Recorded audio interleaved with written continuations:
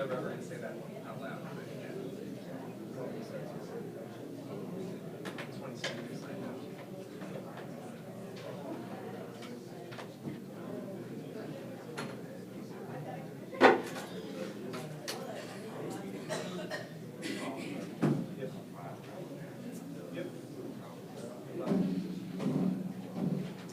What are the odds today?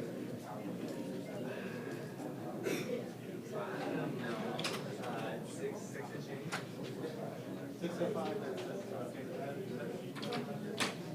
Yeah.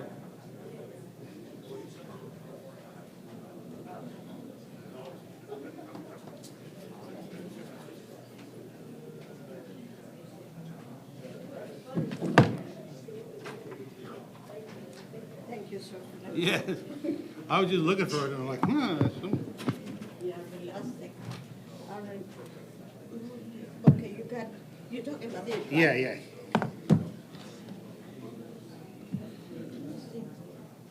Here, what we doing?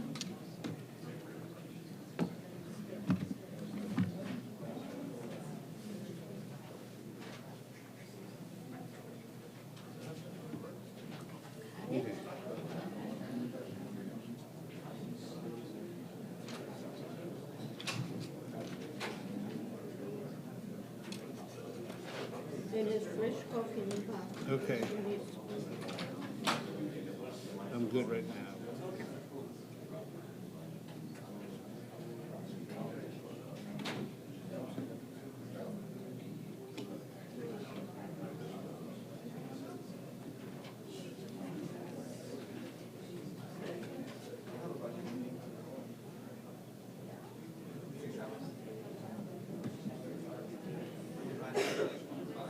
I did it right. Oh. Not-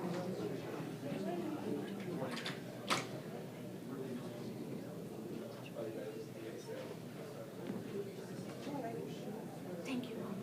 Hello?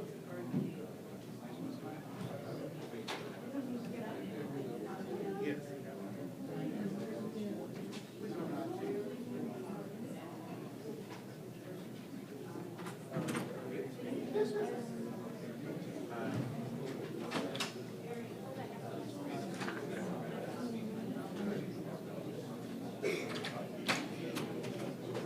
Nah, that's okay.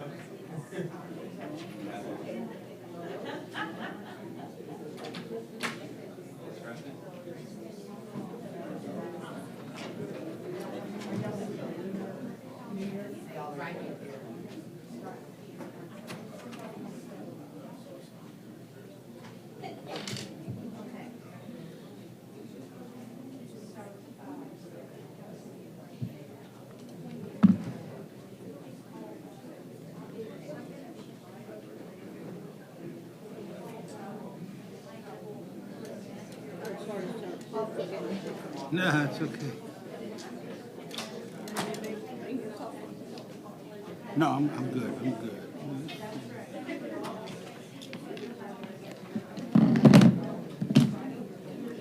Good morning, how are you?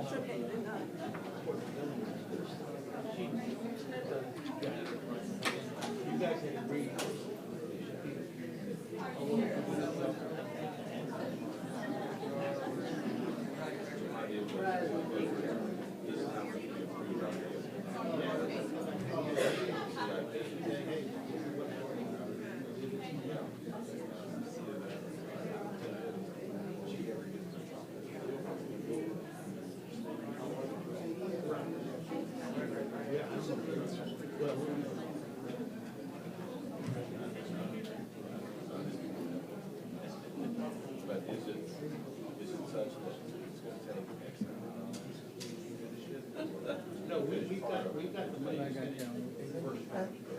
We're gonna finish that, the second phase.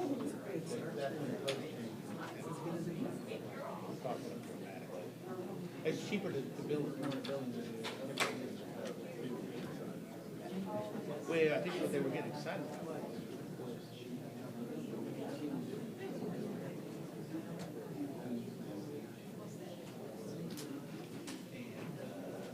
We own it. We own it. It doesn't say we can't use it. It says we will provide for $1,000 or $1,000. That's it. As long as we're full.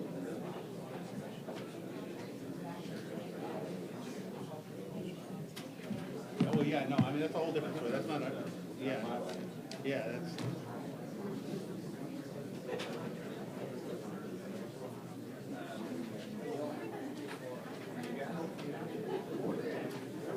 Showtime.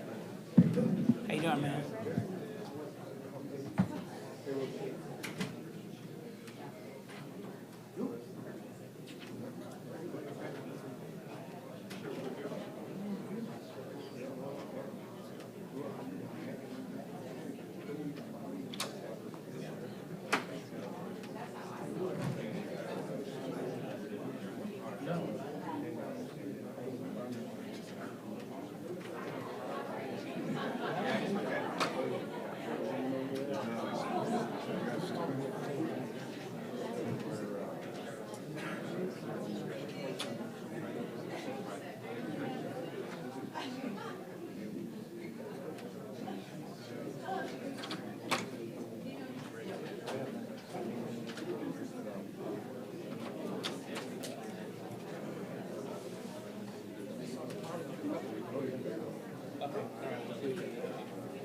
Yeah, whenever, okay.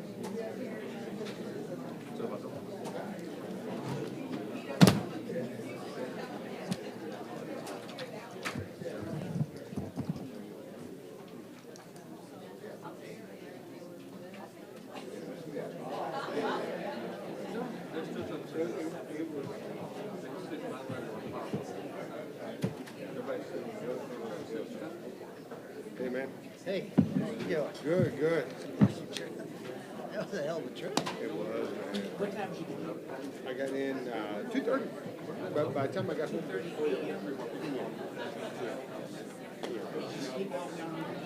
most of it, yeah. Which I was. Is it the same? Yeah. No. Layover in France. I took care of France. So layover in France. All India battery set up south in precinct two? They are. Oh, good, In fact, we got a good conversation going with the folks in Delhi and with the folks in Mumbai. Mumbai, they're building a new port. So, they were excited that they're going to be dredging for down to about 28 feet. So they asked what ours was, and I said, well, we're at 40 feet, so we'll be going deeper.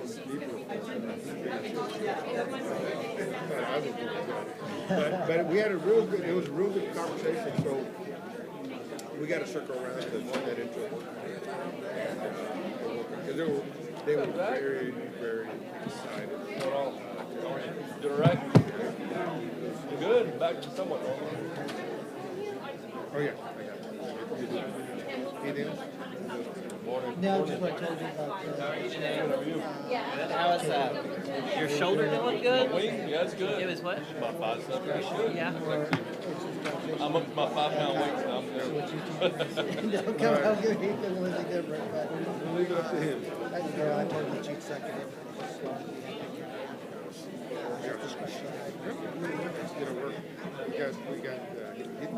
He's got to figure out what priorities he's got. Yeah.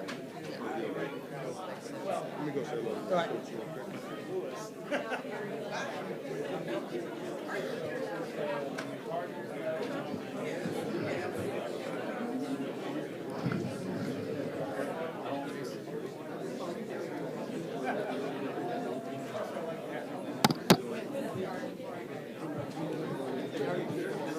Ready, Pastor Wooten's Doing good? your bio's there. Okay, got it. Arm.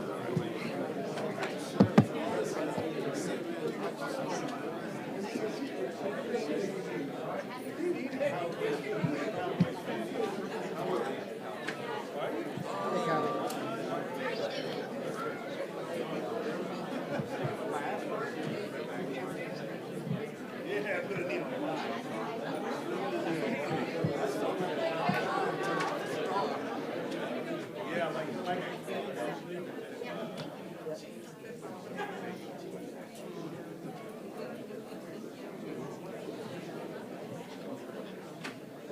Hey, good to see you. Morning. How are you? Good, how you doing? Good. I hear you. Yeah, I know. I'm ready. I'm ready.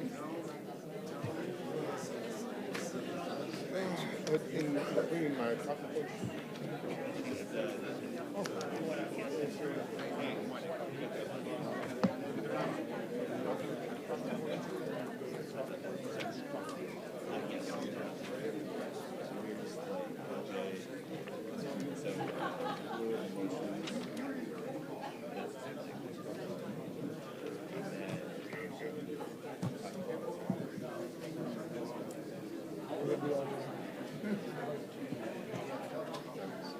And the shirts No, we didn't have time. That was just Back. Well, he'll make it, and then we'll correct. put it. Yes, sir. That's right.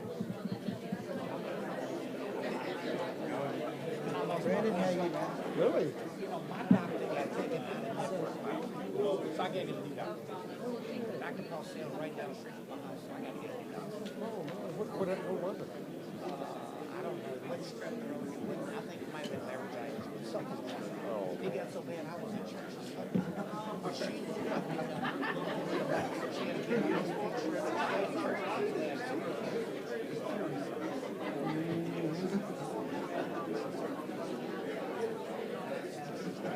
Yeah, he's gonna be back on Thursday. Those folks gave me a call. What's happening? They said, "We're talking about it, man." We want to see, Morning. Already had jury duty. Oh, how was India? It's so good to see you. Amazing. Oh, Thank I'm not you, gonna hug you because I'm Yeah, sick. right. You made me sick last year at some point this time. I'm like,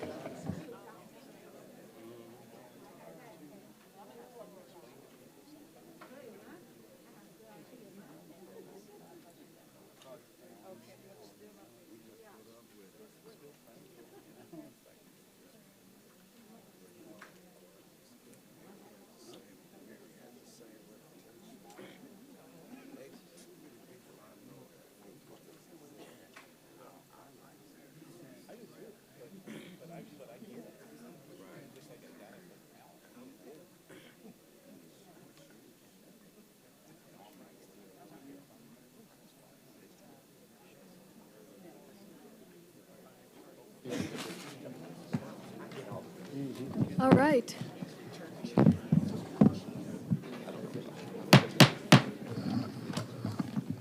Good morning. It's 10:01 on February the 11th, and Commissioners' Court is now in session. Commissioner Kegel. Good morning, Your Honor. It is our privilege today to have doing our opening prayer Dr. Max A. Miller, Jr., who is the pastor of Mount Hebron Missionary Baptist Church. Judge, I have to truncate this bio because it's one of those ones that just fills up way too much space and time. But he has been the senior pastor of Mount Hebron since January of 2008. He's a local fellow who graduated from Milby High School. I used to debate them when I was in high school, back when giants walked the face of the earth. Went to Prairie View A&M. He he is a graduate of the Theodosius, which is a combination of God and audacious theological seminary. He's also a graduate of the College of Biblical Studies with the BS in Christian Leadership. He got a master's of theology from Sacramento Theological Seminary and his doctorate of religious education from North Bay Theological Seminary. He also has an honorary doctorate in divinity from Sacramento Theological Seminary and Bible College. He has served as the president of Helping Hands Outreach Ministries, which is an organization that we work with in the county. He is the president and CEO of Steps of Faith Leadership Ministries. He is also the president of the Baptist Ministers Association of Houston and vicinity. Along with, Judge, as I mentioned, there wouldn't be enough time for us to list all of the accomplishments. And so, Dr. Max A. Miller, Jr., would you lead us in our opening prayer today, please?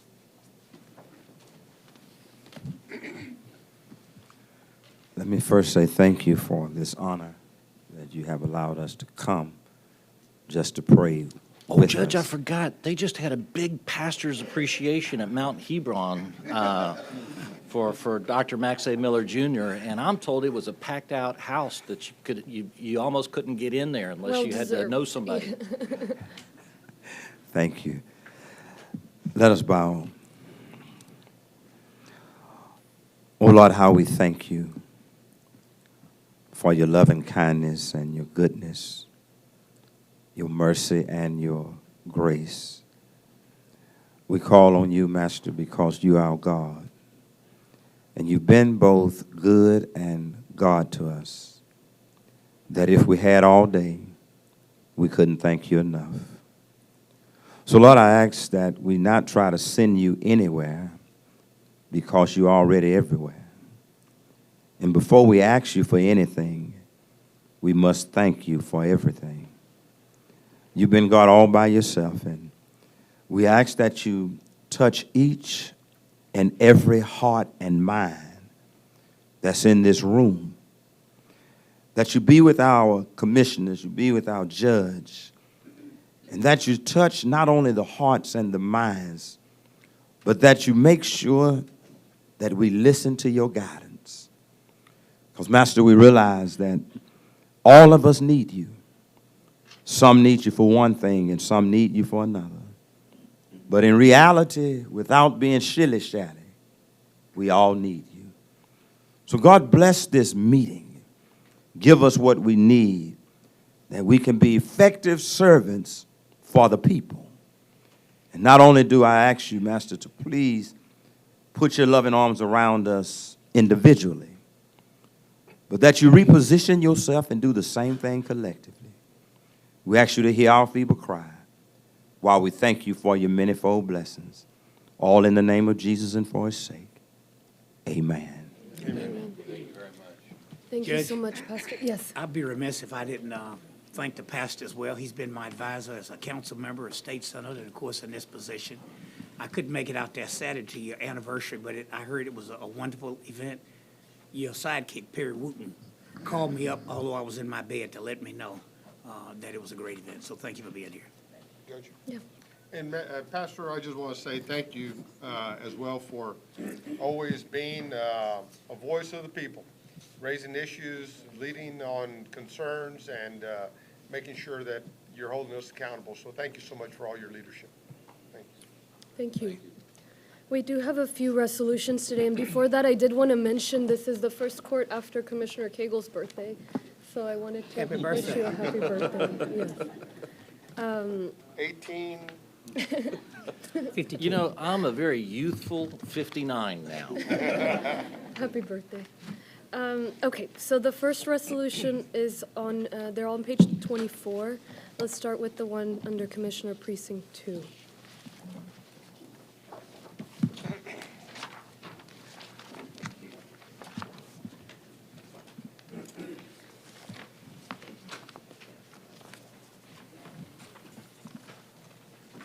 Thank you, Judge.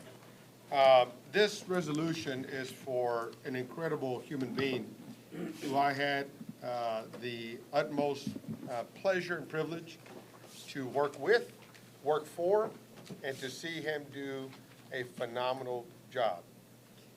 Now, just for a point of personal privilege, I'd always refer to him as Buddy, but I could have had a whole lot of fun if I knew your name was Edwin. But let me read this resolution because it's so appropriate, Judge, and my colleagues, for the incredible work that this member of our nation's finest has done for us and for our country and for our city.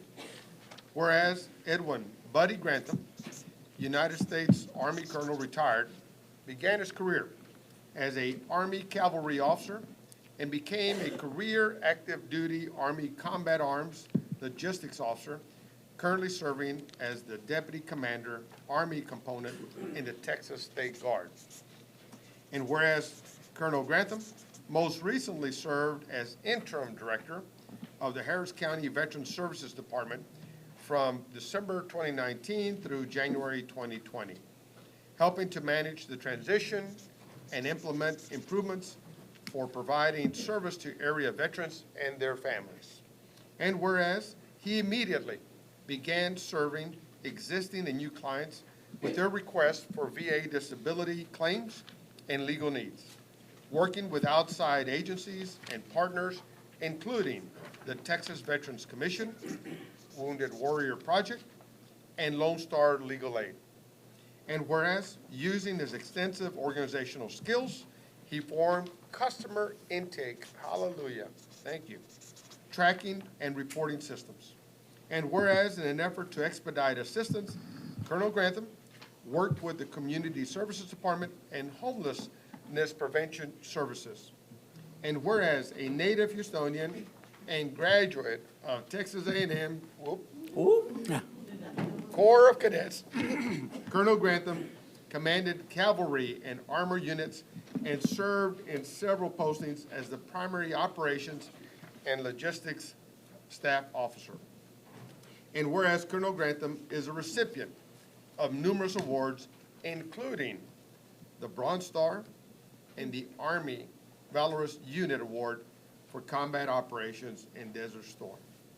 Now, therefore, be it resolved that this Commissioner's Court honors Edwin A. Buddy Grantham, United States retired Colonel, Texas State Guard, active, for his numerous contributions to the veterans community in Harris County, Texas. Thank you so much, buddy.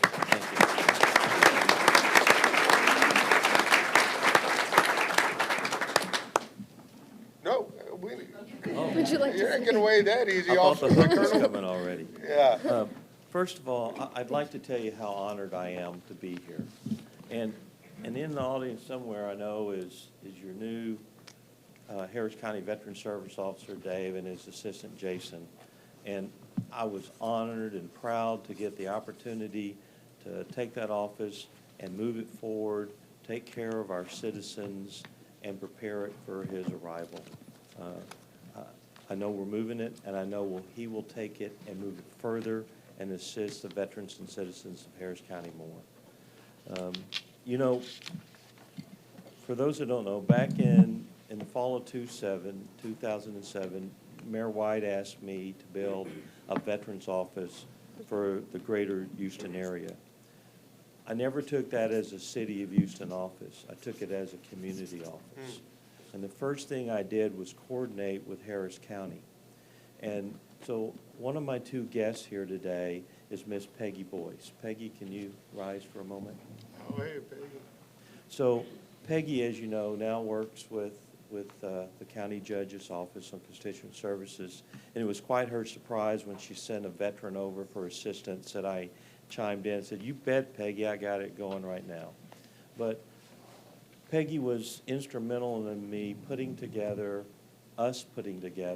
the first directory of services oriented directly for veterans and tying together the county and the city in helping and assisting our veterans. So again, to get a chance to come over and help the county directly, kind of a payback, it was very appreciative. And so my next guest here is Ms. Liza Garza. Ms. Liza Garza has done so much for veterans in the area. She is the president of the Association of the U.S. Army chapter, as well as provides over the committee that helps guide the U.S. Army Recruiting Battalion. And I wanted her here, again, for all her work that she's done for veterans. And of course, my lovely wife, Julie, who's been by my side for 39 years. Not only is she an inspiration and a wonderful early education specialist teacher, but she is her dad's retired Army, she's an Army brat, she's been an Army spouse, and now she's an Army mom of our son who's a captain in the Army Reserves. And I couldn't be and do the things I can do without her. And again, sir, to the council, commission, I just appreciate this honor, and I appreciate the privilege you allowed me to help the citizens of Harris County. Wonderful. Buddy, buddy.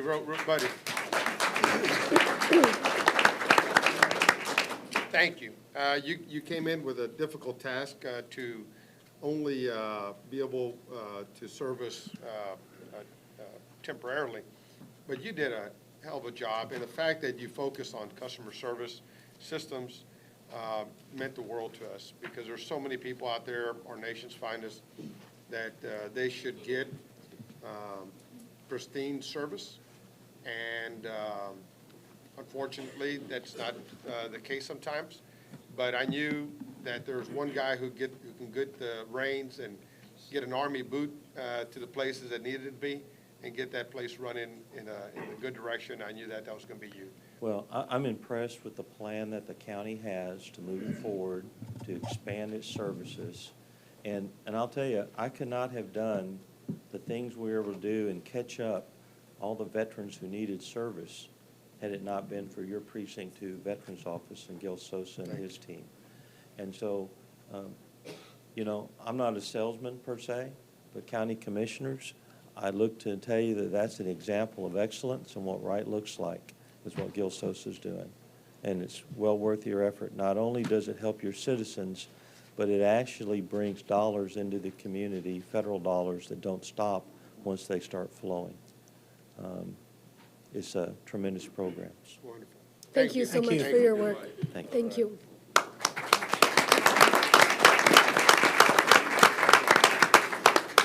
Commissioner Cable has a few resolutions.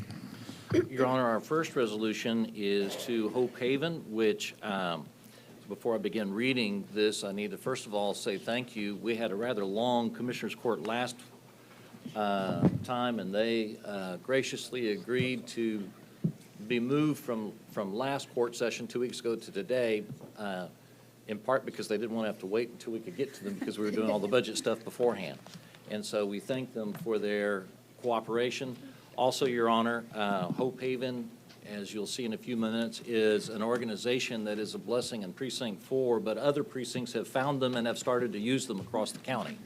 And so we're very grateful for their countywide work that they do. Whereas in 2004, Kristen Stillwell, that's that beautiful lady right there, and her family began the ministry that is now called Hope Haven to feed the homeless as an opportunity to discover the cause of homelessness in our community. And whereas by November 2015, Hope Haven became a 501c3 organization, partnering with 10 other organizations that provide over 3,000 meals per year. Hope Haven also assists in obtaining identification, mental and physical health services, temporary housing, life skills training, and even assist clients to create lifelong friendships. And whereas Hope Haven has assisted 367 people out of homelessness, that's out of homelessness, and hopes to continue to help people in our community experiencing homelessness to become self-sufficient. In order to achieve this monumental task on a small budget, Kristen Stillwell learned to leverage partnerships with 35 other assistance organizations. Now, Hope Haven is partnering with 25 public organizations to collaborate on a project known as Transformation Station. And whereas Transformation Station will endeavor to assist 10,000 individuals a year to change their financial and life circumstances and situations with the assistance of partners like Lone Star College, the Harris County Sheriff's Department. Transformation Station will place challenges how will be a place that challenges how our society helps the homeless. And now therefore be resolved that Harris County Commissioners Court hereby recognizes Hope Haven for their years of dedicated service, restoring hope to those who are struggling with homelessness in our community, and further encourages them on their motto of moving people from crisis to lifelong self-sufficiency. It's hereby that this resolution is included in the minutes of our Commissioners Court on this 11th day of February. Thank you, Hope Haven.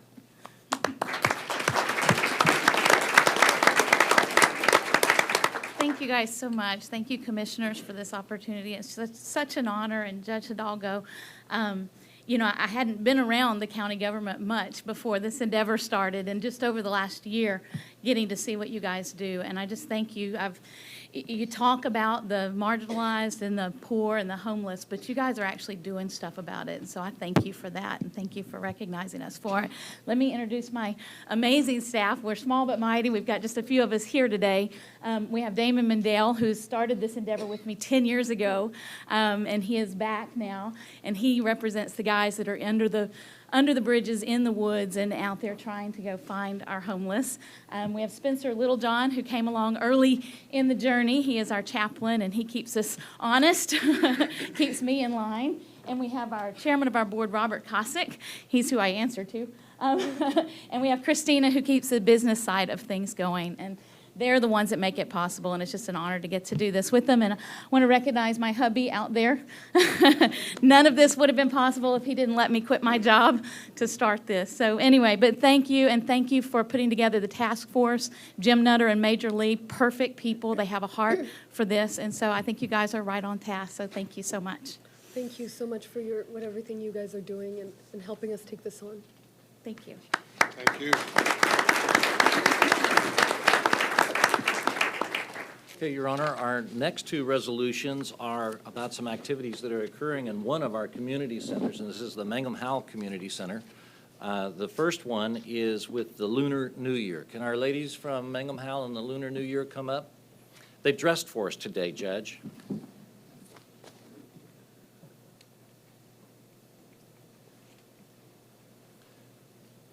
Come up to the microphone. There you go.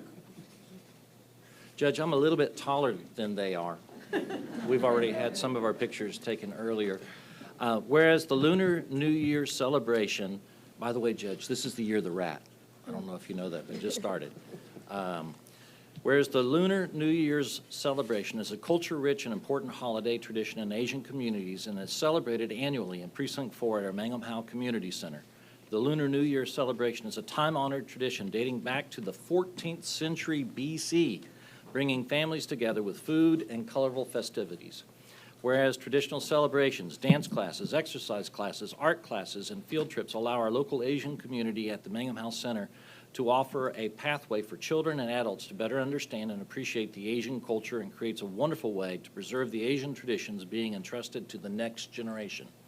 And whereas Precinct 4's Mangum Howell Community Center enjoys celebrating the diversity of the constituents it serves and the opportunities that are shared through the many classes and programs offered, Precinct 4 hosts origami classes, and I can make a goose, swan, dance classes and Tai Chi classes, as well as many other wonderful programs, all through the assistance of our Asian American friends and partners. Precinct 4 is grateful to those Asian Americans who serve, teach, protect, and save the lives of our constituents every day. It's a privilege to celebrate the cultural heritage and unshakable spirit of Asian Americans in our community. Therefore, be it resolved that Harris County Commissioners Court hereby recognizes the Lunar New Year and the influence of the Asian culture at the Mangum Howell Community Center for playing an integral part in preserving and celebrating Asian culture, not only in Precinct 4, but throughout Harris County and the surrounding communities.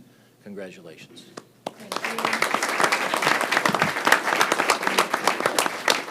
Do you want to say something? Thank you very much. Thank you. Saichin?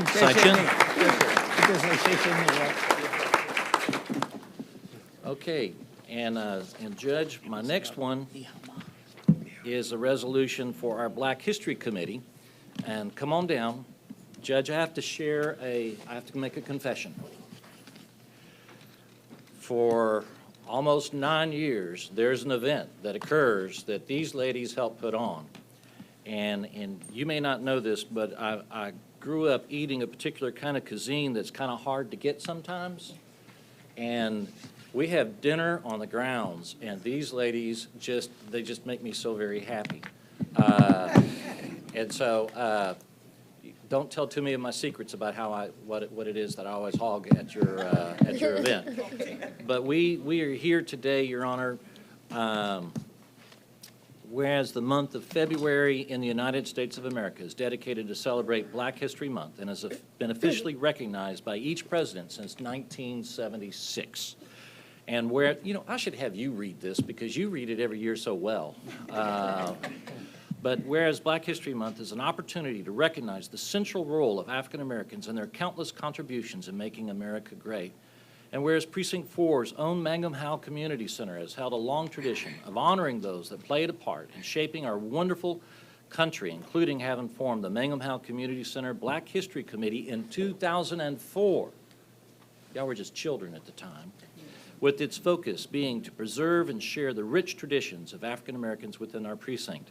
And whereas it is a joy to thank all the members of Mangum Howe Community Center who volunteer in a number of roles, including those that serve on the Mangum Howe Community Center Black History Committee, Precinct 4 is grateful to those African Americans who serve, teach, protect, and save the lives of our constituents every day. It's a privilege to celebrate the cultural heritage and unshakable spirit of African Americans in our community. Now, therefore, be it resolved that the Harris County Commissioners Court hereby recognizes the Mangum Howe Community Center Black History Committee for playing an integral role in preserving and celebrating African American history and culture in our local communities. Congratulations. Good morning. Good morning. Thank you for this recommendation on this morning. We are the Black Heritage Committee, and we proudly observe our heritage 365 days of the year. But in February, we have one particular day in which we observe our heritage.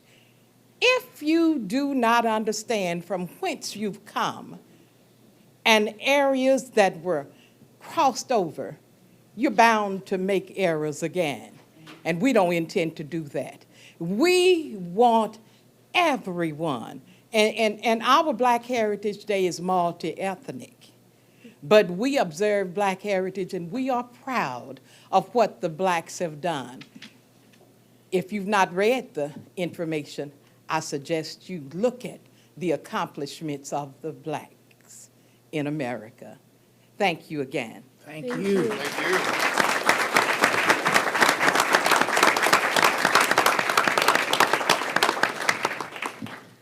And Another- Judge, a lot of the stuff that they cook that are my favorites, I know that you can't eat, but if you talk nicely to me, I might invite you out because some of the stuff they cook you can't I eat. can't eat, okay. And There's an and incentive. and they always set a little aside for me too.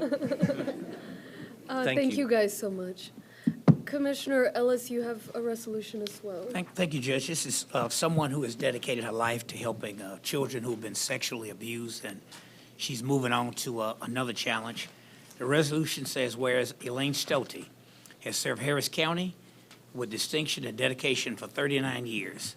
She spent the last 20 years as Executive Director of the Texas Children's Assessment Center, where she has served with integrity and professionalism. And whereas Elaine Stolte has developed extensive relationships with the philanthropic organizations of Harris County, who provide integral funding and support of the center's unique public-private partnership, allowing the center to thrive, benefiting sexually abused children of Harris County. Under her leadership, the Children's Assessment Center has grown to consist of 54 partner agencies and serves approximately 5,000 children a year. She will continue in a leadership role at the center as a donor advisor, working with the foundation to ensure the sustainability of the vital donor relationships that she helped develop over 39 years.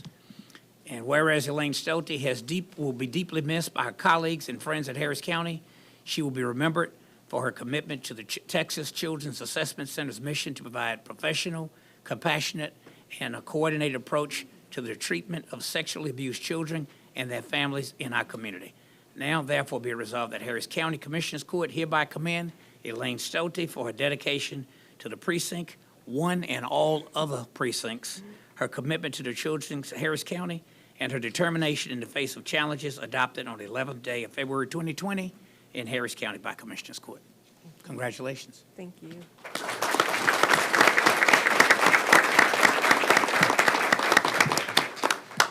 Thank you, Commissioner Ellis, County Judge, and the other commissioners. I really appreciate everything. It's been a true privilege and honor for me to work for all of you these past 20 years. I sincerely, I hope that you know and appreciate that the Children's Assessment Center could not be what it is without your support in our innovative public-private partnership.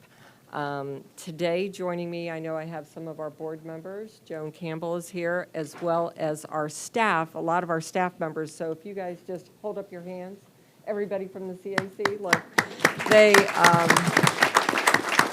they do, I mean, yeoman's work every single day on behalf of sexually abused children, and I want all of us to know and appreciate what a difference we've made for so many families and child victims of crime because of our partnership. I also have my husband of 37 years, Mike, with me. We have 4 amazing kids. They're all over the place, but as Commissioner Ellis said, I'm moving on to help the foundation, but also now have 2 grandchildren, a little boy that was born 6 months ago, Lawson, and Elena was born 2 days ago. So she's coming home from the hospital today. So we're very excited. Thank you. Thank you. Well done, and thank you. Okay, thank you. Judge. Yeah. Elaine, again, I'm struggling with this, but I am so grateful just because over the years, I've just been able to see your work up close and just always impressed with the attention you give these babies that regretfully come your way.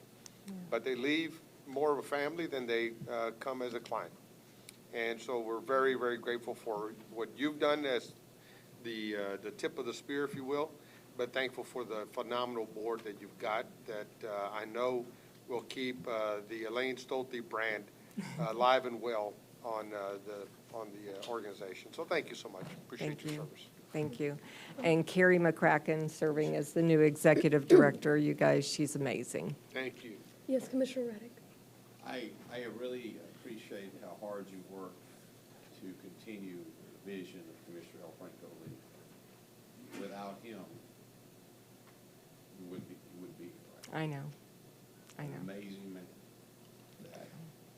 that fought hard for the location is making it such a great place.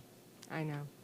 Truly an amazing place. I think it's really unique that his legacy lives on through the organization.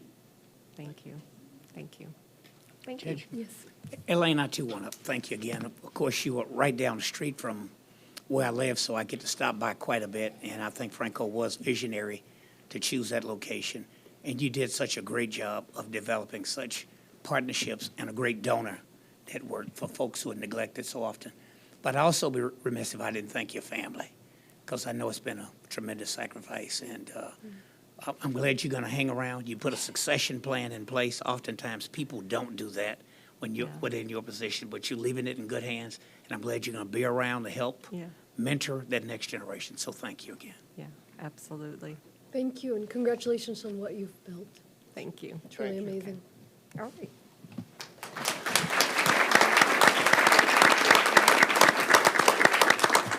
All right, let's get some pictures. Elaine's first. Thank you.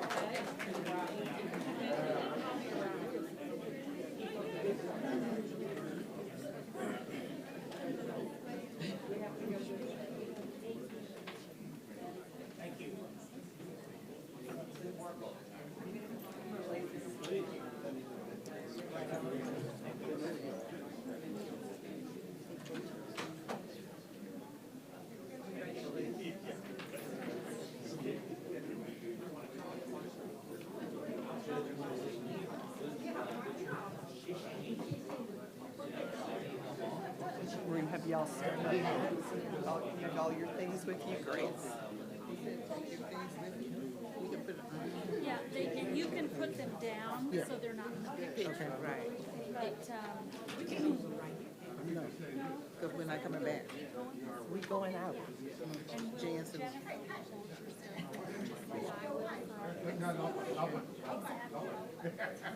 Remember Jansen was going out that door. you burn a lot of calories swimming upstream and it might be all day.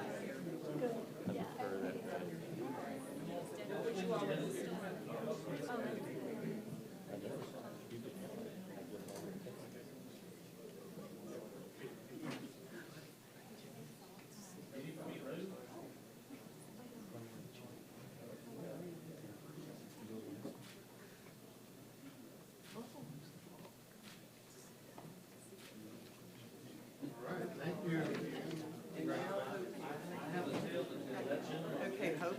All right. Oh, whoops. She said hope, but I think we're. Okay, sorry.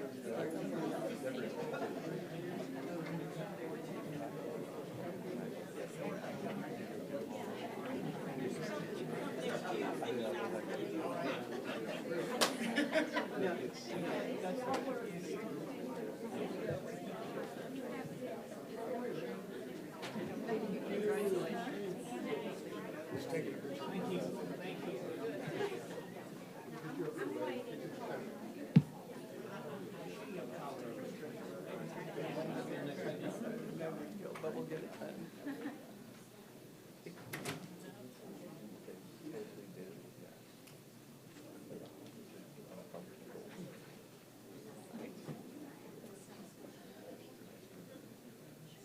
I like the way you're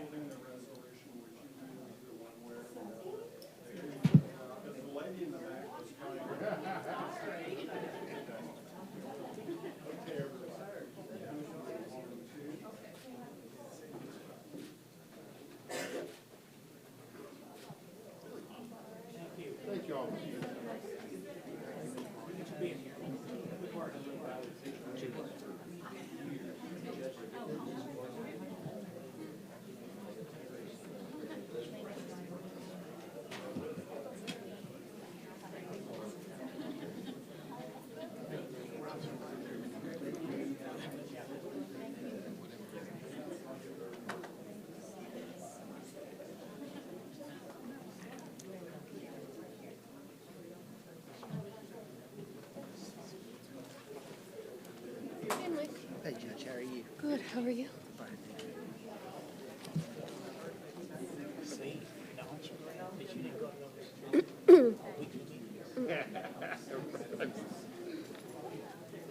I never wanted them weeklies.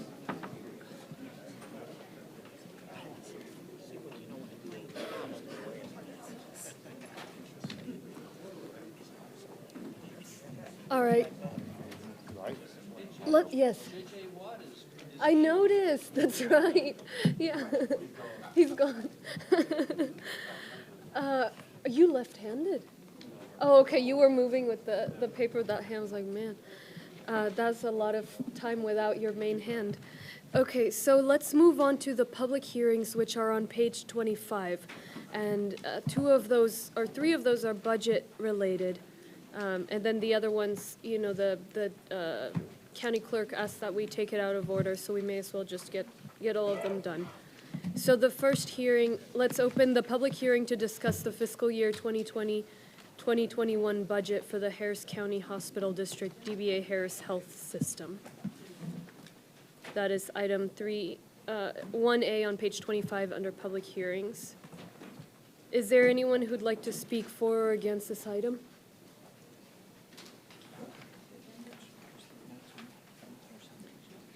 Any discussion, folks, on the Harris Health budget? Yes. On just the Harris Health or the whole? Just the Harris Health right now. Okay, in that case, the public hearing is now closed. Is there a motion for the fiscal year 2020-2021 budget as presented for the Harris County Hospital District? Second. All in favor? Opposed? Motion carries. Yes, I'm aye. All right, so let's open the public hearing to discuss the fiscal year 2020-2021 budget for Harris County and the Harris County Flood Control District. First, is there anyone who'd like to speak about the Harris County Flood Control budget?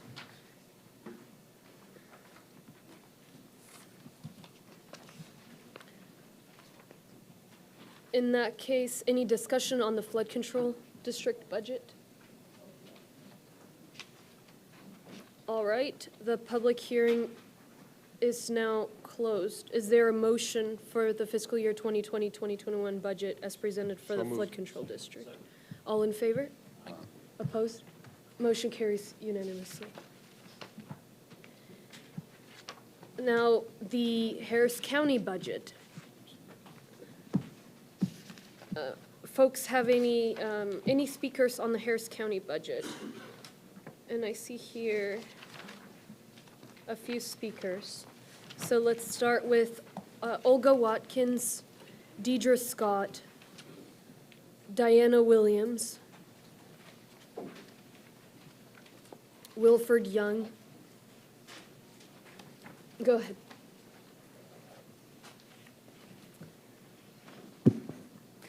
My name is Olga Watkins, and I'm a member of Texas Advocates for Justice.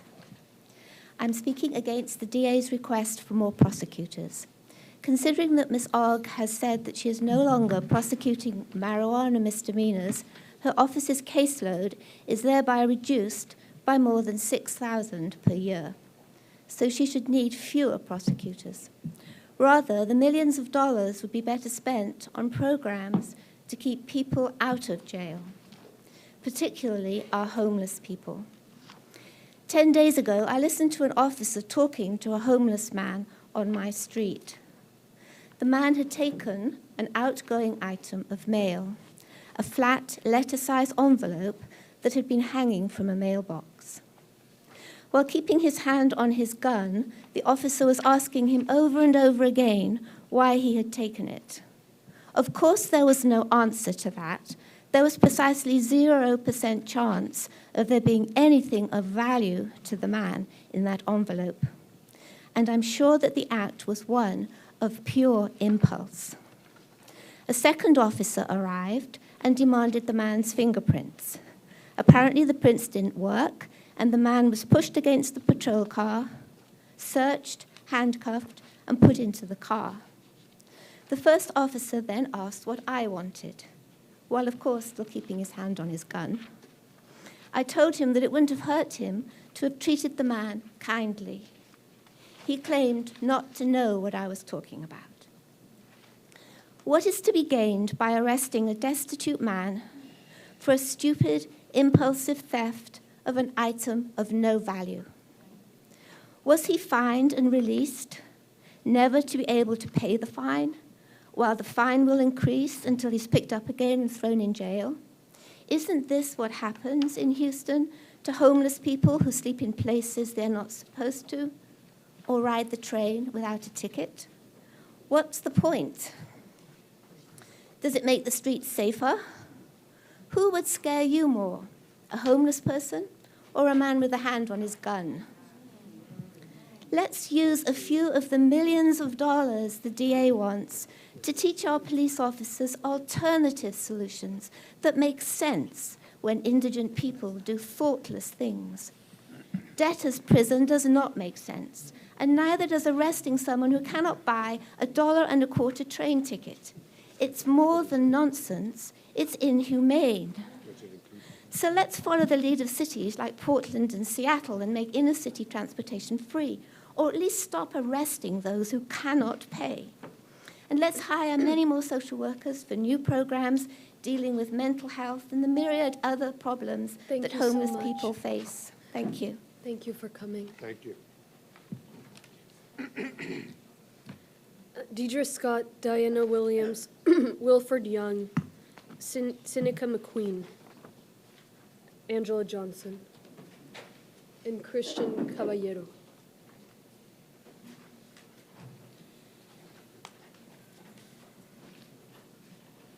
Good morning to the Judge Hidalgo and Commissioners Court. My name's Diana Williams, and I'm the Criminal Justice Organizer for Texas Advocates for Justice. I'm here today to urge the court to wait for the department's study before making any decisions on funding for staffing of more prosecutors. Looking within the department to determine how the office can gain efficiency should be the priority, not adding staff to an office with challenges. There are a few things that can be done. The process for the filing of charges should be looked at. All law enforcement agencies should be held accountable by the DA's office to file timely and accurate paperwork to avoid delays in processing. Working with the county clerk office and revising the DA's current policy on handling misdemeanor cases. With the implementation of cite and release, which we are very excited about happening here in Harris County, there should not be a requirement for the DA's office to get a call from law enforcement for the prosecutor to review it to say yay or nay on a case. And then to look at the overall organization of the prosecutor workload, the need for more of the current staffing at peak times of the day is a start to efficiency. Staffing the DA office with more prosecutors is not going to make Harris County safer. Having an efficiently run DA office with staff equipped with the best tools, technology, and being well-trained is going to create a safer community. Thank you. Thank you. Thank you. Good morning, everyone. I'm a representative with TOP and for the people. TOP organization, we're here. Thank you for allowing us to come here today to speak. We also echo the same Can you questions state your name about, for the record? Oh, yes. My name is Seneca McQueen. Thank you. We also echo the same problems in regards to increase of prosecutors. We don't feel that there's a need for it. We also believe that there's a correlation and a negative impact to other resources and programs. Specifically, I want to say that in criminal justice reform, we've been having this for 200 years. So myself, what I did 40 years ago, I learned the law. I got 2 paralegal degrees. So I said I couldn't be the smartest person in the room, but I had to be the person in the know. I had to know what's going on. So we, people in this room, we know. We know the rules, we know the policies, we know the criminal justice. We know we keep going around in circles. No progress is being made. So we have to ask ourselves, what can we do to really make a change and not Band-Aid the problem. I went to prison for a crime I didn't commit. Spent 24 years of my life in there. Harris County criminal justice system sent me there. District Attorney Office, court-appointed attorney, didn't even have a jury trial. 40 years of my life impacted my children, my grandkids, and everybody else. So when are we gonna ever say enough's enough and end this madness? Because it's nothing being done. I say 1979 I went to prison. 2020, nothing's really changed. Life, everything in life that's a progression. So you say change, I say progression. That's just what life's give you. It's gonna progress, but it's not necessarily a change because we're still going through the same thing, 200 years. With that, I will leave it to one of my other colleagues to speak. Next question. Thank you. Thank you. My name is Angela Johnson, and I am a representative of Texas Organizing Project, which is known to many as TOP. I come today to speak on some things that is very important. I am prior law enforcement, and I do back my brothers in blue. However, today, my main concern is the fact that the monies that are being asked for more prosecutors, that's not what we need. We need monies put back into the community. We need money for more officer training so that they can bridge the gap between the community, the citizens, and the police, because they're out there on the front lines. We're in the community. We're seeing things that are going on, mental health issues, people that need recovery, but they're being incarcerated. Not because our officers don't know, they just cannot get the hours of the money to back them so that they can be the bridge there and make decisions, putting them not in jail, but in rehabilitation centers, have someone out there, the social service people, that's where that money needs to be filtered to, not for more prosecutors to go in and say, yes, they're only there to enforce the law. But the money that you keep putting there, why are you putting $5 million more into a budget for someone who has not done what they were supposed to do the first time? We need that money to help the people that are there. We have so many people that are incarcerated right now due to mental health issues because there is nowhere for them to go. Places in Austin, the Meadows Mental Health Institute recommended something similar for that in Austin. It was said the startup cost was about $2.8 million a year. Let's think about this. Houston is bigger, much bigger. So it's going to take double the amount of money to even get the program started. But we can't do that if we started putting money into something and prosecutors versus trying to help the citizens. Indigent people are there because they cannot afford to get out. They're there because they cannot afford the treatment. So why not our county take the monies that she's asking for and put it back into our citizens and to the people that we deem as indigent and that can't afford to do it for themselves. That's what's important. The safest communities are not those that have the most prosecutors, police officers, or jails. It's the community that has the most resources. Thank you. Thank you. I'm also a member of the Texas Organizing Project. My name is Wilfred Young. The United States of America Constitution states that we have a right for speedy trial, but according to the judicial records of Harris County, says that it's not feasible to attain this.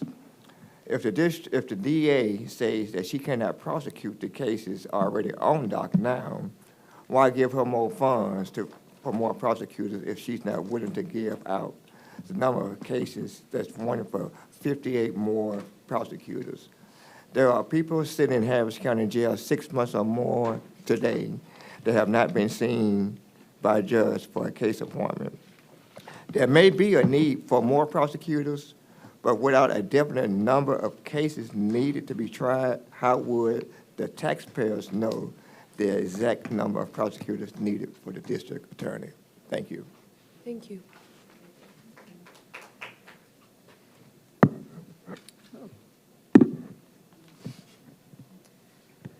Hi, my name is Cristian Caballero. I'm here to speak on behalf of Texas Appleseed. I would like to share some comments in regards to the DA's budget request for more prosecutors. We strongly feel that Harris County should not invest in more prosecutors, which has been directly linked in research to the rise of mass incarceration. Instead, Harris County should invest in diversion programs, mental health programs, and evidence-based substance abuse treatment programs. Harris County should also reduce its reliance on fines and fees to run its criminal justice system and should use general revenue to replace these fees. The criminal justice system often charges even low-income residents for diversion programs, probation, drug testing, and much more. The county should pay the cost of courses often required during probation, whether that be anger management, parenting, and other fees often charged to those under some sort of court provision. The county should fund the justice system rather than rely on people being prosecuted to pay for it. Some specific programs where that money could be allocated elsewhere is to expand the current crisis intervention response teams to be available 24/7 and for a wider range of emergency calls. The CRTs send trained mental health professionals with CRT-trained deputies out to calls to 911 that involve mental health or substance abuse issues, but only 7 to 9 deputies make up the current SRTs to date. As someone mentioned earlier, in Austin, they recommend that program to be expanded, which would cost at least $2.8 million, but of course here in Harris County it would cost much more, so taking that into account of funding that appropriately. And another program is expanding evidence-based substance abuse treatment for county residents. This includes ensuring that providers offer federally approved medications for treatment of substance abuse and subsidizing these treatments for low-income and uninsured clients. Another program that could be invested in and improved more so is to implement a redesign of the citation forms and a text message reminder system for the newly announced Cite and Release program. Studies show that failures to appear can be dramatically reduced just by providing information clearly in the forms and texting reminders about court dates for those who have received a citation or summons. Again, we strongly urge Harris County to allocate the budget request from our prosecutors elsewhere and instead prioritize investment in effective programs to create better access to the necessary resources for rehabilitation and eliminate the cycle of debt and involvement with the criminal justice system. Thank you. Thank you. Hello, my name is Monique Joseph. I'm here on behalf of Texas Advocates for Justice.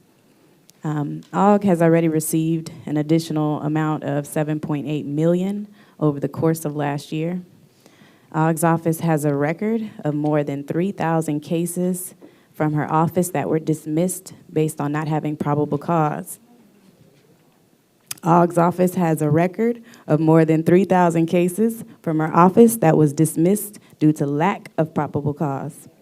If she better prioritized her funds, then she wouldn't be in this predicament.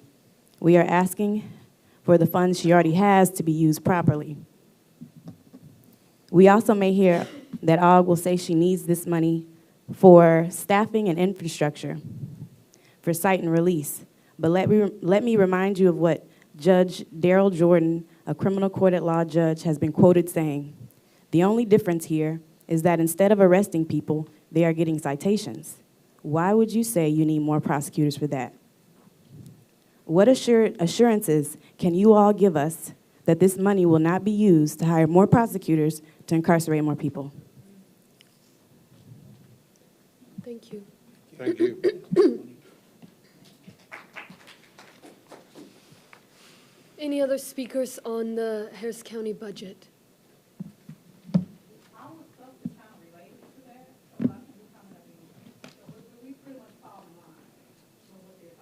Why don't you approach the mic? What's your... So we're talking about the county, it's 4 or 5 of us. So y'all might as well come behind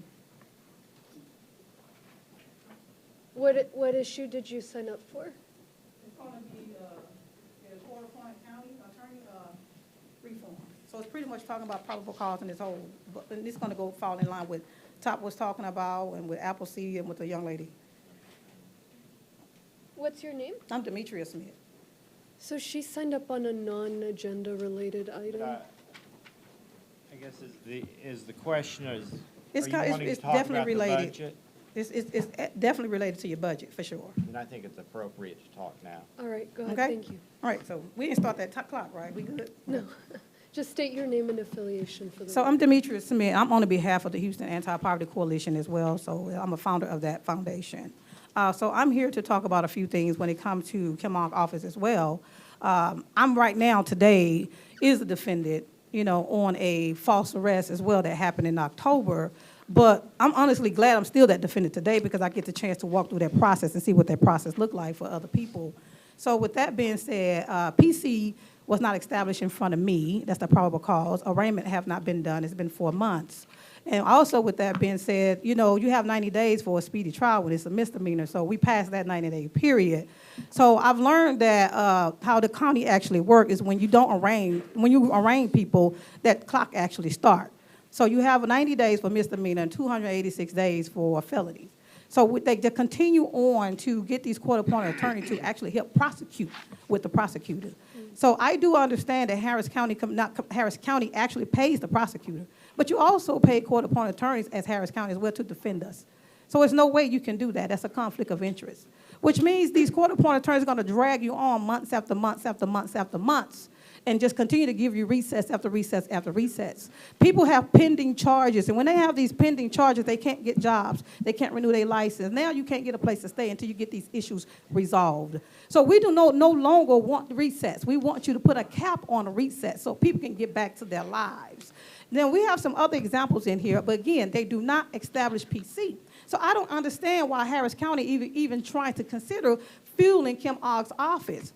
I say you need to put a cap on the recess. I also say stop paying these court-appointed attorneys to actually do nothing at all. If you want to pay these court-appointed attorneys, what you need to do is see what motion they have filed on the docket. If they have any discoveries, which is interrogatories, admission, deposition, lay witness, character witness, we need to see what work they actually doing for the people. So this is our money. This is the taxpayers' money. Although it's not coming out of our pocket physically, but you guys control our money. So with that being said, put a cap on paying these court-appointed attorneys. See the work first.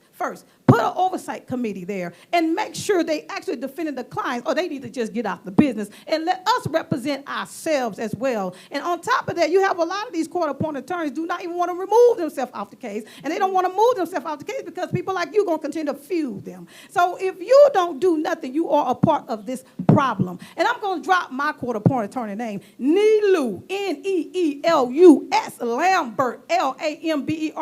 Do not pay her another penny. If I go to court 2 more months and she's on that case, you are a part of the problem. I am Demetrius Smith with the Houston Anti-Poverty Coalition. Thank you.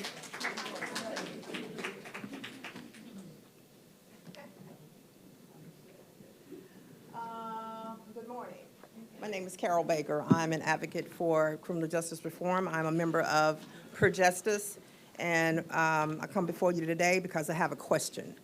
My question is, does Harris County employ attorneys as court-appointed attorneys to represent and support the defendant or to implicit bias within the criminal justice system, thus causing violations of one's constitutional rights?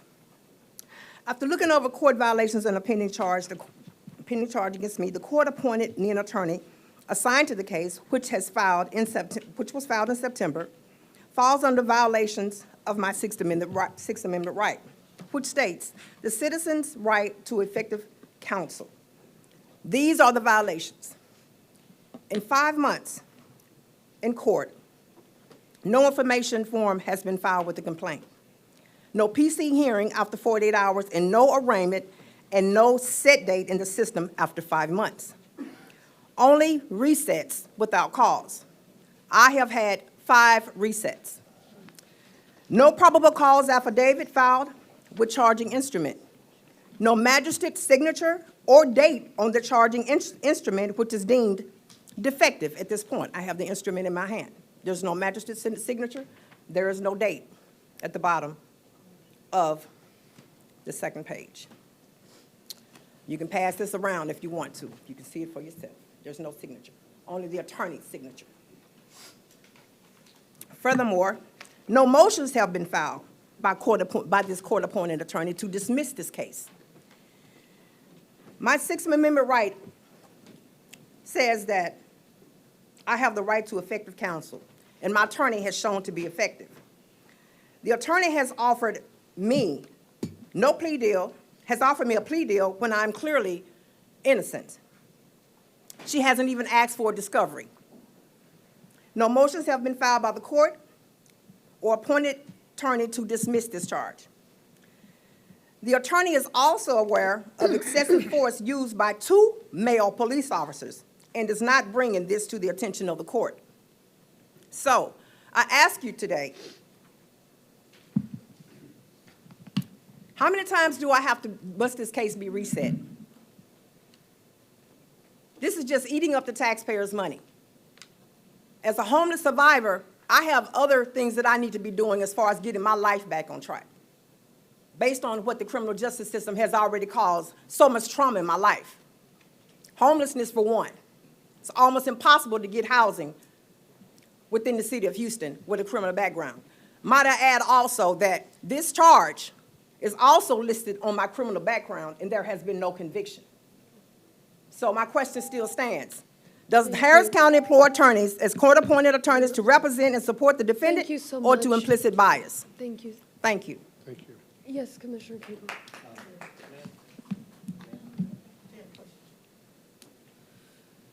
The sheriff is here today. If he would have somebody in his office visit with you, because I think he'd like to make sure that if there's a problem with someone not using appropriate force in the process, he'd like to get to the bottom of it. And so, Sheriff, if you would have someone visit with her afterwards. Robert, can we, this is not on the agenda, so. I understand, but I think it's appropriate to refer a speaker to a particular department. All right. Thank you. Go ahead. I'm just standing there. My name is Kimberly Green, and I was charged with a case in 2007 that I blatantly did not do. My biggest question to all of you guys is, when did due process become so elusive to the citizens you've sworn to protect? Like, when did that happen? I went through, basically, I got charged with theft, felony theft charges for food stamps. I went through the process of applying for food stamps, right out, got approved, no problem. Outright. They charged me with theft, felony theft charges. Then the paperwork, when I look at the paperwork, it says the state of Texas versus Kimberly Green. The state of Texas is not a person, therefore, there is no actual person to cross-examine on the stand. So how can I ask for a trial if there's no one to set a trial with? From the minute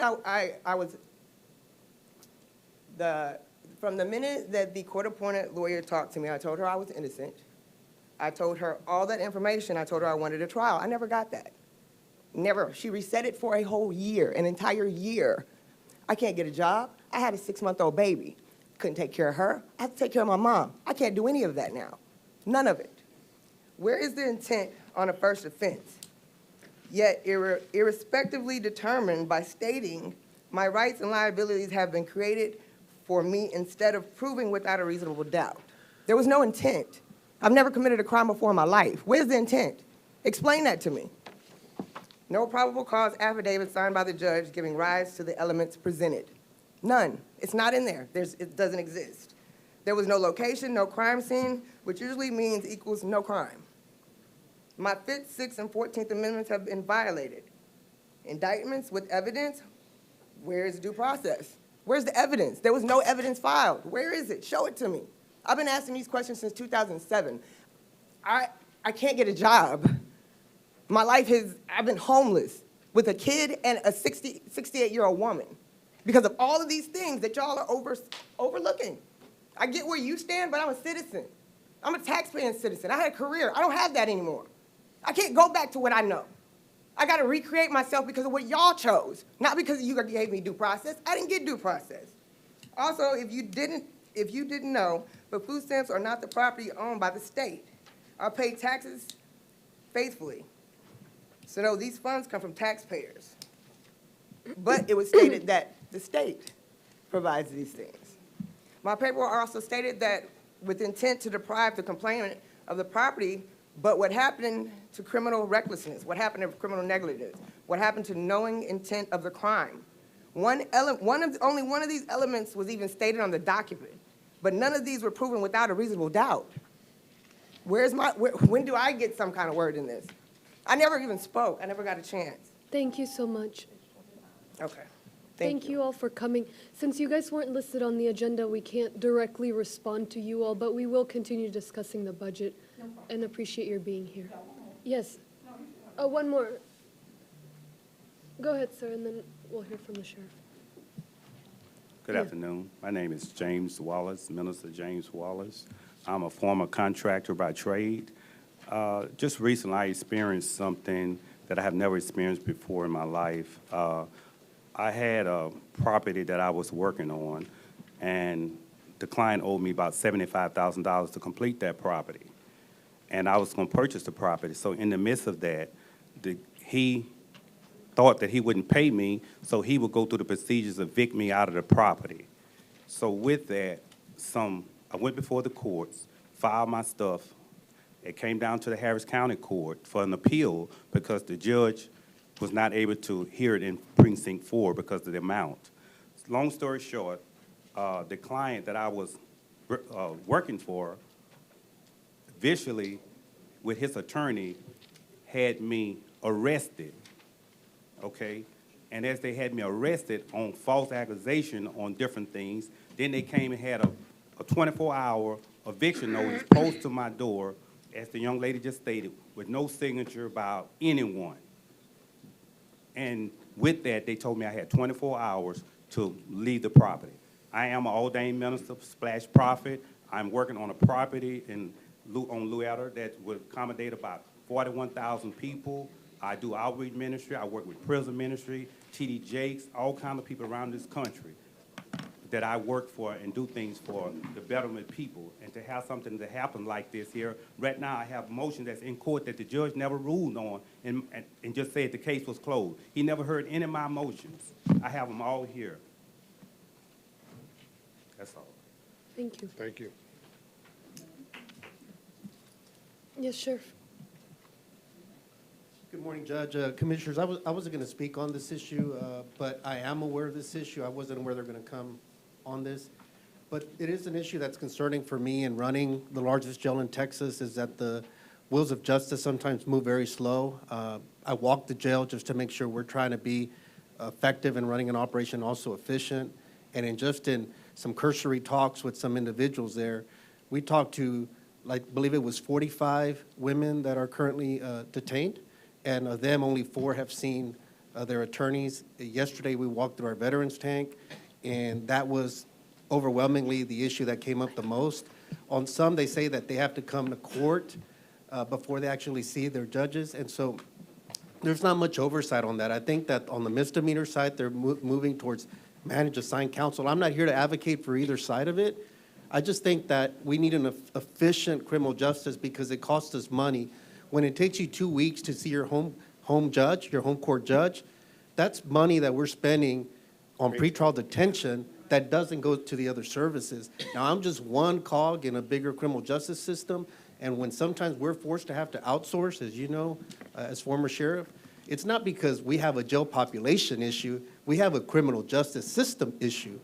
And so, my only thing is all parties need to work together for us to resolve this. And the only reason I was going to bring this to your attention is because y'all are the funding source to get this resolved, not me. And so I didn't want this to continue to be a problem. I know that the court shutdowns after Harvey have been an issue, but that's where we need to work together because too many have expressed, and we ask them, and undoubtedly they're sitting there. I talked to a 60-year-old individual yesterday, and he talked about the time it's taken to see his court. So we're trying to expedite that, but we're only one cog. I just wanted to, again, I didn't know they were going to speak on this, but it is an issue that at least deserves some looking into. That's all I'm saying. So, Robert, to what extent can we discuss this issue? I think as long as you relate it to the budget, the cost of indigent care, the cost of the jail, I think it's fine to discuss it. All right, Commissioner Ellis and then Commissioner Garcia. So, Judge, relating it to the budget, since one of the items will be the public defender's budget, and also item is on here related to, I know the judges increased the amount that goes to court-appointed counsel. maybe it would be appropriate, maybe at our next Criminal Justice Coordinating Council meeting, I think all the members of this court expressed an interest in the MAC. And the state did offer us a grant for the misdemeanor judges, and they're moving forward. I think they're close. It takes a 2/3 vote of the other judges, the felony judges, in order for them to set up a managed assigned counsel instead of the judge picking a lawyer. And I've been told there have been quiet conversations, and they've been trying to get there because we could get the grant extended and do both. So, you know, I don't want to impede on those quiet conversations that are going on. I hope that they will get there. I think that would help. And obviously, whether or not a judge uses the public defender or that will under the Fair Defense Act is something under their control, not under our control. So we can only encourage it. But at least I think if we encourage our judges, the felon judges, to go after that MAC money, I think it would help with some of these issues. So maybe at our next meeting, if you find from some quiet conversations, everybody ready to put it on the agenda, I think we could get more money. I think they'd even do an emergency allocation to try and get more money to Harris County to match what they're going to do with the juvenile judges. And of course, that's so that it doesn't have to be court-appointed lawyers that are the kind of thing these folks are complaining about. Yeah, and I'm not saying that all court-appointed lawyers are bad, but the Right. perception is when the judge is picking a lawyer, if it was one of us, we'd be worried about it. So at least that MAC takes that element out and it makes it independent. Commissioner Garcia? Thank you, Judge.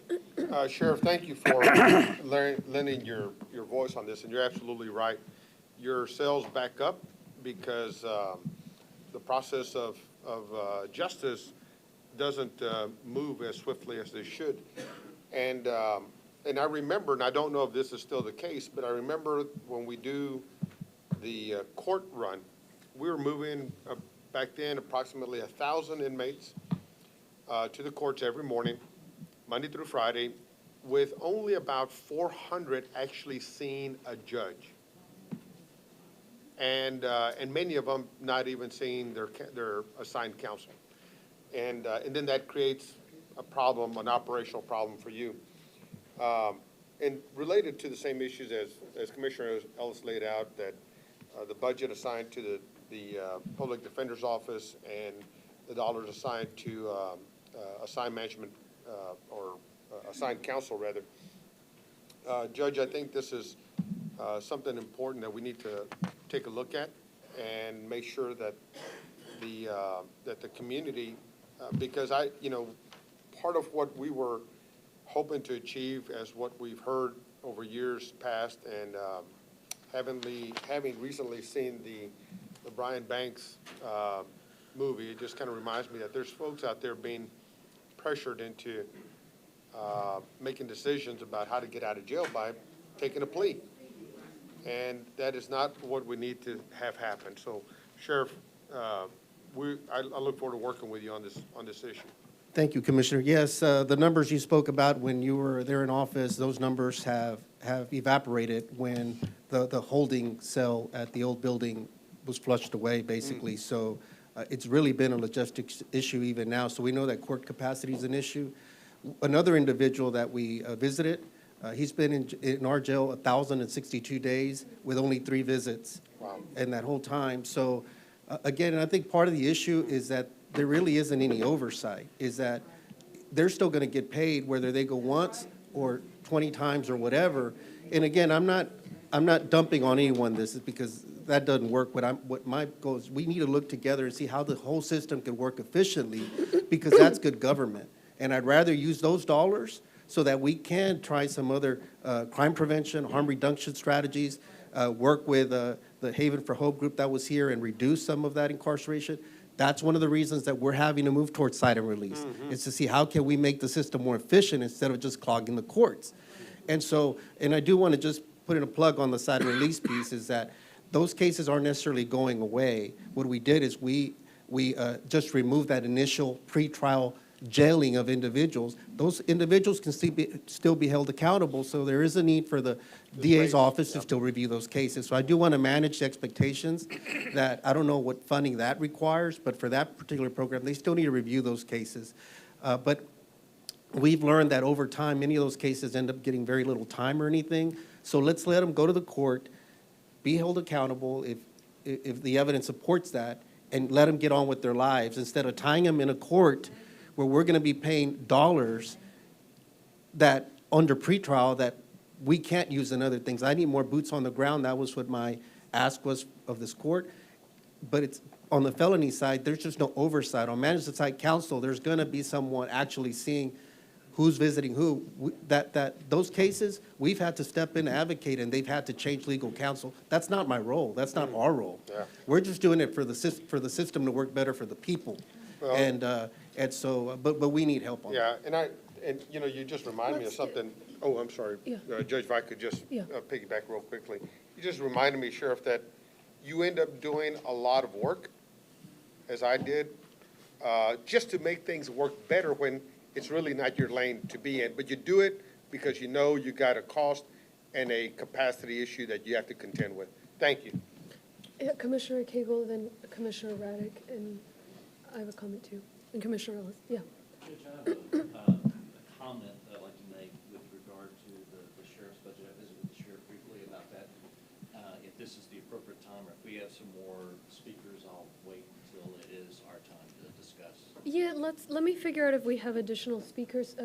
Commissioner Ragg, did you have something on this topic? Sheriff? Yeah. Whose fault is this? Whose fault is this? Why aren't these people seeing the judges? Whose fault is it? It's These people want to know whose fault it is. yeah, well, I they're. want to know whose fault. Yeah, it's. It's who- not Commissioner's Court's yeah. fault. So whose fault Yeah, is it? whoever, Is it the judges? yeah. I'm sorry, I couldn't hear you. Well, the funding, wherever the funding sources come, it's between the judges The judges that are appoints being them, paid. correct? The judges are being paid. Correct. And so then, whose fault is it? so The the, DA's fault? no, the judges. It's the judge's Yep. fault. Well, And the attorney, court-appointed attorney, too. and, okay, but you understand my point. Yeah, I understand. These people want an answer. Yeah, and that's why, but as I mentioned earlier, the caveat was, I don't have an answer for it because we have to look at the whole system to see who's paying for them. Because on the managed assigned counsel, on the misdemeanor side, and I'm not advocating for one side or another, that's not what I came up here. But there is, at least now, my understanding is some oversight over it, to make sure that if they're not making those visits and moving those cases through, that maybe they don't get paid, or they move that court-appointed attorney out. That process isn't in place on the felony side. So how that structure's set up, that's outside of my purview. I don't know who manages that process. Right, so. It's the administrative judges and others, but. Okay, Yeah. Mr. Sword. Yes, sir. Somebody is responsible. I mean, these people are being paid, attorneys are being paid, somebody's responsible. Somebody approves the payment. Who approves the payment? Judges. The judges approve the payment. Okay, so then what are it we gonna does- do about it? Well, as I understand it, the issue is not maybe how much they're being paid, but whether the work's being assigned counsel are actually doing the work. Right. Now, whose responsibility is that? Well, I think ultimately it'd be the judges Okay, who but appoints them. They're in Commissioner's Court. They want help. So how are we gonna help them? So let me barge in here for a second. What's the funding So source? you guys, something that keeps coming up is the need to look at the whole system. And Sheriff, I appreciate your raising this. Folks that were here to speak, Sheriff has brought up this issue to all of us. And I know that y'all met, Sheriff, with Jim Bethke, the head of our administration department, with 2 representatives from the felony courts to figure out short-term what can be done, and I got a report back that they're shifting around some holdover cells, adding capacity, all of these things that they're trying to do. More broadly, this is not a quick fix. It's not something we're going to fix at the dais today, as you guys all realize, right? These are deep-seated criminal justice system-wide problems that have gone unaddressed. So it's not going to, whose problem it is, okay, we solve it right here, right now. So what we've done is we've commissioned an outside expert group that went through a procurement process to come look at, okay, we all know the problem, so how do we solve it? And they've just arrived. They're beginning to analyze what we're gonna do. And I'll tell y'all, we're gonna keep working. And Sheriff, I know we have a follow-up meeting to see if anything we can identify right now that we can evaluate and work on. But you guys all know this is gonna take some time to figure out the kinks and get everyone on board and get that worked out. And so know that there is that commitment, yeah? Commissioner. You got one more speaker, Okay, and let's, then we'll one close more it. speaker, and then Commissioner Ellis, and then Commissioner Garcia. Yeah. My concern is with this budget is that I know firsthand that there has been reset. The monies that she's asking for, if a person that's in jail already has gone before the courts and they are deemed indigent and they have a court-appointed attorney, but you keep resetting it so much that it ends up in impact court, that's a problem. And the court, when I can sit in a courtroom and observe a judge tell a prosecutor, this is like the OJ all over again without money. And the public defender, that court-appointed attorney is there, and they're really just supposed to be, he's supposed to be working for that defendant. But that's not what's happening. So no more money. Show us the work, and then we'll pay you. That's how it should go. And so with the sheriff, I totally agree with him. And we do know, even in law enforcement, we know it's not an overnight fix. It's a never-ending cycle. Right. No, and that's the thinking behind the study, because also any money that goes to the DA office, she can use however she wants, right? So we give her money for administrative staff, she can go put it to prosecutors. So that's why, my whole comment has been, we have this study, let's have these experts evaluate, go deep in and say, we need social workers, we need admin staff, or, we need however many prosecutors to do this and that. So, I hear y'all. We've been working to procure a good firm. It took us months. Each of these commissioners that you see, we sent representatives, we identified a firm. We're hopeful that these folks are going to bring in a clear answer. But I didn't mean to speak out of turn, Commissioner Ellis. Did anybody else want to speak? Yeah, so. I just want to finish. I want to finish You with. know what, I gotta come back, I'm sorry. So listen, Ms. Lena Hidalgo, I hear what you're saying about experts. They are not the experts. The people that's going through this struggle right now, we are the experts, okay? So do not fuel the problem. As long as you pay these court-appointed attorneys, you are fueling the problem. So if you want people to come in and sit down, then bring some defendants in here that's been struggling and sit down at the table, because we are the experts. We have the answer. Y'all don't have the answer, okay? And as long as you keep trying to pretty this thing up and say, hey, we know it's going to take some time, it's not an overnight fix. Well, let me tell you something. I'm not going to be able to feed my children because it's taking too much time. It's not an overnight fix. When you have violated my due process rights, you need to fix it right now and right today, okay? And do not feed these problems anymore. So you need to get on your job, or we're going to elect you out, because you just made me mad with this. Oh, it's got to be fixed overnight. It's not going to be fixed overnight. It will be fixed right now, right today. Y'all get on your horns and stop paying these court-appointed attorneys. I like what he had to say. Whose problem is it? And what he was trying to put y'all on the spot and say, we need to fix this right now. Where does this thing lie at? Hear what he's trying to say. Read between the lines. We caught it. Fix it now. All right, yo, thank you so much for being here. Did you sign up to speak? We can't have everyone speak twice. They don't have to sign up. Thank you. Excuse me. Thank you. This is a public hearing. So, of course, I'm trying to figure out people's names. Hi, Yes. my name is Coretta Brown. Did you sign up to speak, ma'am? And no, I did not Okay. sign up to speak. I just, Commissioner Ellis gave us an opportunity. I'm with Texas Organizing Project. Judge, commissioners, I want to applaud y'all for the work that y'all are doing, right? This is not going to be fixed today. It has taken over 50 years for us to be in the situation that we're in right now. Nobody can be realistically expect it to happen right away. Commissioner, to your point, sir, who the fault lies on? The fault lies on all the people that have been in leadership prior to now that allowed this to happen. We need managed oversight counseling on the misdemeanor court and on the felony court. Once we can get some oversight going on, then we can make sure that these court-appointed attorneys are coming in, showing up, and doing what they need to do. So the fault lies on whoever prior to that was not in support of managed assigned counsel. How long have you been here again, Commissioner Raddick? I've been here about 31 years and 1 month and, what, was it 11 days?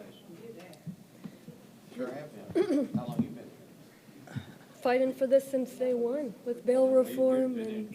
She's Yeah. been 11 months. 11 And we got quite a bit done, Judge. Go ahead. Well, I'm Kimberly Green, and as I told you before, I've been fighting this fight since 2007. I have no life. I've got severe anxiety now because of all of this. Y'all are talking about wait, the process. Well, what about my process? You talking about your process? What happened to my process? You steady talking about we got to go through this to do this. We need people policing them. That's the problem right now. Nobody's policing them. You're letting them go out and, court-appointed attorney and do what they want. Even on my case, there was no discovery. There was no information showing that she was even going to go forward to find evidence for a trial. It's blatant there, and y'all did nothing. I'm walking around here with a 15-year-old I can't put through college. What are you going to do about that, huh? When she graduates, I'm broke and she can't go to college because of all of this. What about now? What about my life? What about my mother who's retired? She can't work anymore. I have to take care of her. What about her? Can I wait till you get ready to do this process? Do you think that's a viable answer to me right now? Since 2007, I have fought this. I can't get a job. I can't get an apartment. I have been homeless with a 15-year-old, a 68-year-old woman and myself. Can you imagine that? Put yourself in my shoes. How about that? I get where you're coming from, but you're walking a certain walk. I ain't never walked that walk. When I did walk that walk, you didn't respect me enough to do the case right. You understand? I was a viable citizen. I had a career. I don't even have that now. Because y'all didn't prosecute my case. You didn't even look at it to see was there evidence presented? No. There is no evidence on my case. You're saying wait? Wait? Would you wait? Would you wait? But you want to tell me to go through this process and wait for you to do this. This is my life. It's been this long. I can barely talk about this without tears in my eyes. I have to tell my daughter every day, you cannot have this. Because the system did me this way. I've never committed a crime in my life. You got people committing murder. You're dropping sentences for them. Well, what happened to my due process? Huh? You charged me with a felony and did nothing else. Walked away. Let this court-appointed attorney do what you wanted to do. What about that? Huh? You gonna give me a place to stay? You gonna put my daughter through college? Answer those questions. Talk about the process that you gotta go through. He's right. Fix it. You wanna slap somebody with something, turn around and fix it. Don't tell me 6 months from now. Don't tell me a year from now. How would you feel? You gonna wait a year while your daughter gotta go to college? Where's her career? Where's her life? Now, you've ruined my life since 2007. Now you're ruining hers and my daughter. Answer me that question. Please. Since 2007, none of y'all have been able to answer that question. I have asked people in office. I have asked lawyers, judges. You got screwed by the money hustle. That's what they told me. Of the system. Explain this to me. What is the money hustle of the system? Explain to me how y'all get money out of these people, indigent people. Huh? You taking taxpayers' money. Supposed to offend these people. Thank you so much. Yes, of course. Yeah, folks, So, we can't, I yeah, think- let's. I think if somebody has not spoken, Yeah, they if can someone speak, has but not they can't keep coming spoken, back. we'll hear, because we'll let you speak, everyone's, I heard you, sir. Let me just, let me finish, so I'll hear you. We can't, you guys already spoke each twice, which we don't normally do. I recognize how you guys are feeling, and it's terrible what you're being put through. I get it, you know, we all get it. And so, so let's hear from this gentleman. Okay, I'll let him go ahead. Yes, And- sir. Thank you. A second, sir. Yes, sir. Mr. Sword, auditor, twice. We have a mechanism not to pay people who don't do their job. Somebody needs to say these people are doing their job. Somebody signed something saying they're doing their job, correct? Are they, now, do y'all research to see if they're doing their job? Or do you just assume, since something signed, they did their job? The department approves the expenditure. Okay. So, Mr. Sword, it's time the county attorney go ahead first into this and demand these people do their job. All right, y'all, banging our stuff here. Y'all think we're absolutely looking at this. If y'all think it was something he could just bang the table, do at the dais, do you think he would have done it 10 years ago, 20 years ago, 30 years ago? Y'all, we take this very seriously. We've got people working on this day and night. I want to, if you guys signed in, so we have your information, and we'll make sure to let y'all know when, everything we do with public input. Your point that, we need to hear from those affected, absolutely. What we've done on environment, what we did on flood control, we did on veterans, everything was with public input, and we'll make sure y'all get information in case you have more thoughts, because we can't keep coming back up to the dais. We make good policy.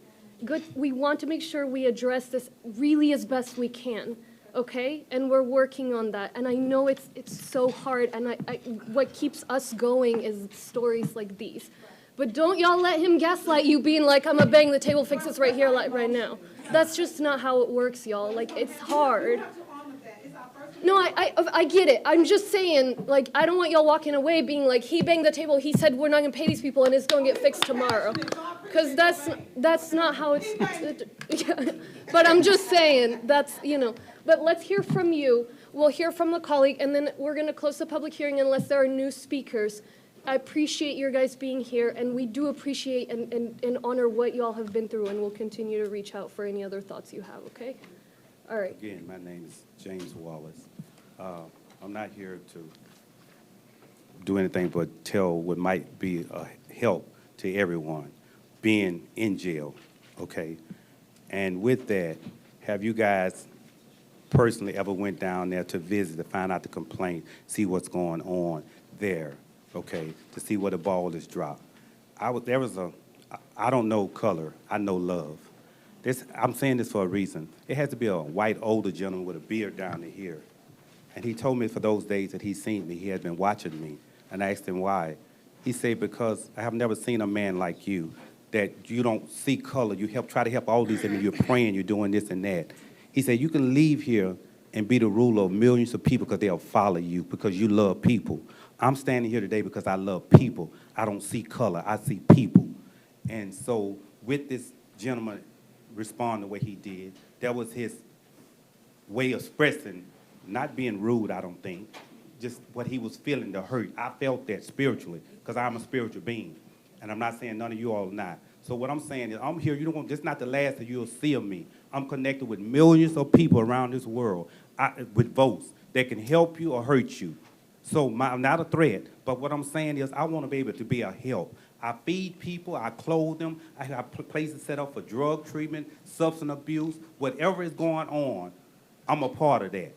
And my life is dedicated to help the people with anything I can do, even if it's this jacket on my back. That's who I am. I have gave up so much. I have lost so much. Even in the court system, what they did to me. The judge, as I was walking away, he turned in the courtroom, didn't hear all these motions that I had set before the court. To this day, haven't ruled on them. And he said to me, you can't live free. What you mean I can live free? These people owe me $75,000. Check my track record. I've worked since I've been 11 years old. I'm now 60 years old. Okay? I haven't asked anybody for anything. And so I'm here today because the plea of the people, what we need, with the inmate, what goes on and thing in this thing. They keep on taking a plea deal.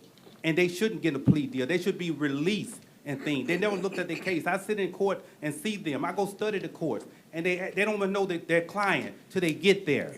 And what's your name? I'm looking for such and such. Well, I'm not him. And they're going all through the courtroom because they haven't even met with him and had the case for 6 or 7 months. That's unacceptable. So we have to be the person the dog that spearhead that thing and send the bloodhounds in. Whoever's not right, get rid of them and put someone there that will for the people. This is just a revolving system. It's a new form of slavery, just in another way. No disrespect. It's for real. Thank you. Thank you so much. Yeah. After we close the hearing, I'll speak, Judge. All right, okay, so we'll close the public hearing now. Thank you, everyone, so much. Yes, sir. Sure. Is that again? No, he hasn't spoken before. You're speaking on the budget, yes? All right, right now this public hearing is on the budget. Okay? Okay, I want to give y'all some documents to look at that I'm gonna send back to Washington. You can give him the documents, and please state your name and affiliation for the record. I'm Earth King. I work with millennial, quadrillions, and zillions. I've been telling y'all since 1993 when I found out about my inheritance. And I've been telling y'all for a long time. I've been to jail many times, so I know the jail system. I done did a bunch of stuff. I done throwed eggs at City Hall, but I wasn't at City Hall, it was the global system. I'm the world clean. I got documents on all kind of stuff that they like to send me from a long-handled spoon, even from the county here. Y'all send me documents and want to survey me like I'm some type of guinea pig. No, I'm not a guinea pig. I know my value, and I know who I am. It was over 74 trillion in 1993. And let's don't talk about it's 2020. Let's don't talk about the compound interest and stuff like that. So that means I got to say so. Donald Trump, them, not the president. I got rid of Bill Clinton. When Bill Clinton was in there, I was doing the paperwork. He was getting the pat on the back. He was the closest thing to a black man, they say. I'm the black man that did the paperwork. My teeth doesn't feel out. When I supposed to have the best dentist there is, because I own all the stock around the globe and in America, in Harris County and in Houston. Right now, these people ain't nothing but terrorists to me. I got documents for law enforcement agencies. They trying to make me think I want to be surveyed. They trying to make me think I'm trying to win some type of sweepstakes. Publishers Clearinghouse.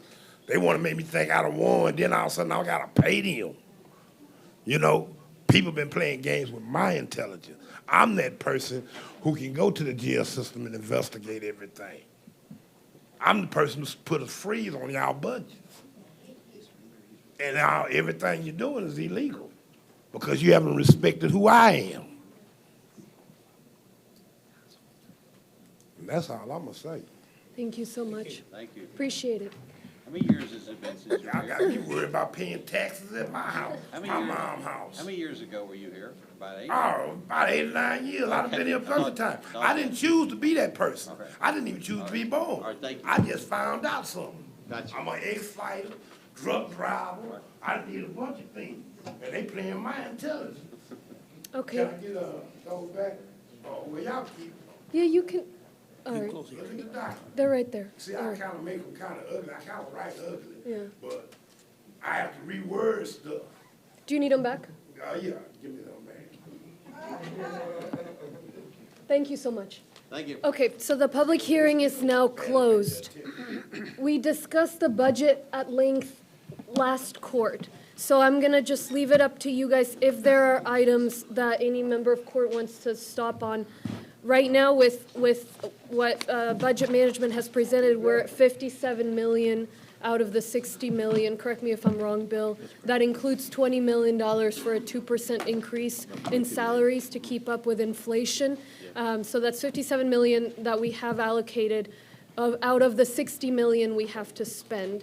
And everybody has the numbers. There's very little change from what was discussed on February or January, whatever it was. The last court, 2 weeks ago. Yes, Commissioner Garcia. Thank you, Judge. Just a question, I'm not sure if it's to Robert Short or yourself, but with relation to the speakers who came before us, and it just reminds me again of things that we tried to get done and had no support to do. But one of the things that we had tried to do because of the jail run that I mentioned, how we would transfer 1,000 people a day, and less than half would actually be able to step into a courtroom to visit with their assigned judge, was the issue of the development of a online docket tracking system so that we could actually see which judges are actually moving their cases through. All the cases are independent of each other, but and unique to their respective situations. But we were looking for a way to create some level of a transparency so that we would know where things were holding up. But this was one item that I remember discussing. And so, Robert, This is not in the, we hadn't talked about the development of such a system, but could something of that nature be amended to the budget as we're working through it today? I suppose, I think the dilemma would be, I'm not clear on which department would be in I would charge of assume that. it'd be U.S. Services. Could be U.S. Services, it could be the Criminal Justice Administration. And maybe that's a good It might be place. more appropriate just to simply ask that department to bring something back with, because your challenge is, from my point of view, you don't know how much money needs to even be allocated. But it's Exactly. certainly appropriate to ask that they look into that. Okay, thank you. So Judge? Yeah. Judge, And we're checking, because I'm pretty sure they're doing that already. I know for sure the advocates have one. I think it's, one of the advocacy groups, the one that was, anyway, yeah.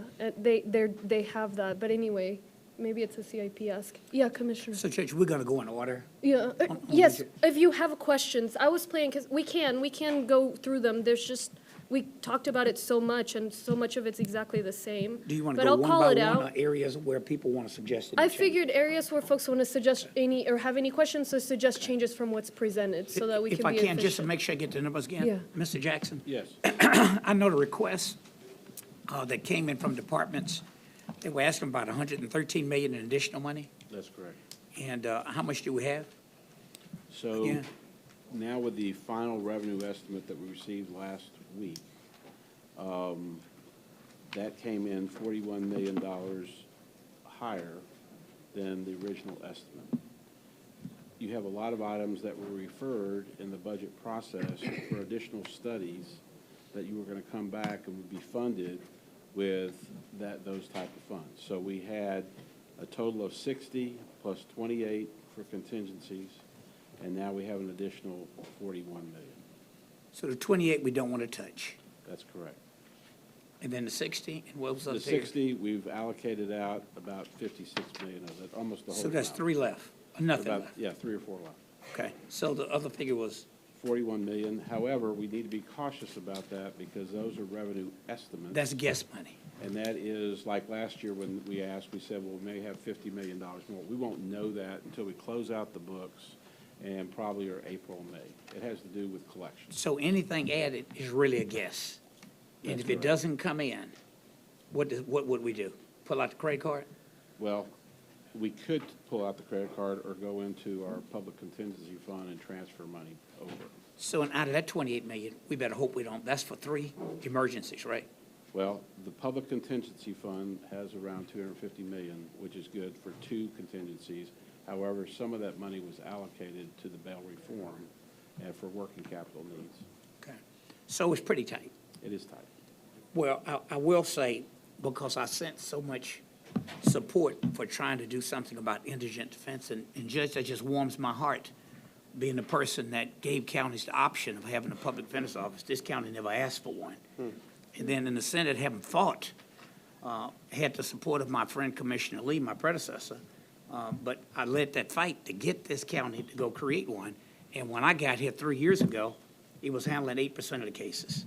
And I guess we're now, where, Mr. Sword, maybe we're about close to 20% of the cases from the PD office, is that the guess? We're About approaching- 20%? We're approaching 20%. Can we work out the space issues?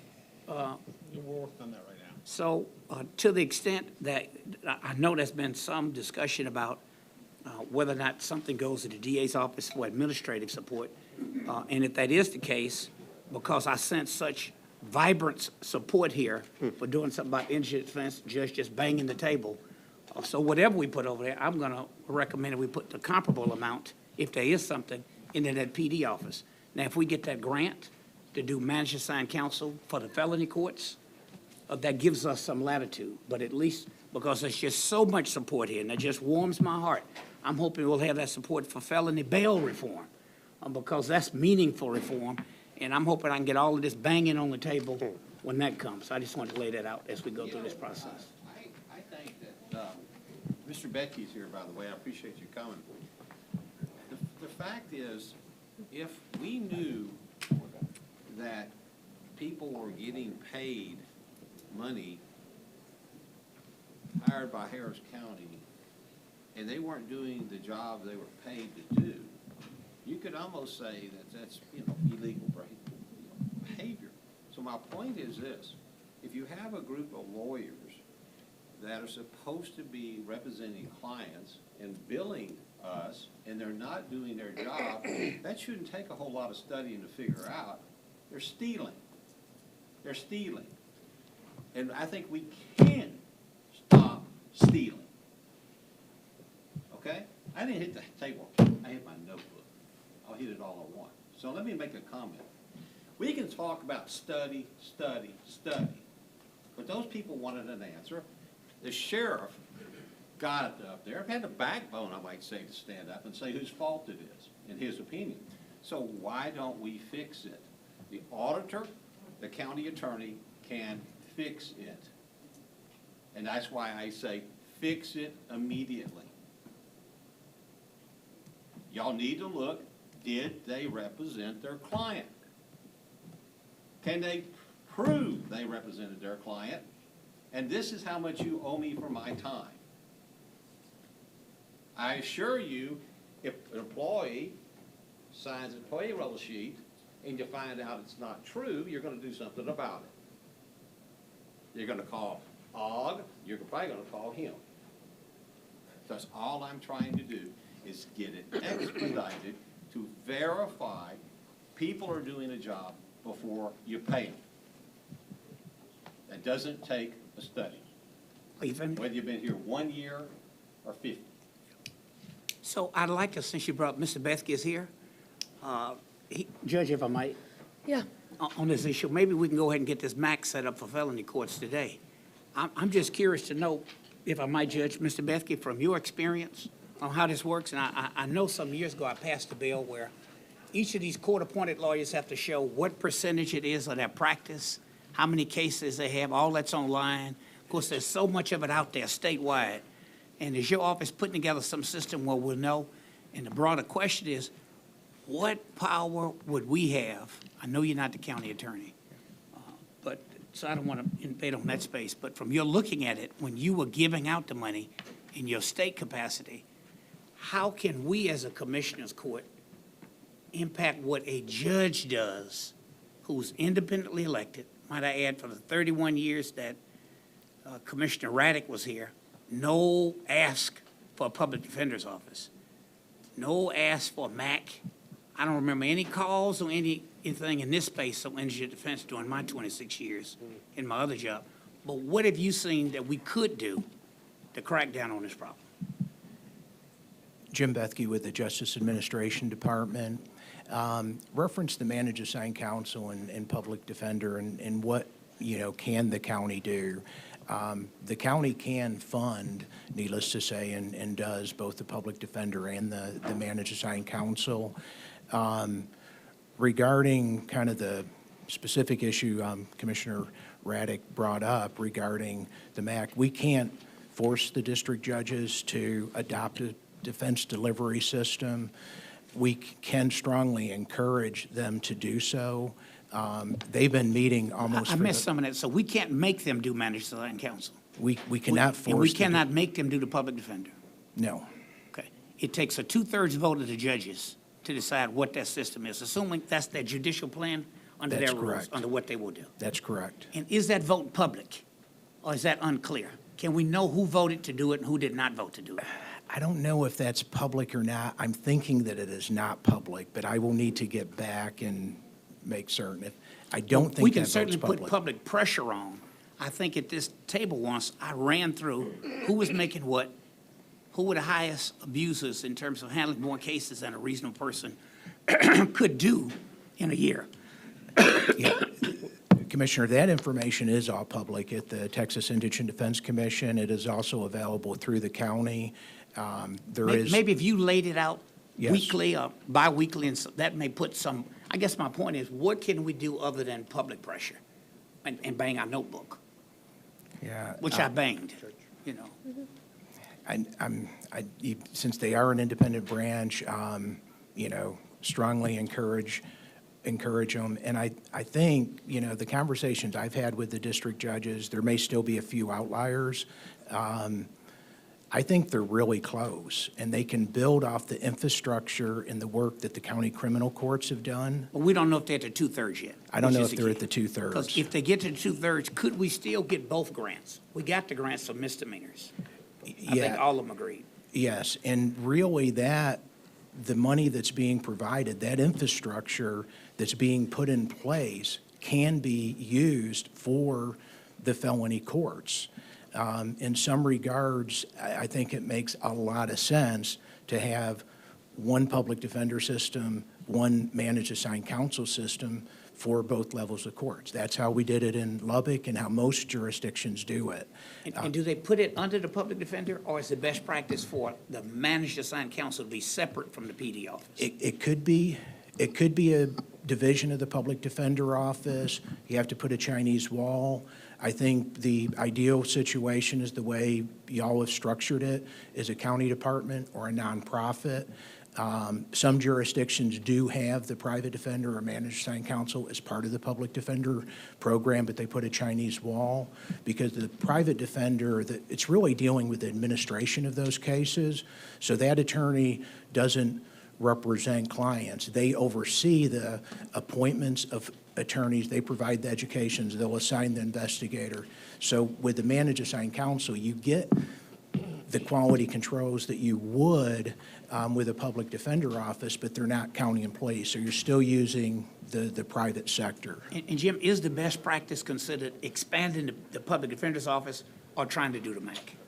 The best practice, if you checked with the American Bar Association, would be a public defender with a private defender or managed assigned counsel. And our PD office is now 20% of the cases? It's about 20%. So what would about $3 million do, if you know? In this year, would that get it up to 25 or 30%? I'm gonna have to, I'm not 100% Probably like in a not. 3 million Not that increment. high. Let me look it up real quick here. Commissioner Garcia. Thank you, Judge. Jim, thank you. Jim, have you seen in your past experience a jurisdiction that has put on its public website a transparent system that tracks how the docket is moving and possibly even how many attorneys it's assigning to those respective cases on their docket? On the docket, I'm not sure. As far as the attorneys and how much an attorney makes, how many cases, that's available at the State Commission on Indigent Defense.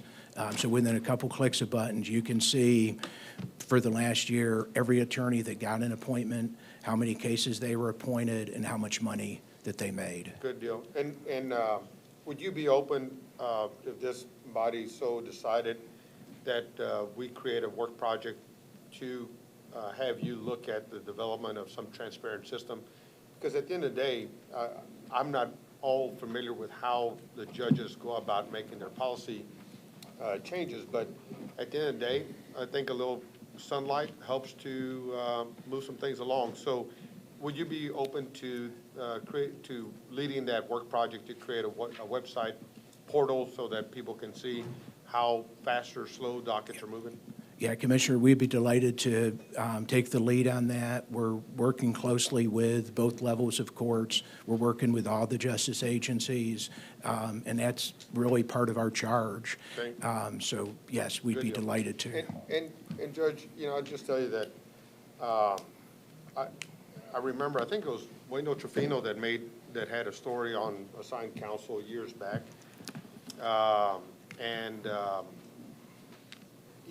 It didn't fix anything at that time. And so I appreciate all the desk pounding, but you're right. It's sitting down at the table, getting the work done. So I appreciate Mr. Bethke's work on this. Jim, how long have we known each other? Since probably about 2005 or 2004. And I think you know how much I admired your work. As a matter of fact, how many years ago was it I kind of started encouraging you to come to Harris County? Shortly after my appointment, I began with the state in 2002, and it was shortly thereafter. Because I realized the value of him, and that's why I was thrilled when you finally came, but I realized the value. You and I talked about energy defense, didn't we? Yeah, we have extensively, and your wife is an expert in that area. I served with her for 11 or 12 years on the state commission. So I was kind of an advocate of energy defense. Yes. I'm sure glad you're here, and I appreciate you. Well, it's an honor to be here, and I appreciate working for all of you. Thank you, sir. Thank you. Judge, I have 2 points on the current discussion, and then I do have an item with regard to the actual budget. The first one is that in response to the comment by Precinct 1 that when he was a senator, he never saw anybody from this group. You know, back when Precinct 1 was a senator, Precinct 4 was a judge, and I was on the committee that was trying to bring in what was referred to in those days as the San Jose, or one of those. Oh, San Mateo County. San Mateo County Managed Assistance Council processes. So your accusation that you just throw out there so nice and easy to cover everybody and saying that nobody cares about anything until you arrived, just ain't so. Oh, I'm sorry. I'm just the guy who sponsored it in the legislature. I'm just one who passed it. And I was just don't someone remember that was seeing you. advocating for it. You said nobody here did. Number two, Precinct 3 raises a good point.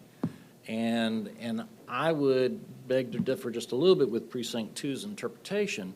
When Wayne Delsefino started to do all those investigations on the fraudulent charts, in those days, I was a practicing attorney doing civil side stuff, but I thought I observed that folks were starting to clean up their act a little bit because they didn't want to be in front of a camera having to explain some of those things. Some of the judges started to straighten up their act a little bit.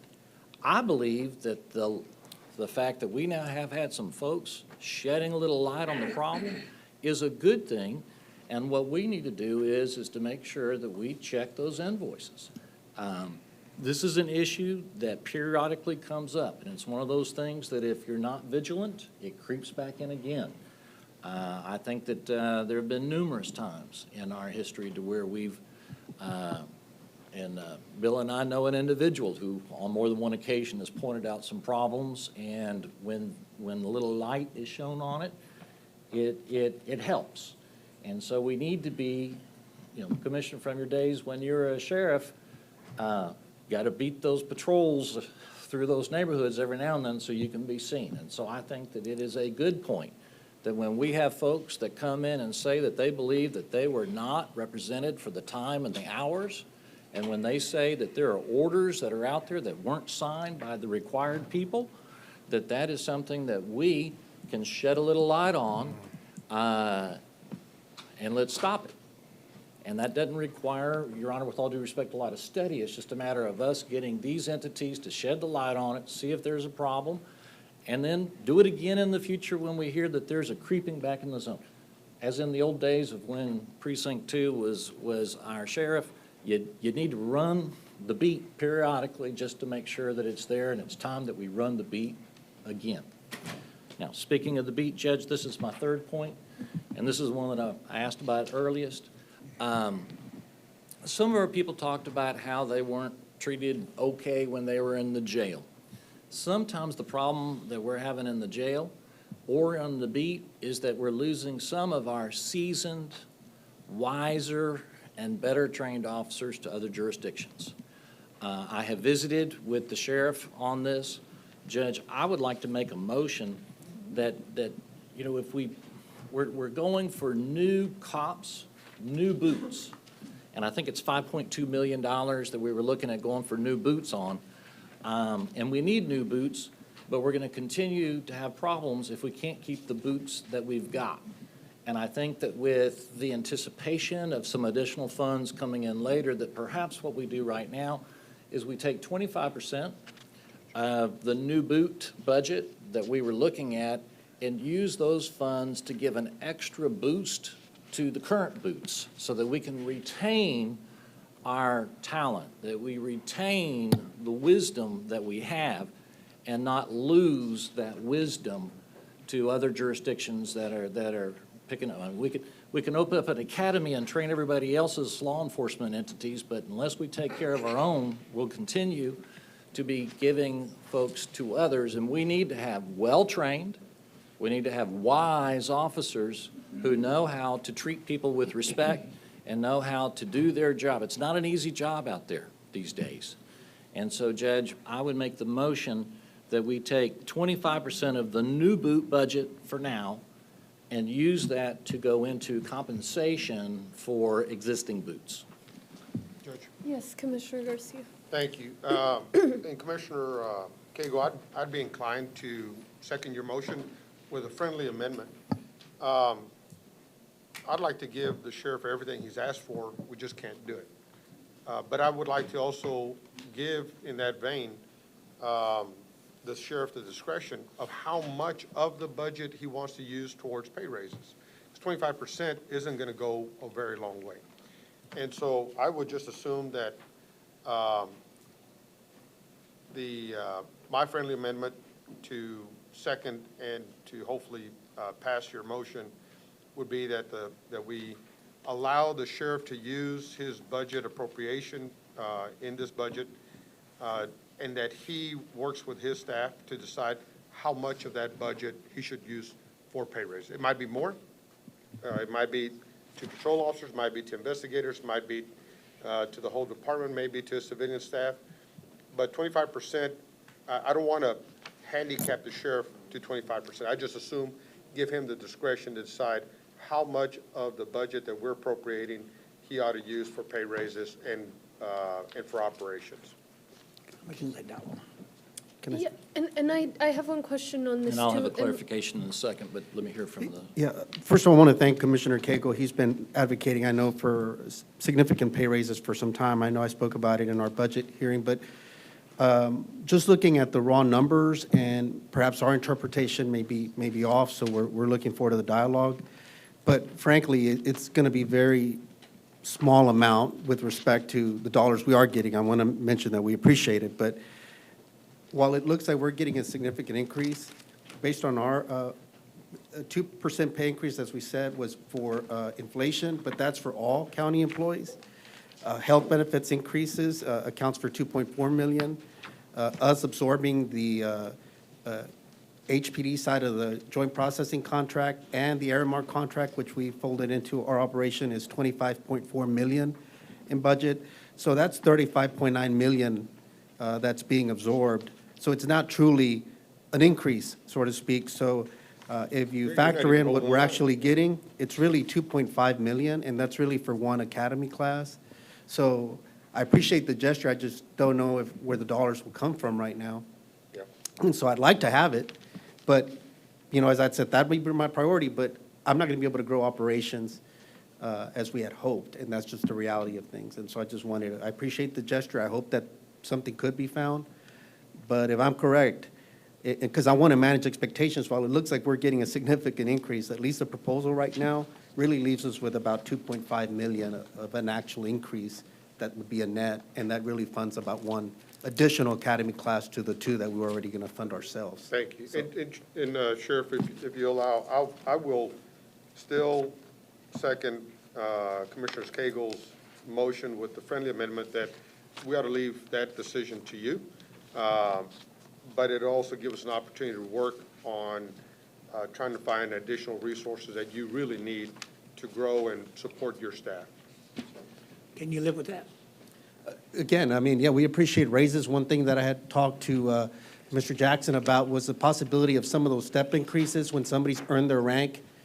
You know, that instead of waiting multiple years before they get that other step increase, just give it to them up front. They earn that promotion, you know, and that would be, in essence, an increase, and we would keep more of the seasoned people. Just so I'm clear, yeah, so it would be 2.1 million for new patrol cars, 3.1 million the new boots, 3.2 million increase, 2% increase for inflation that everybody's getting.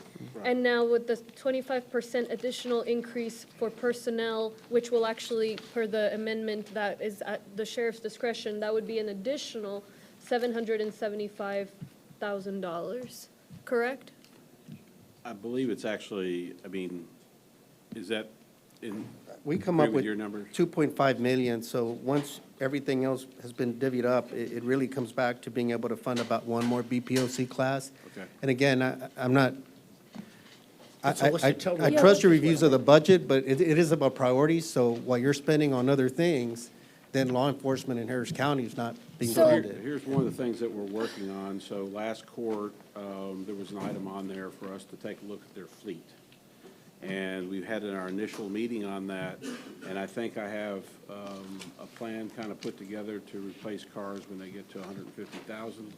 I think that, like we did with Bulletproof Vest a few years ago, these officers, one of the things that we talked about is in our commercial paper or using, not within their budget, replacing all those cars, which would free up money for you to use for some of these other items right now. On the alarm detail piece, though, I think the way it would potentially be structured, and I know that's not baked into this budget proposal yet, would simply go back to fund that particular operation, So which, there, that, we had that discussion. Yeah. And then we also had a discussion that you had, what, $6 million in there for replacement of cars next year? And so I could probably figure a way to do that, that instead of you paying all that for new cars, that we pay for it like we did for the commissioners. We gave each one of them $5 million to get kind of what we call a flat line approach to replace these cars a little bit sooner, so there's more value for the cars that we're trading in. And that would not be in your budget, so it would free up some money for some of the and programs. So, Bill, if we could also just advocate on the budget piece, going forward, that we've successfully managed, my team and I, three budgets in a row with your help. And if our budget cannot be capped as early in the beginning, because sometimes due to overtime of the holidays, Christmas and all that, the budget cycle's still catching up. And sometimes if we get capped so early, it kind of limits our flexibility with some So other. we can take a look at Yeah. what we call seasonally adjusted. Yeah. And work with the auditor's office so we can remove that cap so you can get through the Yeah, that's busy what- season. yeah. Because it goes down, like, in the summer months, your jail population's the highest, most overtime. Correct. In the winter months, it's not. Yep. And so we could work on a way of projecting that out and providing that financial cushion to help out. yeah, so Bill, so is the total dollar amount the 8.4 million? I had 8.3. Okay. Was the original total ask. We went in at 5.1, kind of mid-budget there. But I do think that I can free up $3 or $4 million on this car program that we're working on. Through CIP. So then the final is 8.3 million, correct? 8.3. That's what this motion encompasses, Yes, yes? with the flexibility to spend it. But I want to make sure that that's in the works or it's being planned, but it's Yeah, not, and that it's was not what- and that was- factored and Judge- into this budget Yeah, proposal. and Judge, It's- that's what I was gonna ask for, not clarification, but confirmation that we're gonna move the vehicles out from under the number, leave the number as it is, but move the vehicles over to commercial paper. Well, about 100 or so for the replacement, not all of them, but for right now. How many cars are we looking to do currently? So we'd have to ask them. We were working on that. We just met the other day, so we're trying to gather those numbers. But can you do There's about that? 150 that are over Okay. 150,000. So we'll move 100 cars over, Right, and over to commercial paper. right.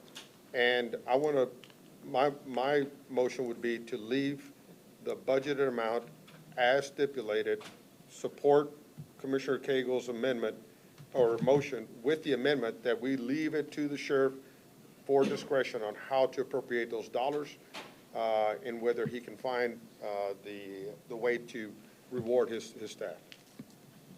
We're good with that. And that's our recommendation from our internal staff, Kevin C.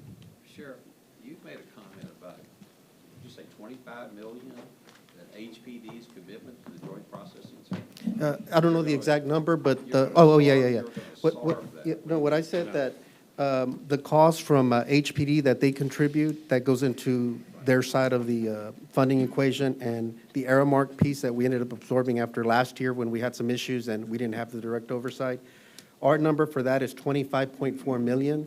So I believe those dollars are being moved over to our budget, correct? That's why we may see a larger budget number, but it, not, well, as far as the, You wanna explain? how we're accounting this, the city's paying around 16 to 18 million dollars a year, which you do What have. the sheriff's talking about is the combination of the money from HPD or the city and the Aramark contract. Right. So if you look today on the budget proposal, it shows last year's original budget and today's proposal. The difference between those two is $41.8 million. That's what we're trying to explain. Where does that delta between 519 last year and 561 today? So 24 million of that is wrapped up in this whole business of the JPC. So HPD is not reducing what they're paying or something? No, it's just that we had to, Well, it's all on our you payroll, and then they absorb send it. us a That's what I was check. trying to say. No. And we're making them pay. They're taking it. They're taking it. All right. Great. Your Honor? Yes. With Precinct 2 making the friendly amendment, quid pro quo for supporting going to an emphasis on the boots, but leaving it to your discretion, I'll accept the friendly amendment, but I'm looking at you. Oh, yeah. Take care of our boots. No, absolutely. And, Will that money be directed to the sheriff's office only, or is it spread out No. to every? 6.3 million Just to your budget. To your budget with 100 cars, or I'm just trying to get all the cars to be 150 or less, 1,000 miles. That's a risk management issue. And that we would fund outside your budget to get you caught up, just sort of like the bulletproof vest, really looking at all law enforcement cars that people are driving daily. And then in that, we also encouraged the people that are not using them in the law enforcement, but just driving around to use some more fuel-efficient cars. Yeah, absolutely. And we're going to work on that, too. So it's a combination of it. It should save you, though, because you won't be making payments on these cars for the next 5 years. So it's going to save you significant dollars, and those dollars, then you can start taking care of some of these other issues. And would we have to pay in the out years, though? Will No. we- Okay, and to the budget amendment that Commissioner Cagle offered with the friendly amendment, what financial impact does that have on our budget, the 25%? It's 8.3 million more than you had 2 weeks ago. Okay. So we had a list of things that you may want to use them for, but Kevin Seat, who works with you all the Yes. time, felt that it was better to give it to you with no strings attached, basically, and you use it to manage your department the way you need to. And then the car thing really does help you out. So, Yeah. Judge, Yes, Judge, Commissioner Garcia. and using a little bit of Precinct 4's body language, I'm gonna be watching you, Bill, to make sure that we don't play any shell games on the sheriff. My support for this motion is strictly that you commercial paper his vehicles, and that the sheriff has the discretion to decide how to allocate pay raises while addressing his operations. With the dollar amount as, that we're talking about, the 8.3, staying as it is, and then leaving that to the sheriff's discretion to disperse within his organization. But this is, let me just clarify, this isn't for, how many cars do y'all have, 1,400? Approximately. So this is 100 or so cars? Yeah. Okay. Exactly. That's what I'm- 1,400 new but cars is a lot. But what I want to make sure is that, as we had talked, that the dollar amount that we didn't, rather, when we were going through the budget, we had talked about a particular dollar amount. Then I found out that when you and I had spoke about how the budget, the sheriff's budget would be constructed, that we had talked about putting his cars on the CIP. That didn't happen for a second, and so he was going to be charged with the dollar amount going to paying for cars. I want to make sure that that dollar amount is being put on commercial paper. It doesn't impact his It's budget. $2.1 million, Yeah. which was in the 8.3, and it's not in the 8.3 now. Okay, Could I but just the ask for 8.3 stays one- on the the table.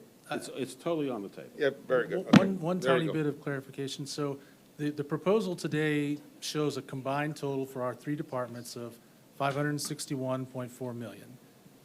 Is that number staying the same, or is that number changing? That number is going up by 8.3 million. That number's going up by 8.3 million. That's right.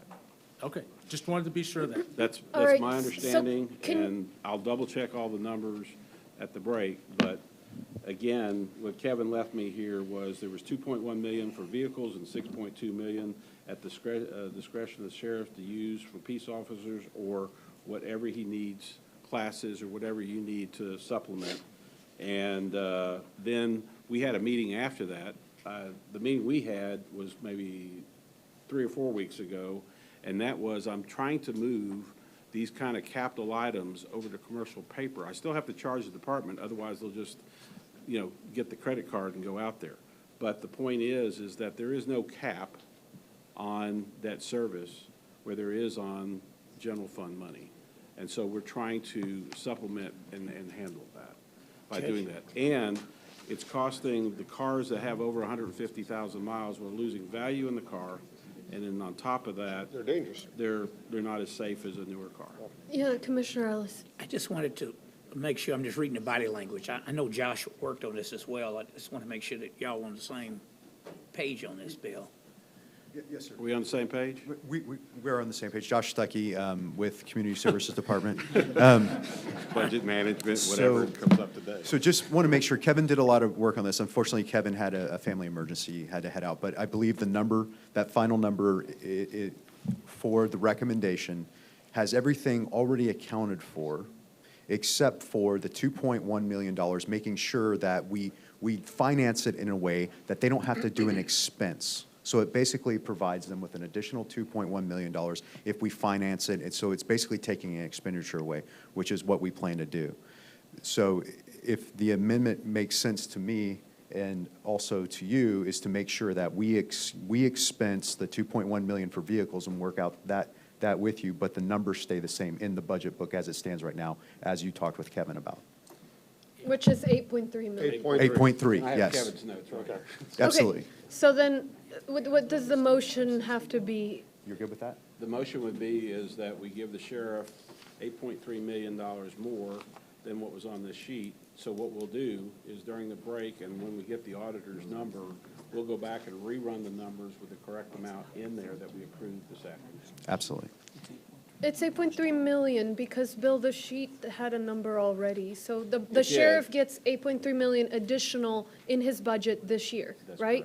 Let's not talk about sheets. I think that's, Yes. right, guys? Okay. 8.3 more. So he gets 5.2, right? yeah, so he gets 8.3 in this fiscal year. Sheriff will get $8.3 million total, and none of that will have to go toward vehicles. That will not have to go toward thank these you, Judge. replacement vehicles. Actually, we probably will replace, I don't know if there's 100 or 150, but where our goal is here is to replace as many vehicles that are over 150,000. Okay, so we have the motion, if this works, to give the sheriff an $8.3 million increase this year over last year, and none of that funding will have to go toward vehicles. It's over what we provided 2 weeks ago, not last year. What we provided 2 weeks ago as his recommended budget, it's an 8.3 million more than that. Because he's already getting money from the city of Houston coming in and all that was baked in. Right, but last year you already included like the 2% raise, so then that's factored into the 8.3, so that's why. Maybe this will help, Judge. Yeah. 8.3 above, what number is on what sheet? Okay, let me get it. What's the number? So basically, right now on the sheet, it has proposed budget, and this is what we looked at 2 weeks ago, 240,606,000. Is that the number y'all got? For the law enforcement department? Yeah. True, yes. And we're adding 8.3 million? If you add 8.3 million to that, Okay, Yeah. but that's really what we're talking. Yeah, Judge, I'm in favor of taking a break and figuring out the numbers. Okay, great, sounds good, thank you. All right, let's take 20 minutes, and we'll be back at 12:50, yeah, 45. It is time for that restroom. That's why downstairs you have one in that restroom. We all.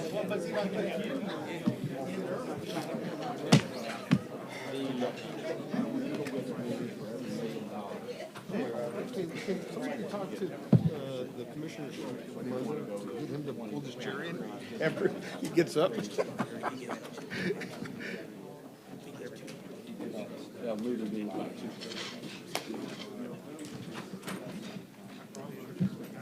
He need me here. No, I'm waiting Oh, for okay, I was Robert. going, whatever. No, I mean, it's, Jason and I figured it it's this number right here, plus 8 million. out. I think I took it off of mine. Here it is. What's that? This is 561, 155 plus 8.3. Right, it's this number here plus 8. Right, But right? you have to put it in one of these lines. Well, yeah, but I mean, I don't have two on my order. I just had to get the number. What numbers have changed? What are these numbers? This is what, last time we gave options, okay? We took the options off. So we started with 240, and now we're at 248. No, boss, I'm sorry. The number is correct. We're not adding 8.3 on top of the number. All we're saying is, we're gonna approve the number as is and capitalize 2.1 million. So No, they sir. have it. No, sir. Frank No, is sir. yelling.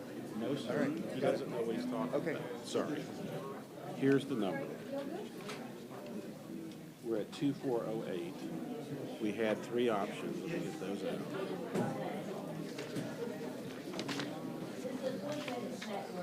And the 3 options that we originally had were these.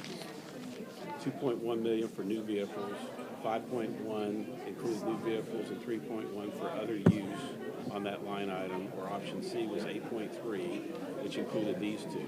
I figured a way to take this number and move it over to CIP, where they don't have to ever pay back those vehicles. So the total amount, 8.3 plus the 240, is where you get, which gets you to 569. I think the reason the focus right now was just leave the 5.22 as is and capitalize 2.1. So the $8 million number they were referring to was the additional column plus the 2% salary investment.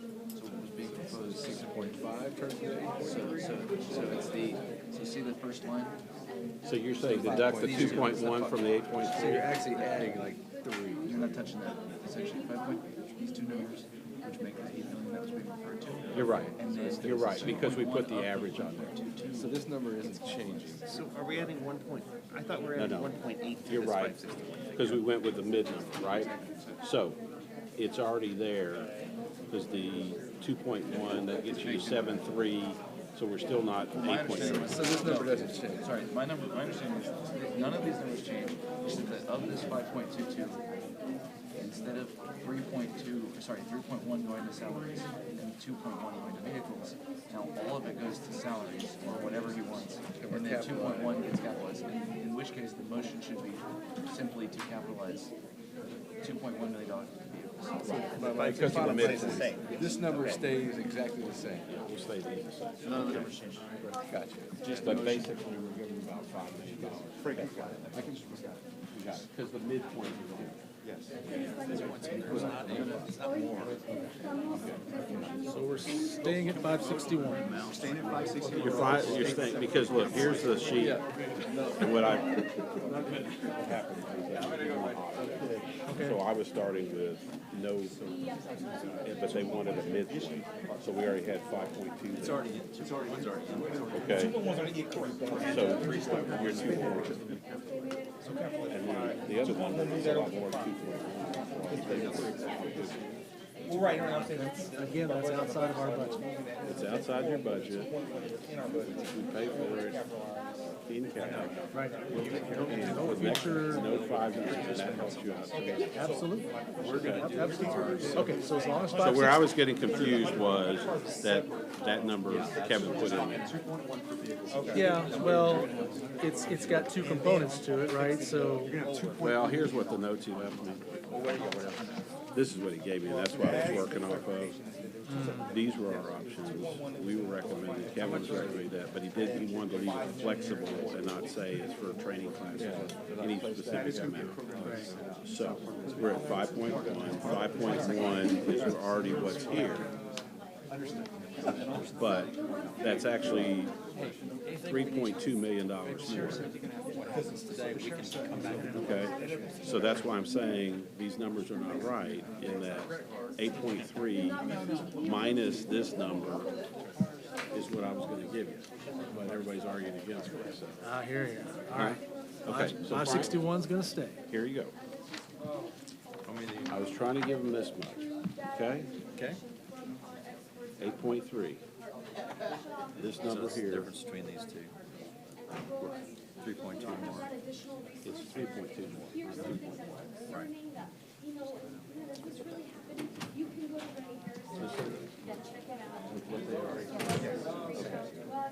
So add 3.2 even to this one? Yes. So they need to vote on that, because I don't think they agree on it.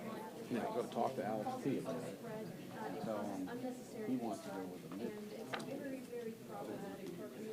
So it's 243, 806. That would be adding. Yes. 3.2 million added to. That would be adding. And of course, we're gonna like that. Right, the recommendation right now is the current number that's on there, and we will capitalize $2.1 million, so they don't have to spend that 2.1 that we gave them, that's in there, go and spend it on others, not options, but it's not option C. Sorry. I know that's what you would want, I get that. Why do you keep saying 2.1? 2.1 was part of the operating. Part of your normal operating. What you were talking about was capitalized. Correct, so really it's 7, so what the, correct, over time, but the issue is that you were gonna spend 2.1 million just on lease payments. But we still have to meet it. We can't stop. Those payments are already set up. I understand that, you're still doing it for future vehicles up to $2.1 million worth of capitalized vehicles on new vehicles. How much does the 100 cars work out to? I thought we talked about that. That's more than 2.1. It's 3.1. Not if you pay it. That we cover by capitalizing. Like 100 cars times $31,000 is 3.1. With the equipment and everything, it's about, right now, we're about 51,000 for our top of it.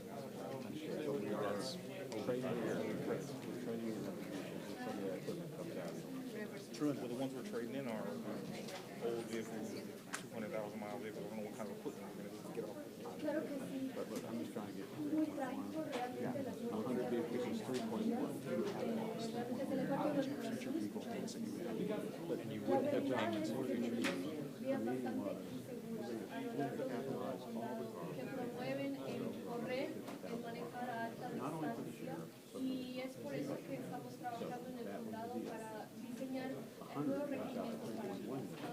150 works out to 4.5 divided by 5 is totally right now. We don't have to do that. So the deal was, I've got to go with this midpoint. That's all I'm doing. No change. But I'm committed to get you the vehicle. I'm good with that. I'm totally good with that. So what I hear Commissioner Garcia saying is that he wants us to have flexibility with the increase that we're being given to decide. You can use it for whatever you're in legal purpose. Let me just say that. So, That's all I'm hearing. so this is what you're getting. It does. You're getting this number right. You're getting 5.2 million more than what you did 2 weeks ago. Yeah, close. 2 weeks ago it was at, well, I don't know what it was 2 weeks ago. Jeez. I forgot. 561 now. 2 weeks ago it was 556. Yeah, it's 5 million more than it was 2 weeks ago. We're good. So going with this number here. But keep in mind that 2 weeks ago it was at 556, and the 2% pay increase was not in there. Yes, it is. It's right here. It's in there now. Yeah. But it wasn't in there 2 weeks ago. The adjustments, the 2% is 3.2 million. Yeah. So this number includes the 2% adjustments, plus the average between what we recommended and what we recommending flexibility is you're gonna get 100+ cars. Yes, you will never have to make a lease payment. The problem that the cars are 31,000, but the equipment is financed with like 300,000. So we're gonna tackle Some of it can be salvaged, for sure. right. Not all. That's right. Boss, on the miscellaneous, on the CIP, we can put $5 million aside for vehicles and equipment. Well, I'm not waiting. No, I get that, I'm just saying to show it. Right. But it's not just these guys, it's sort of like, it's all that. And then what I was trying to work out is that they take some of the other ones that are sucking the fuel or whatever and move people to this. I'm not saying many Coopers, although if I offered many Coopers, everybody. But I had one for 5 years, favorite car, I have 4 cars, so I love the Cooper better. But really, we'll figure that one out. But again, we're just mid last week, not ready for prime time. Right. So I still have to decide the numbers, have to find out how many cars we have, over 130 actually, because it takes about a year to get these cars. And then I really start working with the purchasing agent to figure out, even that guy has those cars in line, there are other people that have cars in line still. We can't favor one, you know, so it's, that's something that I'm very, very careful about. So y'all get trying to make it really difficult that won't be purchased.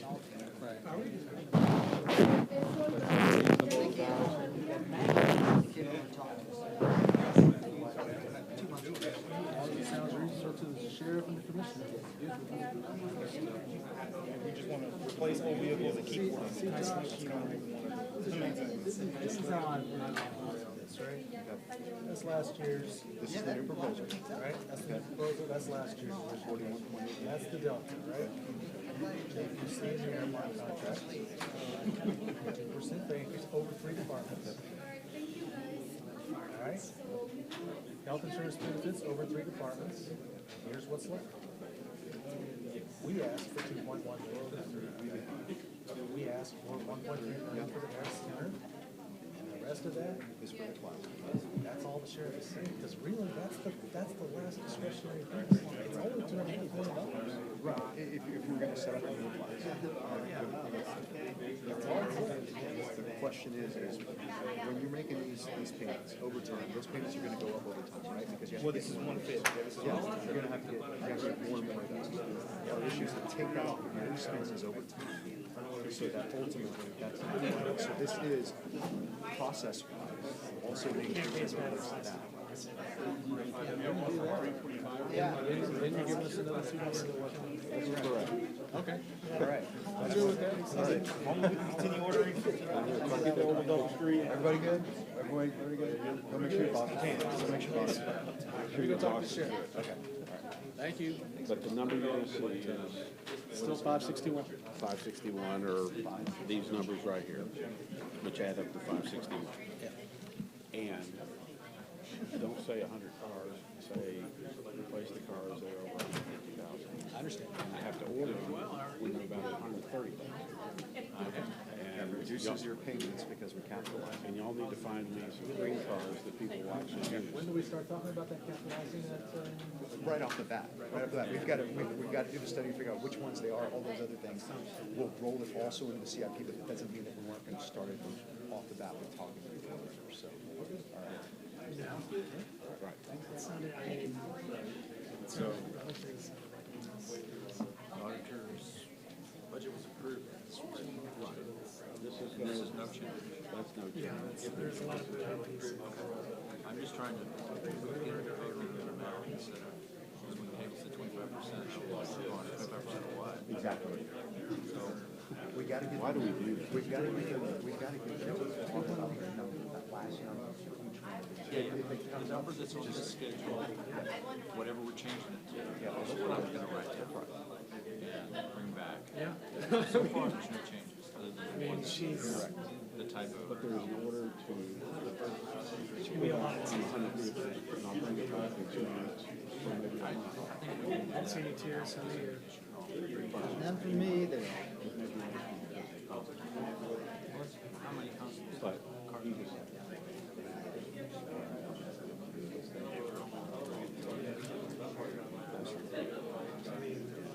Yeah, I think it was a long day. It wasn't quite as bad as that. 10 hours? Did you go to that? I saw Chris. Yeah, Chris was texting me already. I'm heading out. Yeah, I met him with Chris and Mike. So, Saturday. and we'll be at the chamber. Walking me through it. Because Rodney wants to go, probably. So what happens is you lose a meeting by one. I kind of figured she would. So there's 2080. I would get to 25. Move it to Some big hitters coming up 25. speaking. Yeah, but there's some administrators. It's a generational change. No, I think, yeah. you know, it's not what it was 10 years ago. It was a lot more identity. I think now it's more just a progressive organization first. You see that a lot. Yeah, I think that's the case. Yeah, where it's, Okay, so here's what I'm gonna propose to her, that she say. Right here. She's gonna say, That number. Just I'm gonna say, for her to say, we're gonna leave the numbers in the sheriff's proposed budget as those numbers are currently presented in the agenda. The only change relates to using CIP for the vehicles portion of their proposed budget. So I'd like to make a motion to direct budget by $2.1 million for the sheriff's office vehicle costs. And capital expenses for our capital. we should just have a rush right now. it's only for vehicles that are over 150,000. Yeah, I'll add that. Because they have 1,400 vehicles. Yeah. I was just freaking out. And I'm saying, yeah, that makes sense. Because 1,400 vehicles cost about $35 million. Right, okay. Okay, so, Good. great, thank you. No change. And thanks. I forgot we were at the midpoint on that thing. Yeah, no worries. But I'd added, Kevin added it. This worked out well. This is no problem. Sorry about that. 11:45 bet for I'll go back upstairs.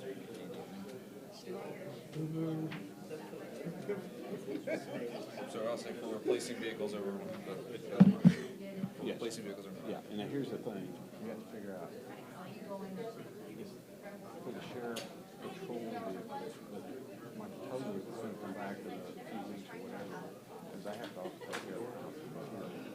And so, it's a little bit different deal. Okay, I'm gonna leave that up for now, but yeah. But that's, but we just said it was dangerous, so it's dangerous for all of us. Okay, got it, good. Okay.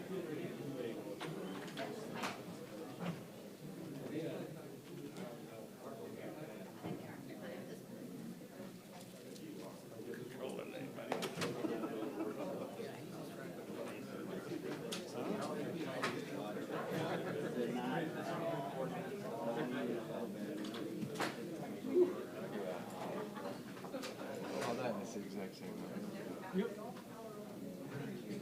Yeah. I mean, yeah, I'll take it back, yeah. You could have cut my personal attention with a knife when they were asking for comment on plugging their budget. Put my coat on, I was going, just nothing.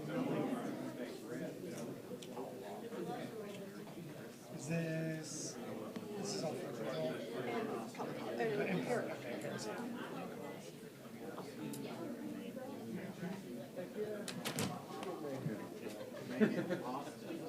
That's right, you're the expert on Oscar, right? I was just thinking like, having something doing this was way longer, it was much clearer than That's what we were just talking about.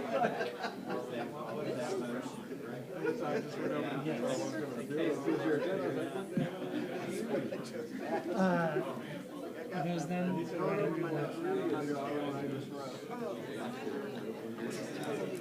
You're arguing at once. Yeah. Blunts area.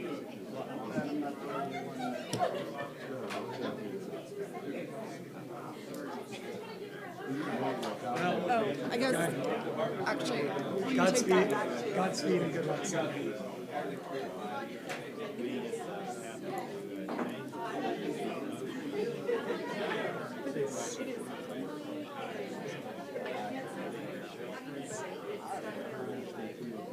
As Amber says, it's a buffet. It's just sometimes, you just gotta say it.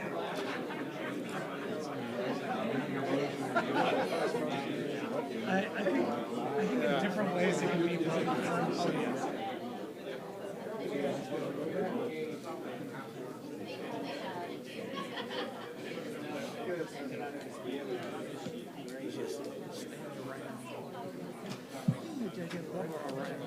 Right. Never be here till 3 o'clock. Just. I'm not gonna drink Put a that. stick right here, and move the stick right in front of her.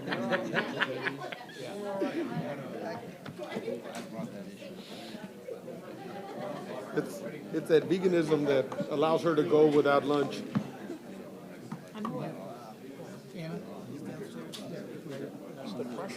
But that was the old order. Yeah, that wasn't. They may not be able to change it, but they can still.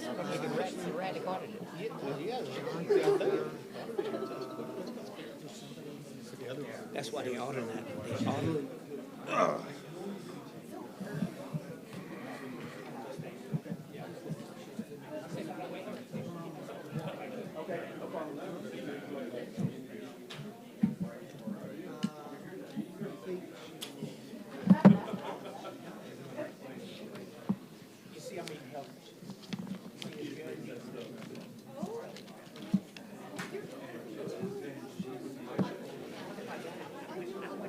Too many people throwing too many numbers at me too fast. I just stopped listening. I told somebody he's wrong. Yeah. He was wrong.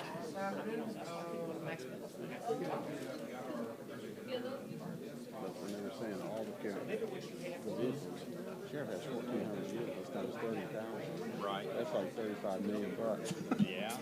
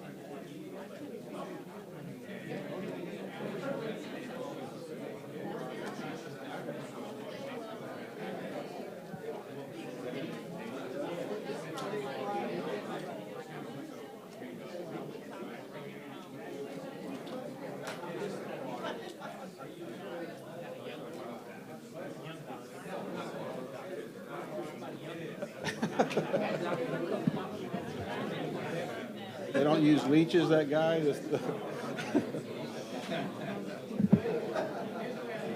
Okay. Let's get this over with. All right, let's get started. Yeah. So it's 12:48,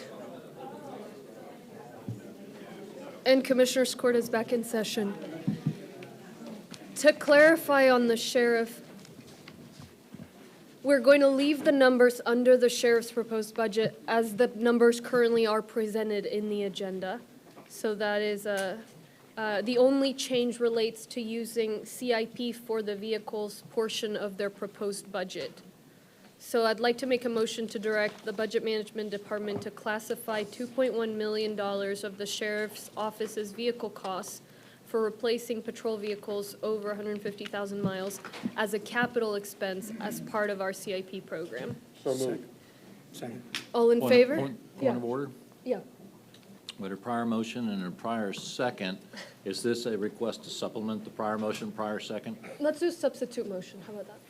Substitute motion. Okay, would you repeat what the substitute motion is then? Okay, it is to direct the Budget Management Department to classify 2.1 million of the sheriff's vehicle costs for replacing patrol vehicles over 150,000 miles as a capital expense as part of our CIP program.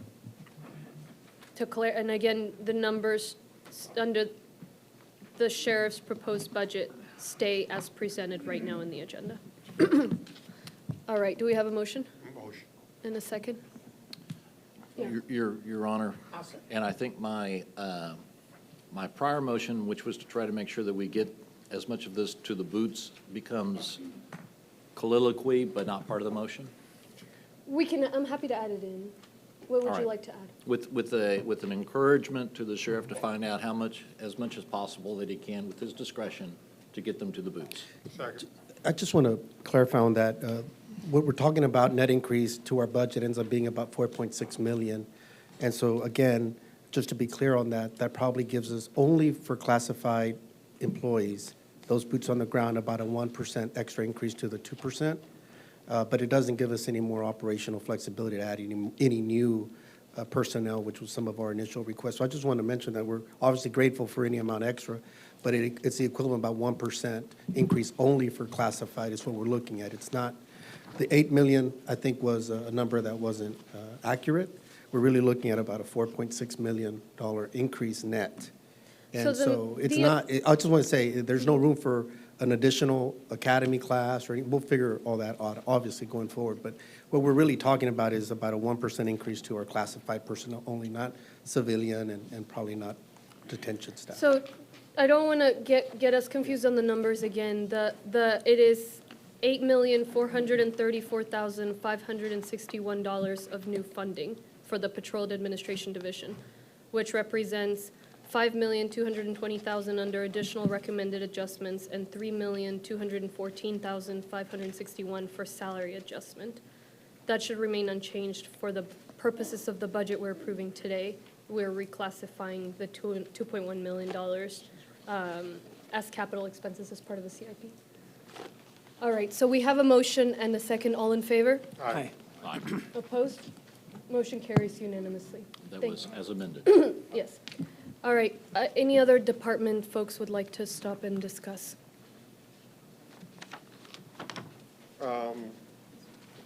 Judge, if I may? Yeah. I'd like to go to public health. And my motion would be to increase the public health budget to 5.7 million. As we know, the department's major priorities are veterinary public health program, the nutrition and chronic disease prevention program, disease control, as we're in a lot of conversations over coronavirus, and clinical prevention program. There's, obviously, we need to do more, but I am excited about the progress that we've made since last year towards the public health department. And I would similarly want to make sure that we are capitalizing the mobile units out of the health department's budget and putting that back on the budget office to deal with separately. But my motion would be 5.7 to cover the 46 positions in the veterinary area and operating costs, 31 positions in the nutrition and chronic disease prevention area, and the 62 positions in the disease control and clinical prevention programs. And I know that in the disease control area, there's a software system upgrade, the 4 mobile health clinics and the 4 health hubs. I'm not sure about the health hubs, but Bill, I'd like to find out if the health hubs can also be capitalized independent of that, as well as the software system, so that we can give the public health director as much operating room as possible with the 5.7 million. I'll second that motion. Yes, and I'll just say, you know, we really need to get clarity on what counts as CIP and what doesn't. And that's the same discussion we had last time, because that makes a difference in our calculus, so just flagging Sure. that for the So- future. But this works. So it raises it from 3 million to 5.7? Correct. Okay. Yes. What are we voting on?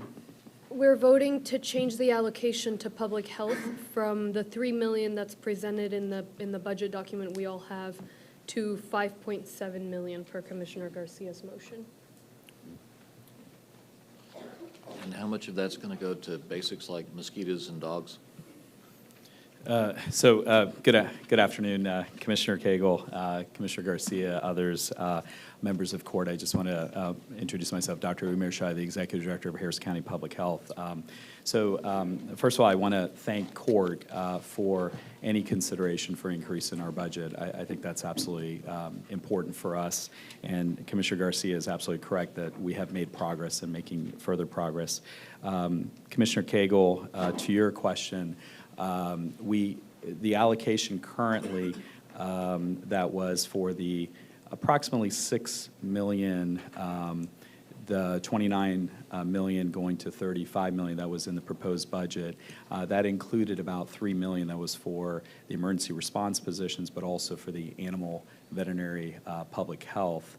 The additional dollars would include a combination of community outreach, but also braided funding to allow us to do additional infectious disease activities. Some of those are in HIV, tuberculosis, some of those are in mosquito and other aspects, but really it's going to require us to relook at which direction we'll go with that number to be able to decide where the best capacity use would be. And we're certainly open to recommendations and suggestions from court. Obviously, whatever you direct us to do, we will certainly go in that direction. I would just encourage you not to forget the blocking and tackling of keeping the bad mosquitoes off of us and making sure that our animals are treated. And our shelter does a fabulous job with the mission that's there, that we keep that job in priority, the blocking and tackling of the position. Absolutely. I think the animals obviously come into focus for us. Mosquito prevention, we have one of the best mosquito programs in the country, and we want to continue to keep it that way. At the same time, we also recognize the importance of other areas in HIV, tuberculosis, hepatitis, other areas, and obviously in the midst of novel coronavirus activities right now makes us very importantly focused on the importance of infectious disease response. Unfortunately, we've had this conversation before that federal funding just doesn't go far enough when it comes to getting dollars into Harris County government, and we really need to ensure that we're adding some of those additional capacity building dollars that really allow us to do the work that's necessary to protect our community. All right. So it sounds like we have a motion and a second on this. All in favor? Aye.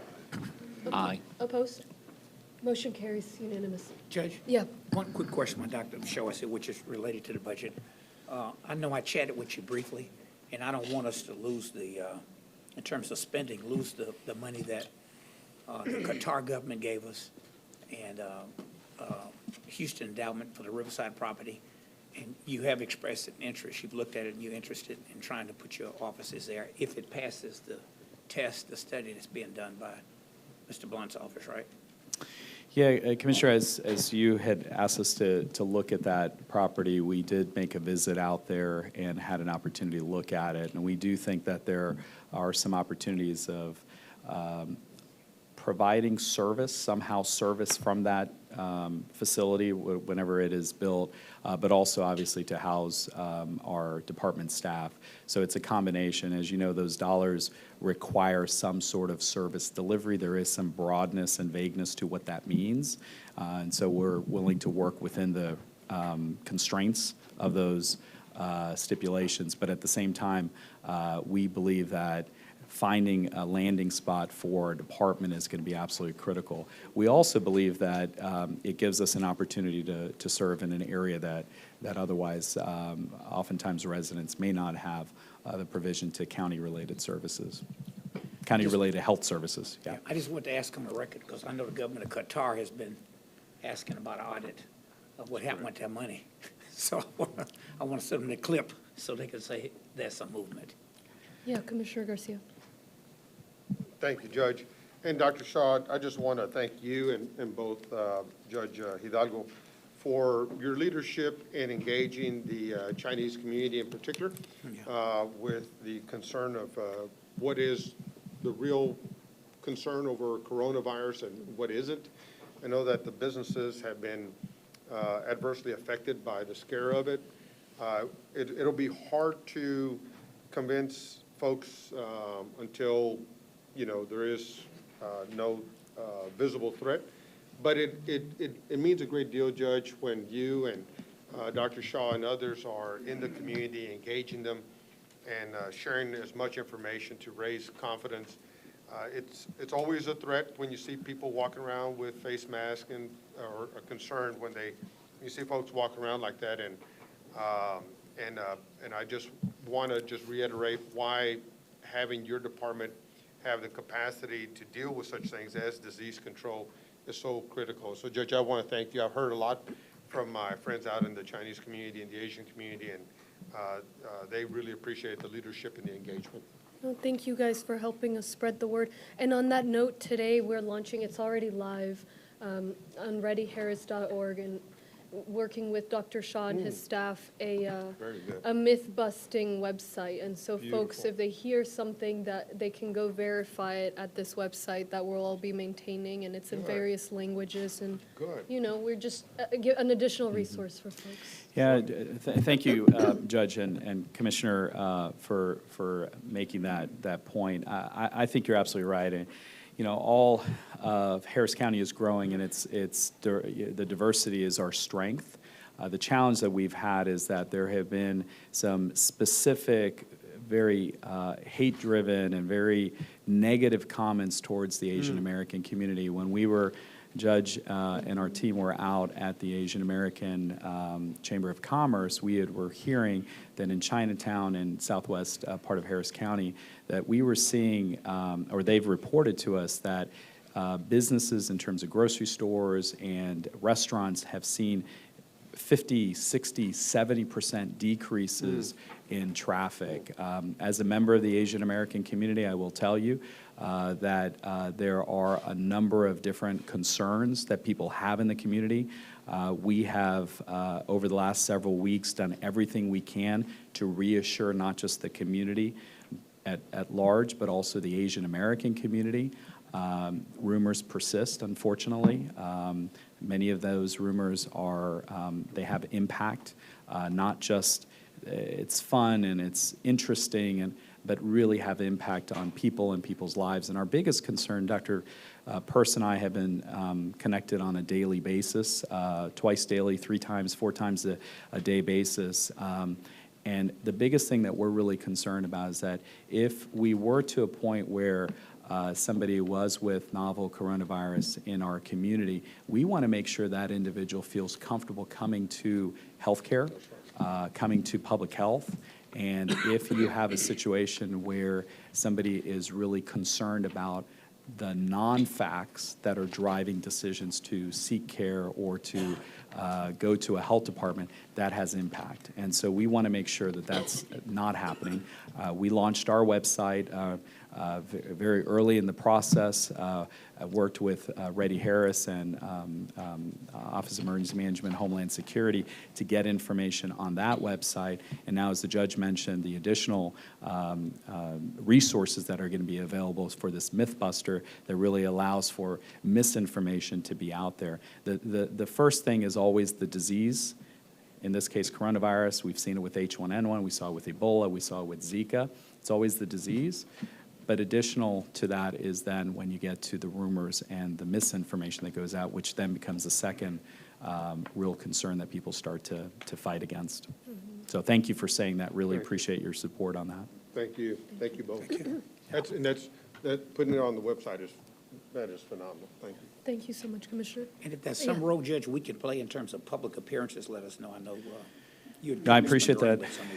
All members of court, I've been sending out updates to your senior staff, and you've been getting periodic updates from me. But in addition to that, the we of our department has really been everywhere. We had some meetings with Texas Medical Center, Harris County Medical Society, and the University of Texas School of Public Health, in addition to all sorts of meetings, obviously, in the community and being at Lunar New Year events. Anything that you all can do to amplify our voice, to fight against some of the misinformation. There are no confirmed cases and no cases. So, because sometimes people are like, what is confirmed? There are no cases of novel coronavirus, not just in our community, in our region, in the state of Texas, and even beyond the state of Texas, in our region of Oklahoma, Louisiana, et cetera. So we're talking about a large swath of land where there are no cases of novel coronavirus, and yet the rumors persist. So thank you.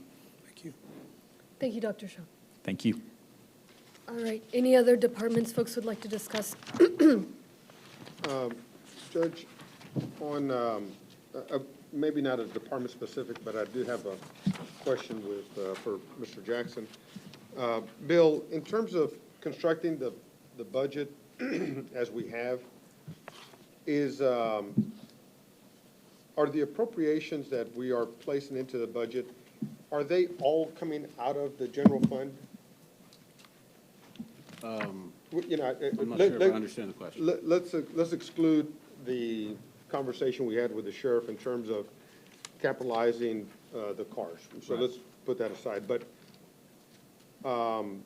for, like the sheriff's office, as he talked about the alarm detail and the revenues that come out of that, are we strictly looking at the general fund to fund, to construct the budget, or are we looking at our special funds? So special funds only can be used for special things. Correct. That's why they're set I up. get that, but are we using the special funds to construct the budgets? No. Why not? I mean, I know that they have to be dedicated to certain things, but for example, thank you. But for example, on the fire marshal, the fire code fee has approximately 13 million in it. And we're transferring out 7 million of that for her department. The court reporter service, there's 4 million in that budget. And are we using the court reporter service fund? Are we looking to the Justice Court Technology Fund? Are we looking to the concession fee fund? Are we looking at those funds? Are we actively transferring dollars from those funds to the budget to construct the budget? I would have to ask the auditor. The auditor basically comes up with a revenue estimate. And so things like grant funds and special funds like parking funds, commissary funds, and all that stay in their own universe. And there are some transfers from time to time, like the fire marshal does have a transfer. John, y'all work with that because of the permit office. I think annually, there's a transfer to both the fire marshal's office and John, our make sure your mic is on. Commissioner, as I understand it, annually, there's a transfer of that fire code fund to both the fire marshal's office and my office, because we both have people that qualify. We have the plan reviewers, and she has the inspectors. Okay, so so using that as an example, 7 million of that is proposed to be transferred over to this year's budget. Is that correct? I think so. Okay. Of that 7 million, how much of that is going to the fire marshal and how much of that is going to John Blunt? It's split, isn't it, John? Isn't that the way y'all work it? It's split. I don't know the percentage. I don't know the percentage right. But it's based on the approved activity, the statute, and Laurie coming here, she probably can quote the exact figure. Okay, please. Good morning, Commissioners. Judge Laurie Christensen, Harris County Fire Marshal. And I apologize, sir, I didn't hear in between coming in here. What was the question? The question was, we have the fire code fee. There's a $7 million transfer. How much of that is going to you out of $7 million that's being transferred out of that particular fund? Yes, sir. So that's Fund 233, Local Government Code 233, the Fire Code Fund. And what happens is there's about, I think you said 13 million in there. So we will actually split that evenly. What that is for, under the statute, we must use it for fire code purposes. So because John's team does the permits review, and as you know, they go in and they get the permits and they do all that. So 7 million of that will come to me. It's a little bit more because of the cost of doing business, boots on the ground with the inspections. But that will then go into, the rest of it goes to his fund. So it's actually just split, and then at the end of the year, there's really not monies left in that fund. It's used just for the boots. Gotcha. And then would this have been the case for the current budget? Did you get a transfer from, into your budget from this fund in the current budget? Yes, sir, that is correct. So since 2005, when we adopted fire code, we've worked with the auditor's office. Everything flows through them, as you know. And then so John, even with the previous fire marshal, that's how they worked it out. And we've just kept it going because it's worked. Okay, very good. And so, Bill, and I guess the auditor's office, I just want to confirm that the transfers don't go directly into the general fund. They go appropriated to the respective areas. Yeah, some transfers will, for instance, Lori, do you code PCNs to that fund? Yes. In your department? Yes, sir. Actually, working with Mike Post and actually Jolanda in particular here, who's happened to be here, over the years, we have to keep that org key separate. We have to show that those funds are spent strictly on fire code activities in case there was ever an audit or anything like that. So she keeps a strong handle on that, and we make sure that at the end of the year, we give her the information and they track it. Okay. And so can I ask for the auditor's office to provide me a report on all the special funds that we have to what the revenues are, what the balance are, and what the current, what the transfers have been for the current budget and for the FY 2021 budget? Judge? Yeah. So Commissioner, I'm just curious when you do that. Can you all let us know if this is how other counties do it as well? I'm just wondering if there's anything different. I guess it's a state fee that comes in? So Commissioner, what happens is, again, under Local Government Code 233, that is a what's called Fire Protection Fire Code Fund that comes into a county. And I think I've mentioned to you before, I'm actually the previous president of the Texas Fire Marshals Association. So, you know, I like to keep up with weird stats. So there's 254 counties and there's 56 appointed county fire marshals in the state of Texas.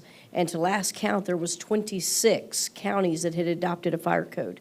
And each one of them follows the same regimen. Bexar County, Travis County being the largest ones that would be as close to us as possible. And yes, sir, that is correct. That's how they do it. So we talk quite a bit to ensure. And they do the same split? Well, what's interesting, Harris County is the only one that does it, obviously with our population size and the way it is. We are the only ones that John's group, because of how the permitting is set up, does the fire code review and the issuance of the permits. And so other counties, the fire marshal's doing all the plan review and doing the inspections. For us, it's worked very well because with John's group, with the civil, the floodplain, all those other things, it was a one-stop permit shop. So he actually employs the fire code reviewers. So the answer would be those counties are using their funds for fire code purposes only. If there's any split, it would go to whatever department that is. We are the only ones doing it with an engineering group because it's because of our floodplain regulations. John, you may know more about that. We're the only entity of all those I mentioned that have pretty significant development regulations, like the requirement for fire lanes is a requirement we look at, but we also look at their drainage on their site plans and everything else, so it makes a good fit to be tied in. Judge, thank you, John, and thank you, Yes, sir. Fire Marshal. And Bill, is the concession fee fund also controlled by a state statute, or is that a Harris County program? As far as the fire? No, concession fee fund. I'm not sure if I know what concession fee fund you're referring to. Okay, that's the fund that is used to, where various parks in the county who sell or generate a revenue is placed into. And so is that a state dedicated fund or a state control fund by statute? It's a special revenue fund where the commissioners can opt in to use it or not use it based on the statute. Okay. So I think that there's 3 commissioners who use it today. Okay, and that's, I know that my office has paid into it, and I'd like to find out how much of that is coming directly back to the precinct. All of it? Yes. All of it? Yes. Okay. It's separated by your department. So Okay, whatever so if revenue we you pay bring- into it, we get it back? Yes. How should we see that in our budget?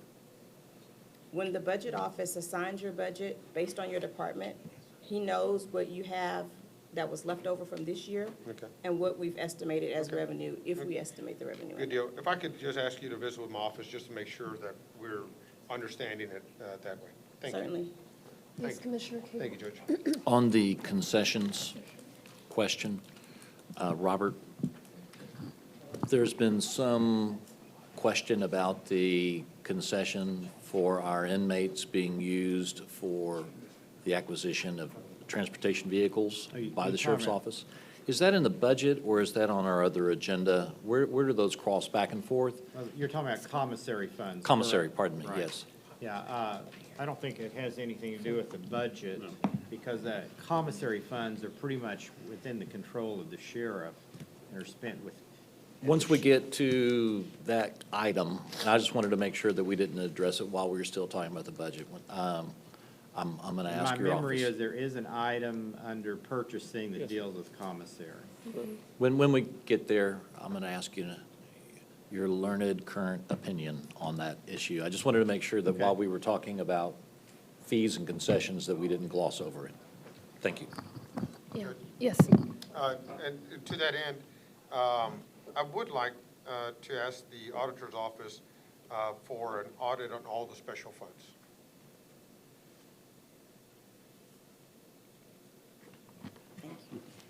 We'll get with you on the detail of what you need, but we've stipulated all of them here, and what we provided, all of the revenue estimates for all the special revenue funds are. Yeah, but I specifically want to audit the purchases made out of the special funds. Thank you. So that would include seizures, drug seizures, things like that? Those would be special funds, right? They are considered special revenue funds, yes. So that would bring in a whole bunch of them. Well, those are discretionary to the extent that Commissioners Court doesn't approve the budgets for those type funds, so I guess we just need to get clarification on what you're asking for. Okay, we'll get with you. Thank you. It would include all of them, right? Including any asset forfeiture funds? We'll Well- figure that out. Yes. All right, thank you so much. Okay, folks, anything else on the budget? One other item, Judge. Yeah. On, since this is going to be a unique budget year, I want to determine whether the rollover funds can be encouraged. For example, in Universal Services, there's about 2.4 million that's being requested, that is not an ongoing budget item, but is essentially items that can be taken out of the rollover. And so, or it could be capitalized in some regard. But there's millions of dollars in the rollover accounts that I want to determine whether or not that stays where it's at, or whether we can create strategic use of those in this budget. So on the universal services in particular, is that a? Yeah, I guess using that as a test case, there's a 2.4 million there that I think would be a good candidate for rollover. They have 8 million in their rollover, so I'm just trying to figure out why we would appropriate new dollars while there's still millions of dollars sitting there. So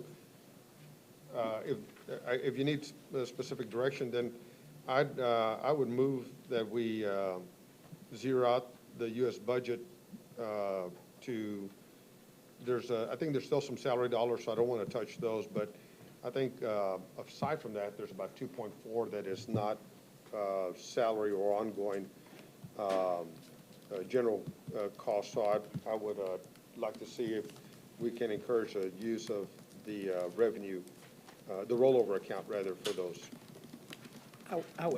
I would second that and say that if there's a problem during the cycle, we can come back and make an adjustment. There you go. I'm open to that. All right, so there's a motion and a second. Can you repeat the motion, Commissioner? Yes, that we, give me the. So it's essentially it's changing the, changing the budget from 2.4 to 0, yes, Bill? Because the 2% increase is separate from that, correct? The 2% increase is not part of that 2.4, correct? That's correct. Okay, so if we change it from 2.4 to 0 for universal services. We have 2.436244, which is the additional recommended adjustment. They originally had requested a number much higher than that, about 8 million, and we brought it down. These were basically 4 items, which were the fees for some of the new systems that were in there. Bruce is here, he can explain it further. Bruce High, Universal Services. So really what we made a point was that the 2.4 is the minimum we can get by with this year's increase, and it's all around maintenance, which I described last meeting, what maintenance meant. So these projects have all been planned, and they are now in production, and these were part of the 5-year plan or a 7-year plan on some of these projects, are now in fruition, and now they're being used to keep the latest patches for securities, to keep the maintenance anytime we need it, the 24-hour maintenance on those types of systems. We need that 2.4. Yes, the rest of the money that we really needed right at 6.5 to make it through next year, and we were anticipating using our rollover for that $4 million difference. But we really need the 2.5 to cover truly what's been set expectations for over the last 8 years that are now coming to, going from capital to operational budget. Okay. And there's any reason why you can't still use your rollover? We can use rollover, we're just not going to have any left. And there's a lot of things that come up that you ask us to do throughout the year that we need to use that money to get the consultants in. Perfect example is 311, putting a plan together around that. Some of the money came out for that initiative. The site release program, to get things up and going, we had to take advantage of those kind of funds to get the consultants in here or get some developers in here to get something produced to support you in the time that you wanted them done. Got it.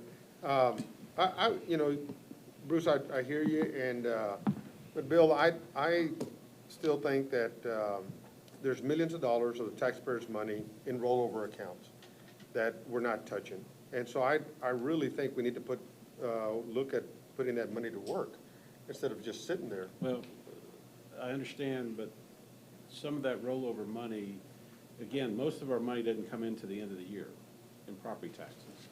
And so before, when we didn't have the rollover, we had to borrow money on TANs. No, I know you work to use it as a cash flow fund, but I think that's why your office is around, is to help the departments deal with cash flow issues as they occur.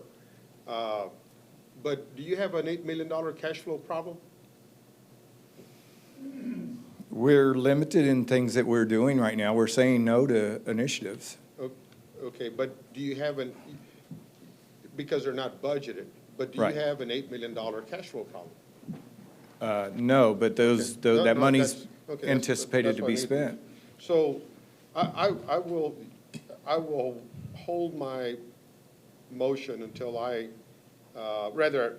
like to see this motion go through, and then we'll work out to see how much of a problem it becomes. If it becomes an issue, I'll put it back on the agenda next week, Judge, or the next meeting. Yes, Commissioner Cable. I'm not quite, are you holding? No. My motion's still on the table. All right. Your Honor, I think this is a dangerous precedent.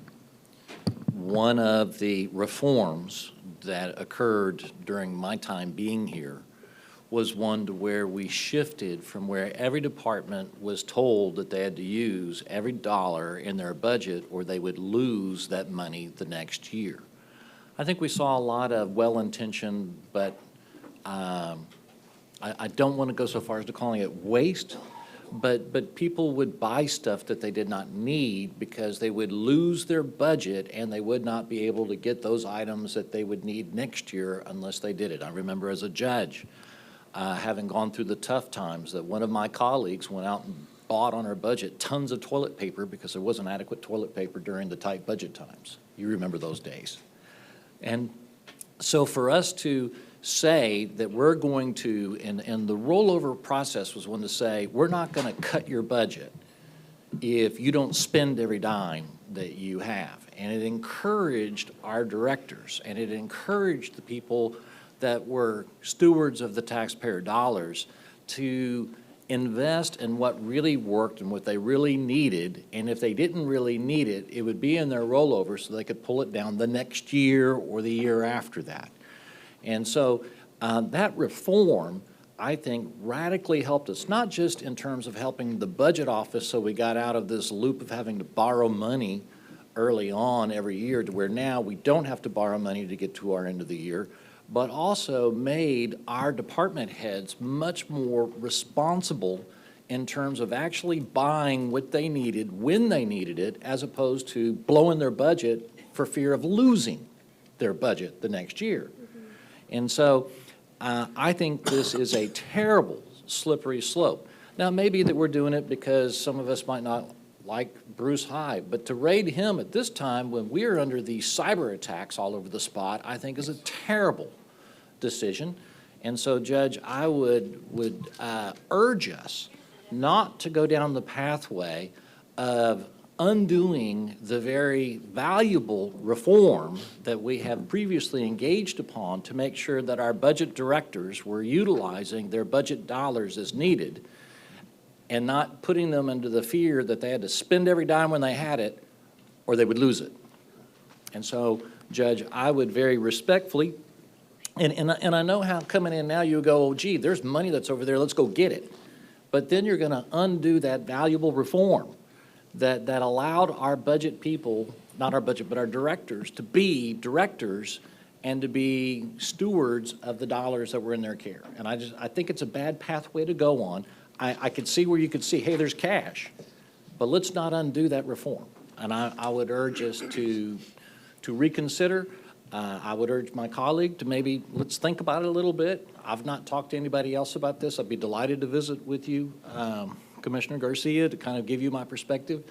But this was something that we did not have when I first came in, and this was something I lived under as a judge on the old way, which I don't want to say was broken, but was not as efficient and not as positive of this budgeting approach to where we allow directors to be directors and to spend just what they need.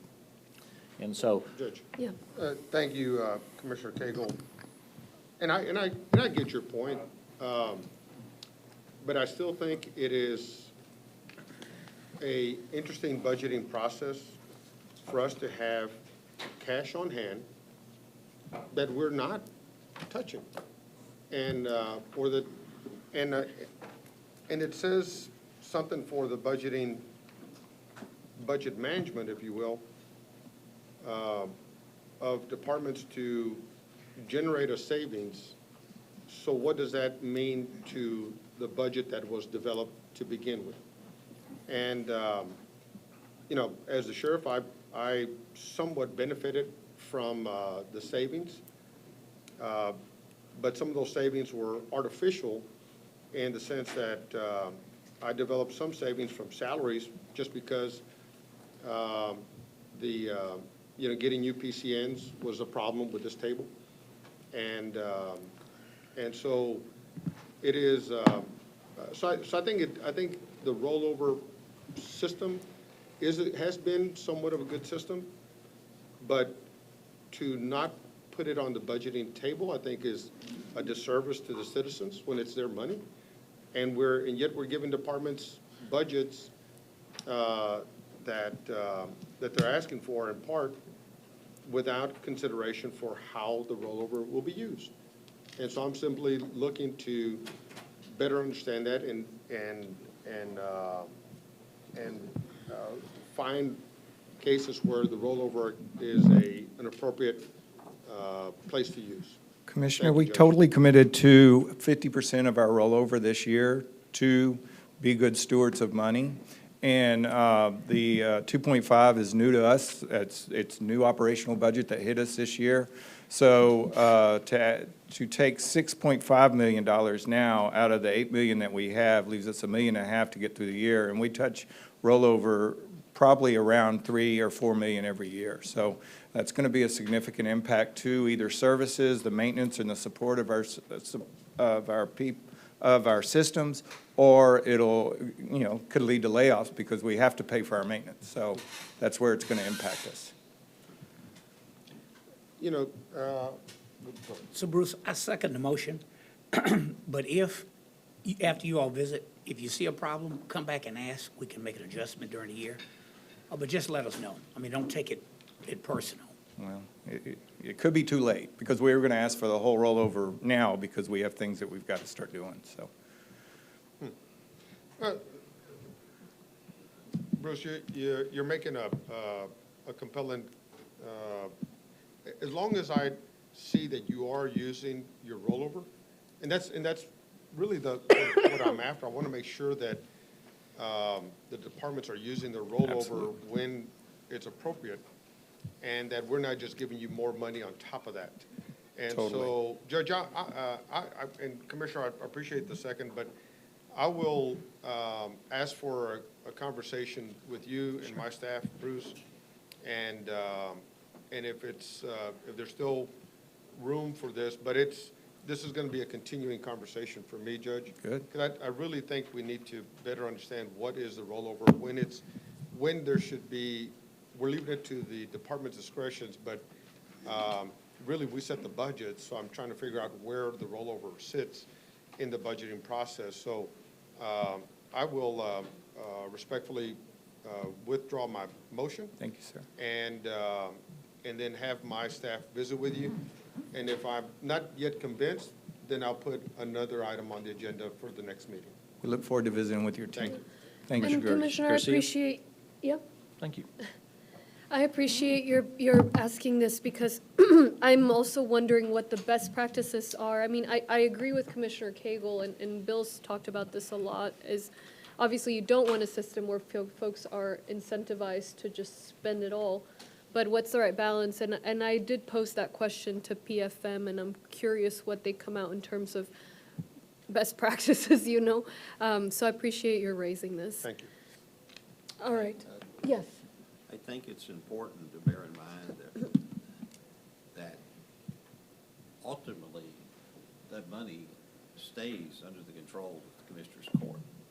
Since it's under the control of the Commissioner's Court, that means if for some reason somebody thought some of the money needs to be reappropriated or whatever, it would still come back to Commissioner's Court.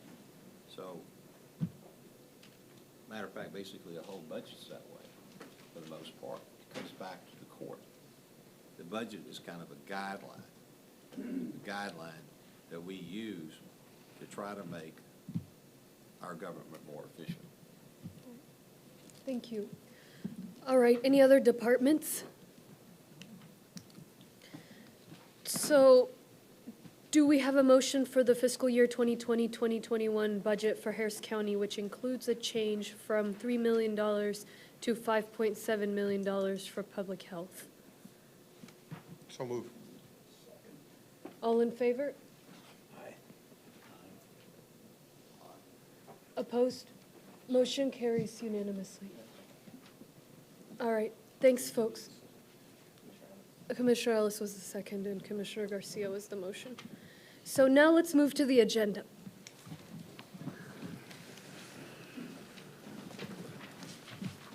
Oh, never mind. There's more public hearings. Apologies. So, so the third public hearing, still on page 25, sorry about that. That one is the one the county clerk requested that we do, the sooner the better. I will now open the public hearing to discuss item 2A on page 25, the request by the county clerk for approval of the Records Archive Plan for fiscal year 2020-2021, and that the Records Archive fee be set to $6 effective March 1, 2020. Is there anyone here speaking for or against this item? Do we have a motion? So move. All in favor? Opposed? Motion carries. I now close this public hearing. I vote for it as well, James. I now close the public hearing. Yes. Yes, so let's move on to item 2B, 1, 2, 3, and 4 on page 25. I will now open the public hearing to discuss the request by the county engineer for approval of the following street name changes and corrections in precinct 4. West Greens Road to be changed to Greens Bayou Basin Road. Burnham Wood Drive to be changed to Burnham Wood Boulevard. Mossy Oaks Road West to be changed to West Mossy Oaks Road. Mossy Oaks Road East to be changed to East Mossy Oaks Road. Anyone here to speak for or against any of these items? Is there a motion? Motion. A motion by Commissioner Cagle, second by Commissioner Ellis. All in favor? Aye. Opposed? Motion carries unanimously. Now, we are now closing this public hearing. So that's it for the public hearings. We can move on to the agenda, or we can take the lunch break right now. Lunch sounds kind of good. Yeah? All right, so let's take lunch then, until 2:35. I worked out this morning, Judge. Yeah. My fuel is, my rollover is being. What time is it? Is it 12 hours difference, or?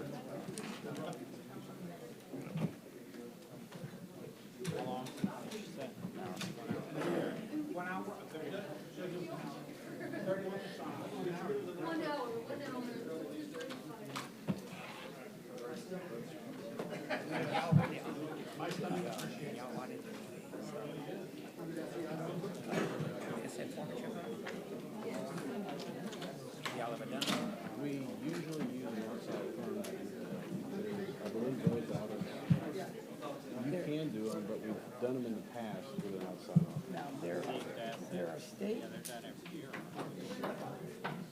And there are, Kevin, and we have a contract with the outside CPA from the state, but ours are continuing to look for that. So, we able to, we have costs. I left public hearing. Mine went like that. They went into an executive session, they are fighting. And they had probably, half an hour of that report. And then Schaefer said, we're gonna go in executive session. Everybody, because there are a ton of court reporters in the audience. So they had to all leave, and I came back over here.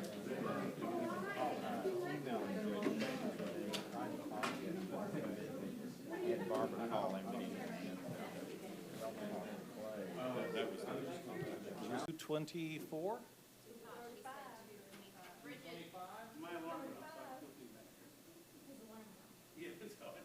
Precinct 4 is on deck and ready to roll.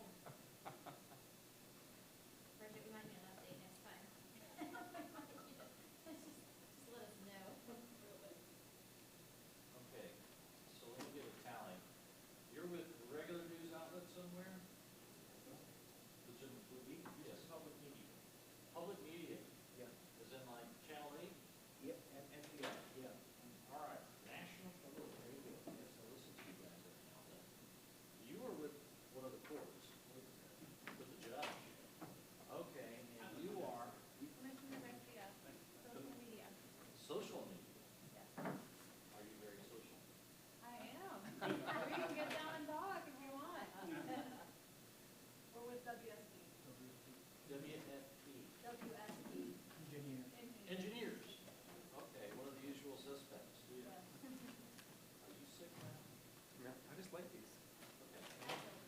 That's right, you've said that before. Yeah. Yeah, you said that before. You like these, like Ricola things? They're not like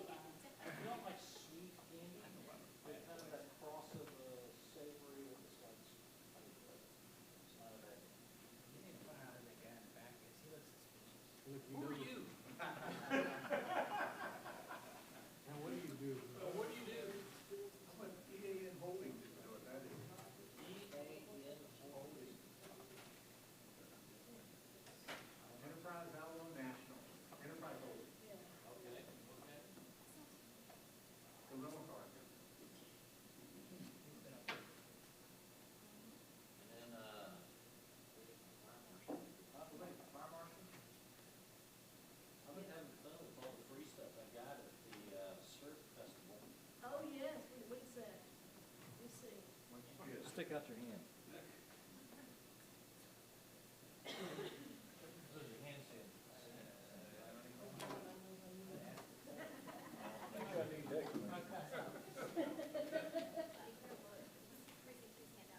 Oh, no.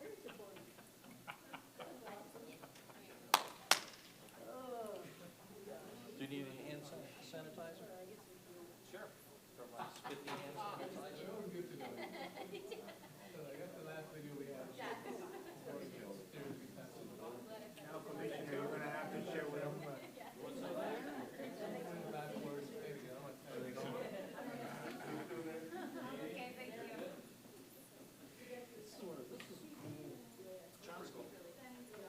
It's a refillable? Is it reprintable, did you say? Refillable. Oh, I don't know. I doubt it. It fits in the pocket really nice.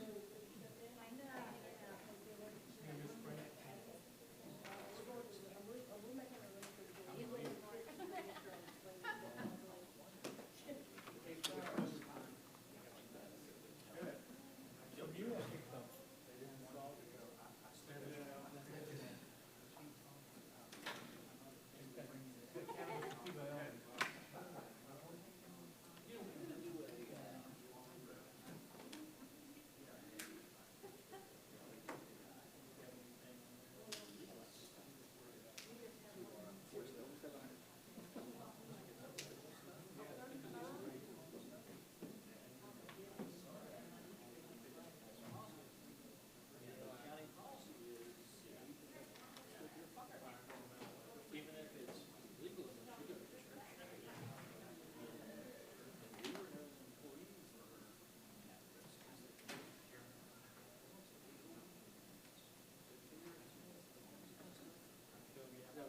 connecting the dog. Just because all of them were running.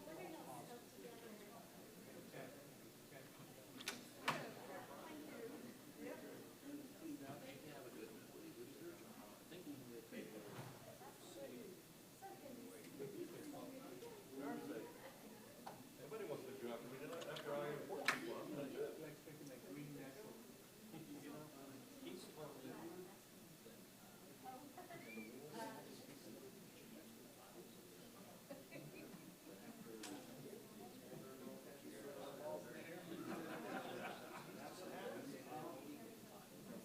I don't want my thought changed and altered. Be honest.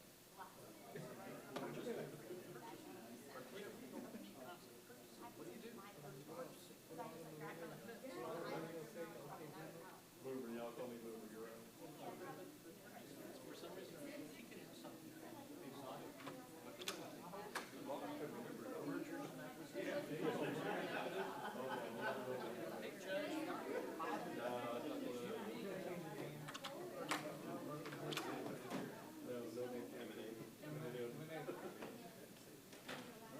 Doing all right, sir? No.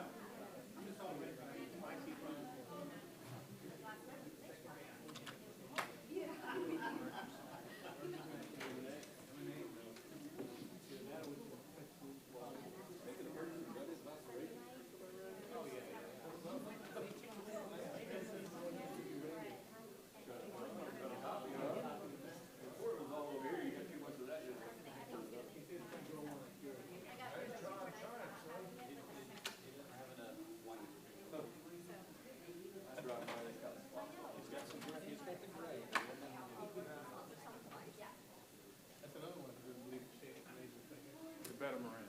Better. Hey, we're the ones that can't grow it, so that's what it is. I don't know. Yeah, but who's looking at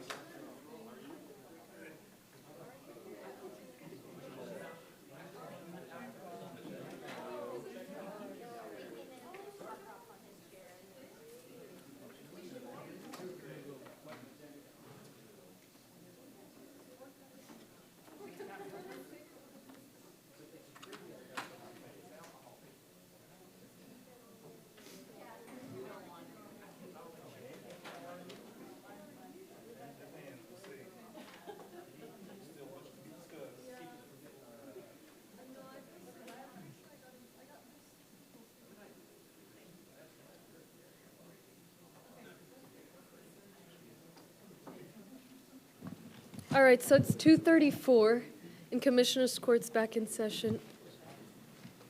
We'll start with the agenda. Starting with County Engineer.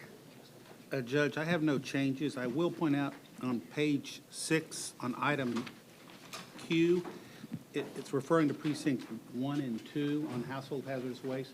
We're working with precinct 3 and 4 at a location in both precincts, and that'll be back at a future agenda to hold our household hazardous waste. Great. And that's for folks to be able to go drop off their waste. Right. We have these one-time events, but we always have our facility that's open on Wednesdays as well. All right. This is statute, you got that in there? Yeah. Franco's statute. While we're on that subject matter, I do need to compliment John and his office. Not only do we serve Harris County, but if we have unhealthy neighbors, sometimes that's also hazardous for us because when water comes in the watershed, it flows to us. And in Montgomery County, they had an episode or two to where their equipment went down, and John, on less than 12 hours' notice, was able to get our hazardous material pickup team out there and to serve Montgomery County. And I'm still impressed with how on such short notice, because they had a pickup day, but their team wasn't able to make it.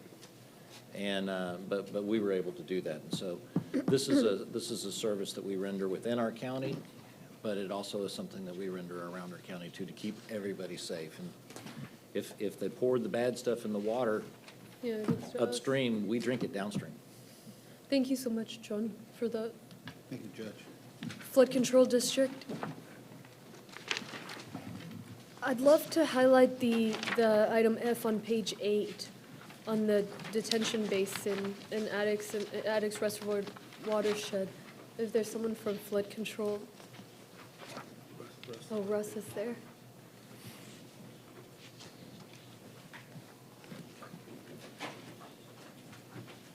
Judge, Commissioners, Russ Pop, Executive Director of the Harris County Flood Control District. Can you just walk us through what this project is? Sure. So this was a pilot project that actually is going to combine both detention and retention into one of our regional stormwater detention basins.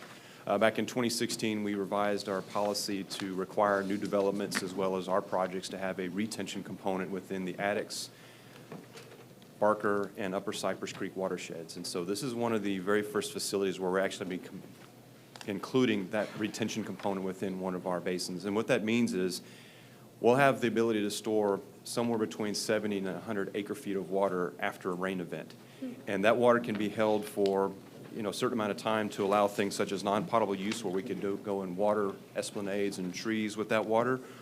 And the other benefit is, in the advance of a storm, we can actually release that water and create additional storage there so that that detention basin now has more capacity. So dual purpose, potential non-potable water reuse as well as additional detention when we need it. Great, that's fantastic. And will it control the water levels at the reservoir?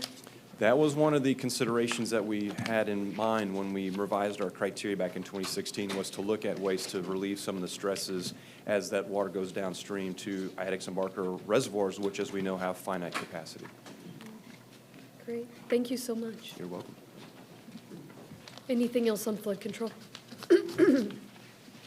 Toll Road. Budget management.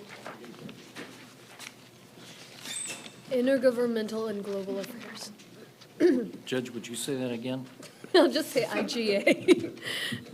Oh, I just loved it when you said the whole thing. The whole thing. Yeah, no, it sounds good. It does sound good. I think we ought to add intergalactic. Universal services. Public health services. Pollution control. Judge, Yeah. on pollution control, Dr. Babin, are you available?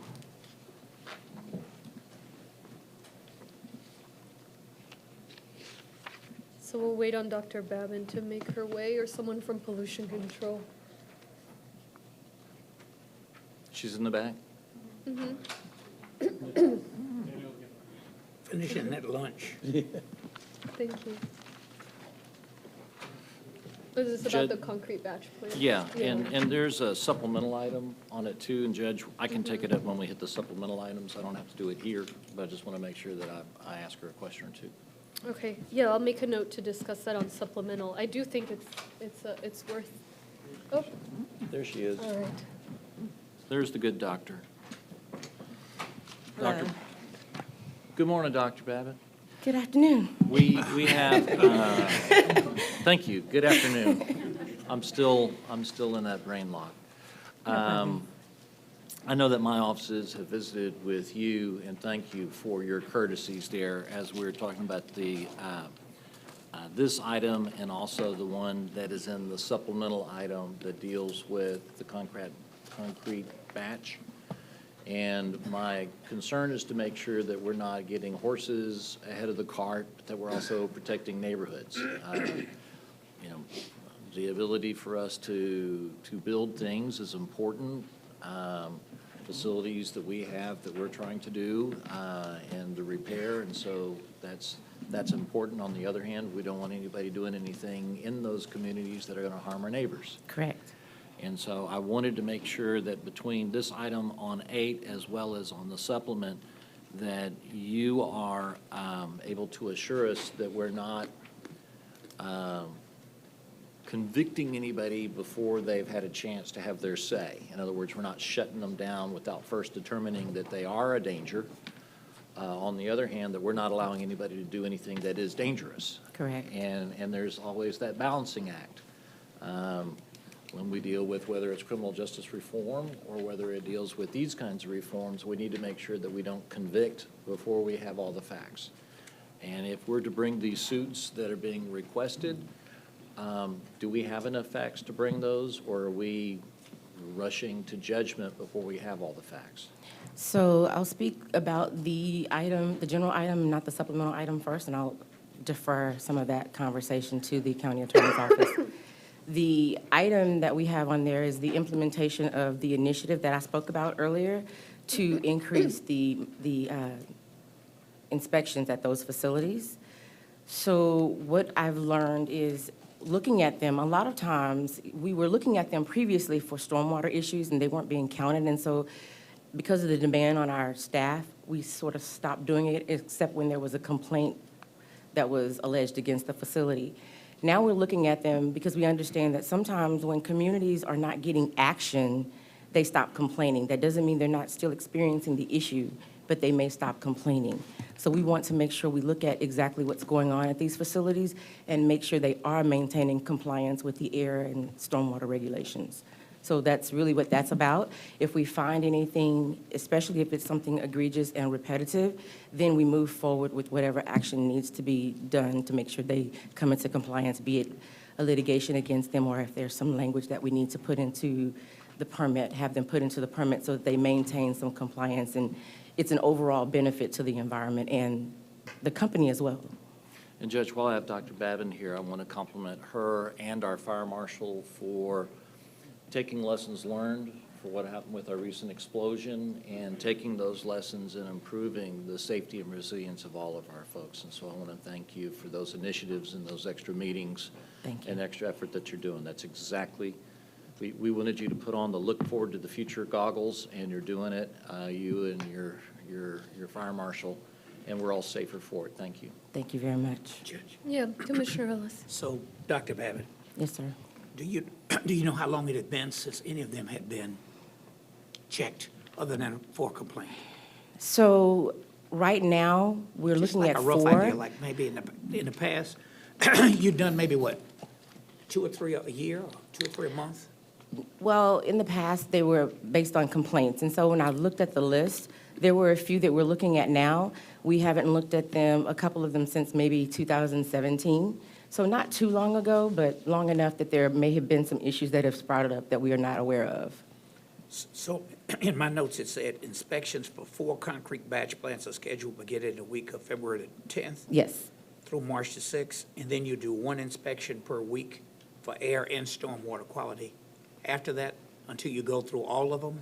we're starting off slow because we're using existing staff. We didn't increase our staff for that. So so that they can still do the other inspections that they're mandated to do. it takes all day pretty much to do one of those inspections, and they look at water as well as air issues.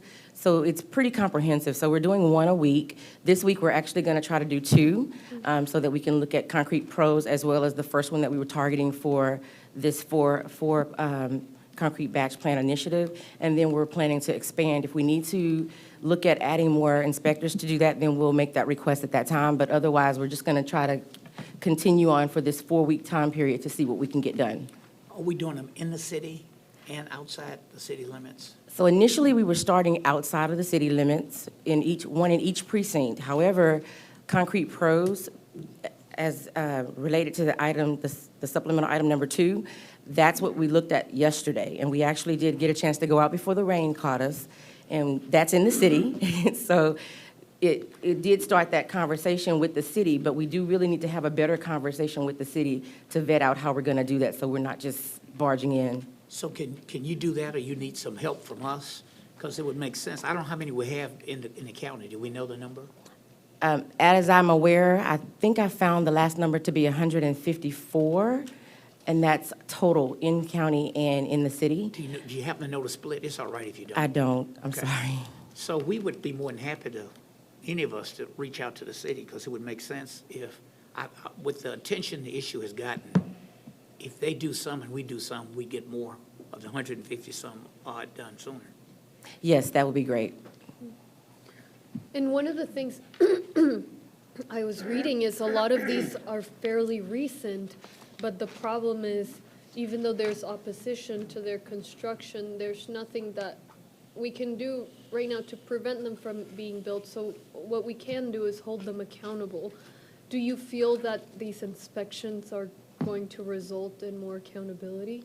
I feel like it will, and if we find some issues that are pervasive and frequent, then we can work with the county attorney's office and see if there's something that we can do to put some language in to hold them more accountable, and maybe get something in their permit that makes them do some of those better housekeeping things. Yeah. Well, thank you for taking the initiative with this. If there is some sort of, routine or frequency of inspections you need to get to so that we're following best practices and you'd need additional funding for that, let us know. I certainly don't want it to be where it's so few and far between that it doesn't have an impact. Ideally, what you guys are doing has a meaningful impact in at least making sure that these companies comply with the regulations now that they're where they are. Yes, I appreciate that, thank you. And Judge, I'm thinking maybe global affairs, intergovernmental and global affairs, and come up with some recommendation on, maybe from the legal department, on if we ought to ask for any more authority, whether we get it or not, at least we ought to ask. I assume, Mr. Blunt, we have no ability in whether there's new planning procedures are you putting together, any requirements, anything we could put on this under current law? No, because that would be classified as zoning, so we really don't have the authority. So we, at best, maybe Mr. Sawyer will come up with some, ask for some limited ordinance-making power in this space for urban counties. We can certainly try to, yes, and we'll certainly work with the IGA folks and ask them. Thank you. Thank you. There was one other That's item good. on the Say supplemental IGA. agenda It's easier. on this topic, Commissioner Cable, you mentioned it on the county attorney item. We ought to take that one up, for Commissioner Cable's recommendation, just since we're on the topic. The question was just making sure that we The were, supplemental, yes, supplemental number 2, page 25. this is to oppose the issuance of concrete, but I understand that this is, that there's an extra layer to it, that this is a request to research it as opposed to necessarily to file. No, I think, well, Sarah Utley is here and she can go into the details, but I understand that it's an existing operating plant, but they want to add a second unit. And we want to file opposition to the second unit based on complaints from the neighbors. But go ahead, Sarah, tell us more about it. Good afternoon, Sarah Utley from the County Attorney's Office. And this is one that's in precinct, It's in close to- Precinct 1. how close is it to, isn't it close to, Just this outside north side? Sunnyside, right? It's south of Sunnyside. It's close enough for me to get a lot of complaints, so I want you to get down there and file it quick. Yeah. All right, well, close- it's close Commissioner to the Ellis, house I grew up in. because it's in your precinct, I'll let you run point. Yeah, get after it. Okay. What can you I'll give move us- it. So this particular facility, they were previously permitted by the TCQ to operate a concrete batch plant. I believe the permit was issued in about 2015. The Concrete Pros has petitioned the TCQ to put another batch plant at the same location. There was a lot of community concern when the original permit was issued with dust and noise. The City of Houston, we have their records, and they've been working with us to get information. They have issued quite a few violation notices to the defendant for creating nuisance conditions off-site. And so this is just an attempt to start the conversation that we're concerned about them expanding operations. As you know, we can't get party status. And so in addition to filing this request with the TCQ to let them know of our concern, Pollution Control went out with the City of Houston yesterday to look at site operations that are currently at the site. She did find a significant number of violations, including that they're operating without a stormwater permit. And so the hope is that we can do a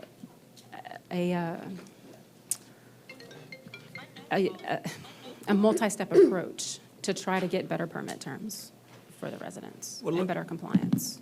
I applaud you for doing it. I mean, you know, you got to pass by that site to get to NRG.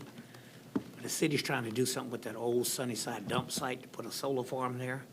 You got a lot of housing going up in that area, and people have complained forever, so I appreciate you all. I appreciate the leadership on it. And I'll move it. Second. All in favor? Aye. Opposed? Motion carries unanimously. Thank you. Okay, so let's go, we were on pollution control. So let's go back up there. Community services. Veteran services. Page 11. County library. On constables, there's a correction, item 12A. The item should include precinct 7, so it should read 5, 6, and 7. Sheriff. Real quick, back Yeah. on constables. Mm-hmm. On item E1, Bill, we're authorizing the retaining of a deputy that is likely being, that was under the contract for that homeowners association. How is that deputy's position factored into the budget? Because it wasn't, you wouldn't have known that this contract was going to be canceled before we formulated the budget. The sheriff or the constable in the contract is eliminated. They have to pick it up in the general fund budget. They have to? Or let the person go. Okay. All right, all right. So that was constables, sheriff. Fire marshal. County clerk. County attorney. Yes, ma'am, and Sarah is here if you have any particular questions on 16A dealing with the Union Pacific Railroad facility. We sent you folks an update, I think yesterday. You doing it? Judge? Yes, Commissioner Garcia. Thank you. Robert, on that particular item, because this area is very close to precinct 2, and I know that we have a lot of issues, can I just make sure that she has a chance to look at what is the radius of the impact of this and make sure Absolutely. precinct 2 is being considered? And I'll ask Sarah to make sure that we work with Commissioner staff and show them some of those plumes and those maps of this site. Oh, for On sure. the creosote Thank facility. you. And Sarah, we are in sync, Judge, if you might. We're in sync with the city, so they're very much aware of what we're doing. We are very much aware, and I spoke with the city actually yesterday. We're working on setting up an internal meeting with the county representatives and the city representatives so that we can make sure we're all working together. I know that the city health director called me a couple of days ago. They tried to come up with some program where they would give people a modest incentive to come forward and talk. Some of them are beaten down so much that they're not talking. I'd appreciate if you all look at if it's a legal way to, it wasn't a lot of money, but I'd appreciate if you look at if it's a legal way to do that with county funds so I don't have to go raise them. think on the city side, they were using that money. Stephen Williams called me about it. Okay. Okay, We'll I'll look reach into out to that. their legal Okay. department and find out what's going on. Commissioner Cable.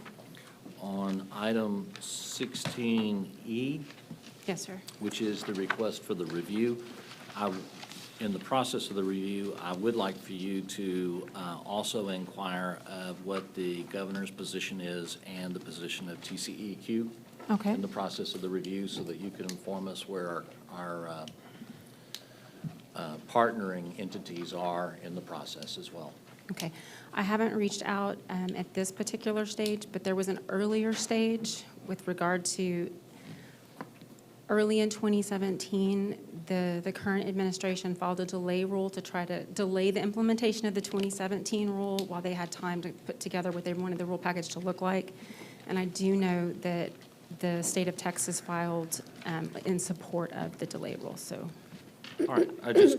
when I'm you happy do- to when you reach do out. I that just review, wanted make that. sure that we've got something in there to where you've reached out, and we know Certainly. where our partners that we work with in these things, where they stand. Certainly. All right. So Sarah, those would have, they never did come into effect, but they would have made it easier for us and the public to know what's in these facilities, is that the case? So the rule was actually finalized and technically came into effect January of 2017. And it was in effect for just a very small piece of time, maybe a couple weeks. And then there was another rule that the Trump administration put into place, what we call the delay rule. And the purpose was to delay the implementation of the rule, basically say, we're going to have this rule on the books, but we're not going to enforce it. We're not going to ask anybody to implement it while we kind of work out what we want the rule to look like. That rule was challenged in the courts and held to be invalid. And about the time that happened, we have this new rule come out. So the old rule never really took off, right? It was only on the books for a couple weeks, and even that rule had some implementation times. It gave people a little bit of time to come into compliance with. So it never really was implemented. Yeah, well, I appreciate your taking the lead on this, and, you know, we've seen we can do a lot to respond, but the sort of preventative part, so much of it is on the regulatory framework. So I think this is very important. Judge? Yeah. What's your timetable for filing a review? How long do you have to get it in? We need to file by next Tuesday, a week So you from make sure tomorrow. that you let our partners know, but you want to get it in? Yes, before sir. the deadline. We need to meet there's a 60-day deadline from the publication of the rule in the Federal Register. Thank you. And on the cancer cluster study and that issue, item A, this is the next step. So before, a few weeks ago, you'd asked for some experts and some information. Can you just go over how this builds on, what's the next step right now? So we submitted it's two parts, right? It's the cancer cluster that everybody's really concerned about, and then looking at the UP site and looking at, what is the status of that remediation, and are we concerned that that's where it needs to be? On the cancer cluster side, we submitted a letter to Department of State Health and Human Services asking for them to do an epidemiological study. They updated their cancer study last month, and we have asked for all the supporting documentation from both the August study and the January study. So once we get that information, we'll get it to the Health Department and Pollution Control so they can start looking at that information and seeing if there's anything that we can do to either move forward that ask, or if there's something in the data that helps us maybe determine a next step. On the UP site, we hired experts to help us look at what's been done at that site in terms of what the remediation documents currently, what they currently have in them. We're currently looking very closely not only at plume migration, but also source identification to make sure that they've removed all the contamination on site. So we're getting closer to having some technical comments that are final to submit to the TCEQ. Great, thank you. All right, let's move on to Justice Administration. This item is being, item 17, is it held? What's the technical term again, Robert? No further, no action. on it. There we go. Yeah. No action on that one. Travel and training. Grants, Judge, yeah. a question. Bill, on the grants that various departments are requesting or filing for, and where they have cash match, where does the match come from? Does it come from their budget or? Their budget. Okay. In every case? I can't think of a case that hasn't come from it, but I'll check with our Okay. grants department. Thank you. Back with you. All right, we have a speaker on grants. Monique Joseph. I don't think she's here anymore. I think she spoke earlier. I think on she the spoke budget. earlier, yes. Fiscal services and purchasing. Under purchasing, item 2B on page 20, the purchasing department is requesting that no action be taken on that item. 2B? 2B, it's the one about a 48-passenger bus for the sheriff's office. Your Honor, that was one that I had a question about, but if no action's being taken at this time, I'll hold those questions till later. Okay. Also, Judge, while we're on page 20, we Yeah. do have a couple of speakers I think you may be aware of. Yes. Okay, page 20, we have Kirk Waldron and David Ogeman, apologies. All right. Which one? So we waited patiently. We have a Item lot of D4, business here. Commissioner. Yes. We have come to talk about the proposed building at the Pinemont Parking Lot. And so now we discover that Can you please that's state been- your name and affiliation for the My record? name is Kirk Waldron, and I'm the Vice President of Forest West Community Improvement Association, which briefly is the HOA for Forest West subdivision. So we've come to talk about the Pinemont Park and Ride. Mr. And Waldron, the would you fact get a that- little closer to that microphone? You're tall and you have the same problem I have. Okay, how about that? That's better. All right, so anyway, we're disturbed by the fact that this building seems to have gone away. And in the process of the last few months, seems to have been derailed. And so we went back and looked at the videos of the October and November meetings where this was all discussed. And we're very dismayed about that. As a matter of fact, we're really angry about it. And so then there was some discussion made back then about the fact that the way that originally happened was because of some underhanded dickering and foolishness between Metro and the county. And so you made that assertion, Judge, and you made the assertion, Commissioner Rodney Ellis, that there was something wrong with that. And there was nothing wrong with that. You heard about that because somebody came to your office and whined about the fact that the housing development didn't go through. Well, I can tell you, we lived it. We know exactly what happened. We were there. We were a part of it. I came to this very meeting and discussed what we thought about it. And the facts are that Metro put it out for sale. And we found out about it.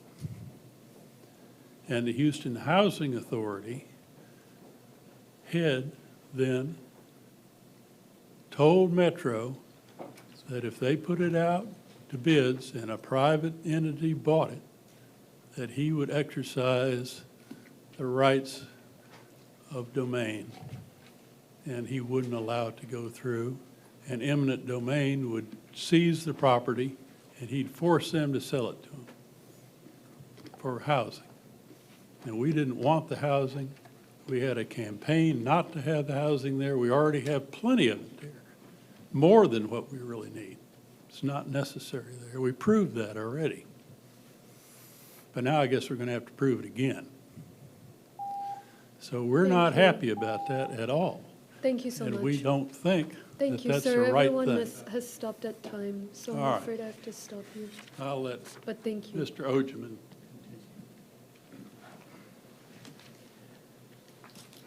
Yes, my name's David Ogeman. I'm president of the Forest West CIA.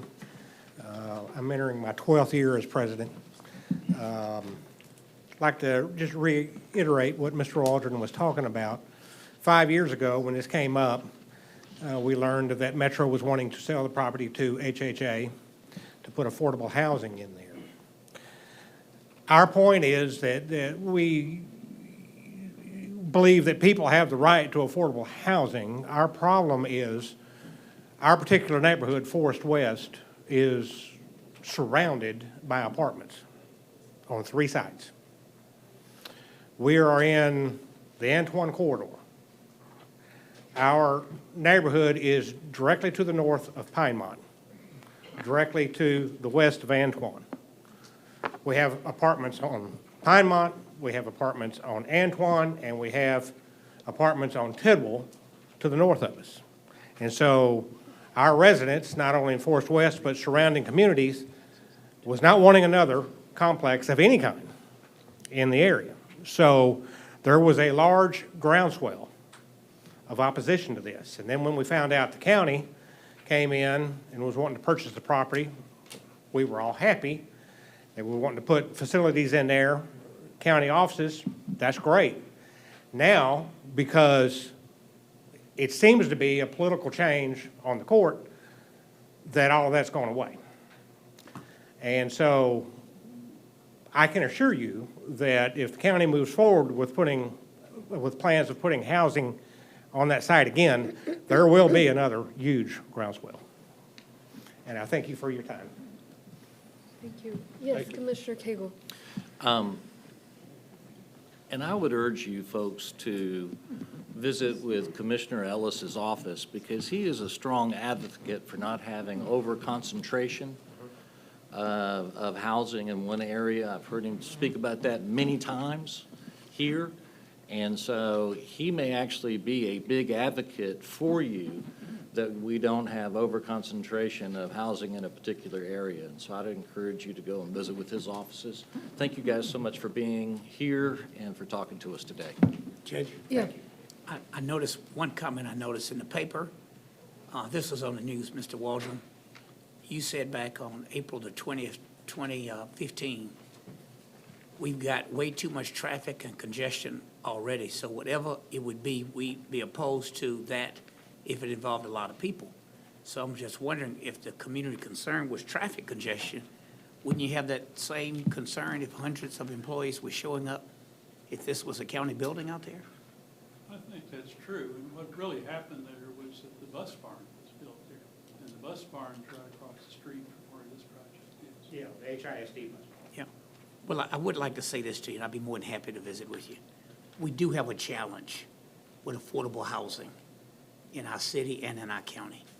And what we have now is the vast majority of the affordable housing tax credits that are given out for housing in Harris County are in precinct 1, whether it's in the city limits, or the 30% I have that's outside the city limits. And I'm more than willing to take them because I know those people have a need, and they need to live somewhere. Closer in, access to transportation makes sense. I also know that one option we got to start to look at is on metro facilities that are out there, because we have limited funding, period, for anything. We can get metro money, and they can help put some of the infrastructure in place for affordable housing with metro money. They can get federal dollars to do that. So I'm going to be one that's going to advocate we look at a number of these park and ride sites that are no longer used as park and ride sites, because we got to do something about affordable housing. And it can be mixed use. It can be seniors housing, it can be veterans housing, but somehow, with all due respect, we got to get away from that not in my backyard mentality. And to the extent the city has been sued for over-concentration of affordable housing in certain neighborhoods, that's considered housing discrimination, we're going to be locked out completely, if we don't find some way that we all live together and work together and have some equity in what we do in terms of where that affordable housing goes. But it is a big challenge, and for our region to grow, we gotta have more affordable housing. But I'd be more than happy to visit with you sometime down the road. So Judge, can I have another minute? Would you? Sure. Sure. Thank you. Well, we thought that there was not enough discussion to defend the building that's supposed to go there right now. That's what we're thinking. I watched all the videos of October and November. And I saw the discussions, and I didn't hear very much defense in defense of the building that John Blunt's office has worked so hard on that we wanted to have there. I heard a lot of discussion about where we could go with all these other places that people wanted to go to. But I don't think there's anything wrong with what we want to do there now. I think it's fine. I think a lot of effort was put into it, and that was kind of dismissed that, well, that happened really fast. And I wanted to explain to you why it did, because Metro didn't particularly like to be threatened with eminent domain. They didn't like that. And so we came here to this court and convinced this court to buy the property because we thought that was the way that we could prevent the eminent domain. And you can do that So, by so not the doing thought that. was, you came and convinced Commissioners Court to buy it to keep them from putting affordable housing there. That's right. Well, to keep the Housing Commission from exercising the eminent domain that they threatened to do. Yeah. They said that if you sold it, if they sold it to a private individual or corporation, that he would exercise the eminent domain and seize it. And that was back in 2015? Yeah. Okay. Exactly. So we didn't take real kindly to that. Metro didn't take kindly to it. This court didn't take kindly to it. So we did that because, particularly with Commissioner Raddick, they thought it was a good deal. They thought it was a nice piece of property that they could acquire for a decent price. And so we arranged that deal, and it was a little bit quicker probably than people thought because we It was had pretty quick, a as I time recall. limit. We had a Yeah. time limit because we were threatened with the eminent domain. And Metro needed to sell it, and they wanted to sell it. So How much was it, you remember? about $5 million. Okay, thank you. And so there's nothing wrong with what's being proposed to be done with it right now.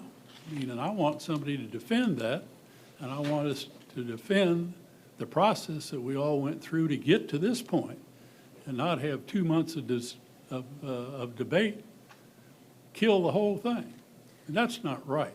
We trusted all you people to build that building. We didn't look to see what you were doing. I called in the other day to John Blunt's office because I wanted to see where we were with that project.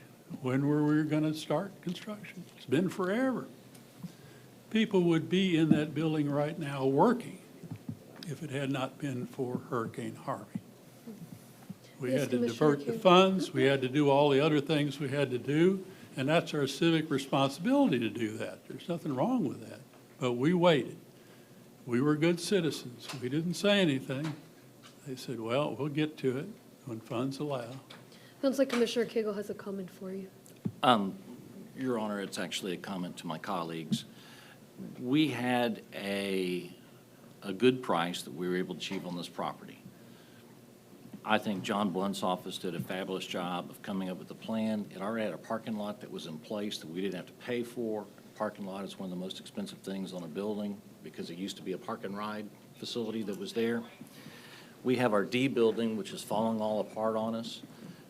We're putting our employees in a building that leaks and is being strapped together and is not a fair place for us to put our employees. Judge, I know that this was held back for a while because everybody wants to have something in their own precinct. I get that desire. But this is a good location because it is somewhat central for all of our employees to be able to get to because you can get on 290 and then you can get on the get on the 610 quite quickly and get around. We're already in the process. We've already spent. John, how much money have we spent in this design?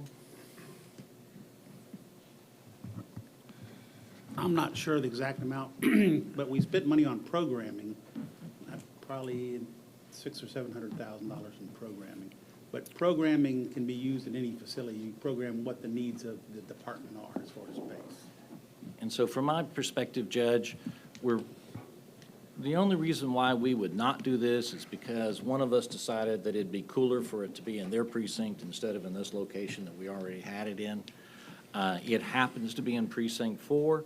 I was not the one that originally found the property. I have to give the credit to Commissioner Raddick because he was the one that became aware of the good price on it and was able to be involved in that. And in those days, we weren't as territorial as we might be these days. It happened to be in my precinct, even though he was the one that found the property. It's in a good location. Our employees will benefit. And this motion today is one that we would reject the proposals for construction manager. We have to make a decision soon or we lose this project.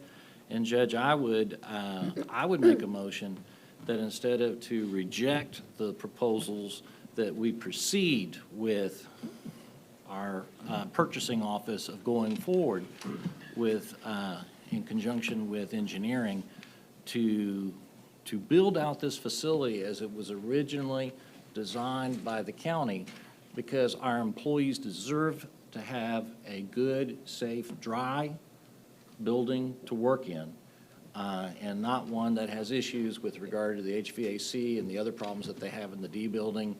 And so I would urge that instead of rejecting the proposals, that we move forward as we normally would in the approach that purchasing and the budget office would do.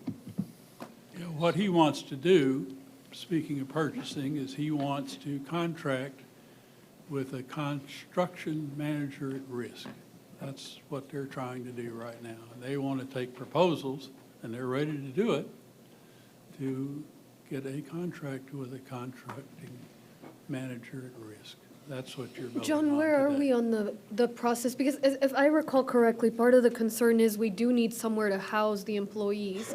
But then there was some concerns, and I can't really remember what they were, but there was some concerns that, well, we could house them else, we could do something else with this building, put them somewhere else. And so you were gonna look into, run those down, right? Right, Judge. We hired Page Architects to look at that, and they've been retained and they're under contract and they're currently working. And they're looking at locations for engineering, flood control, public health, and CSD.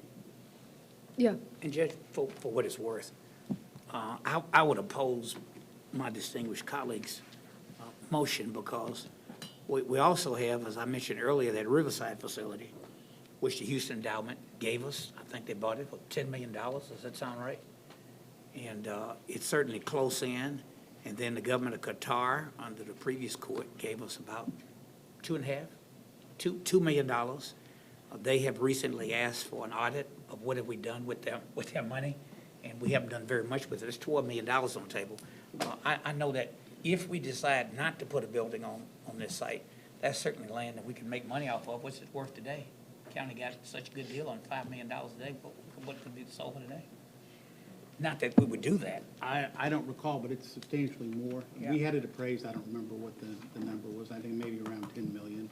I know it's gone up in value quite a bit. And as I recall, when the issue came up, Commissioner Garcia, you helped me if my memory's not serving me correctly, but I think you raised the issue to slow it down and look at it. And then I recalled some controversy over the property, but didn't have it right. Maybe the next 2 weeks when it came up, I did the research, and that's when I knew the issue was over affordable housing. And obviously, we got a crisis with affordable housing. We cannot do it in the city limits unless it was somehow tied to disaster recovery money that we could justify teaming up with the city on it. We've done some of that, like that old Finger site in my precinct. I don't know if the city's interested in it or not, but my sense was, when it came about, the issue was, it was a way to avoid a political problem. So the county went in there and bought the land for $5 million. May have been a good deal, but we certainly have other places we ought to put this property So out. do That you was a guys, political calculation. do you need to do this while John finishes his assessment to figure out Well, who we're at a goes point where? where What's the we're deal? in the middle of negotiations, the proposals have come in. So if it's gonna take them 6 months to a year, I can't have vendors just waiting in the limbo at this point. We have to make a decision. We're gonna keep the contractors.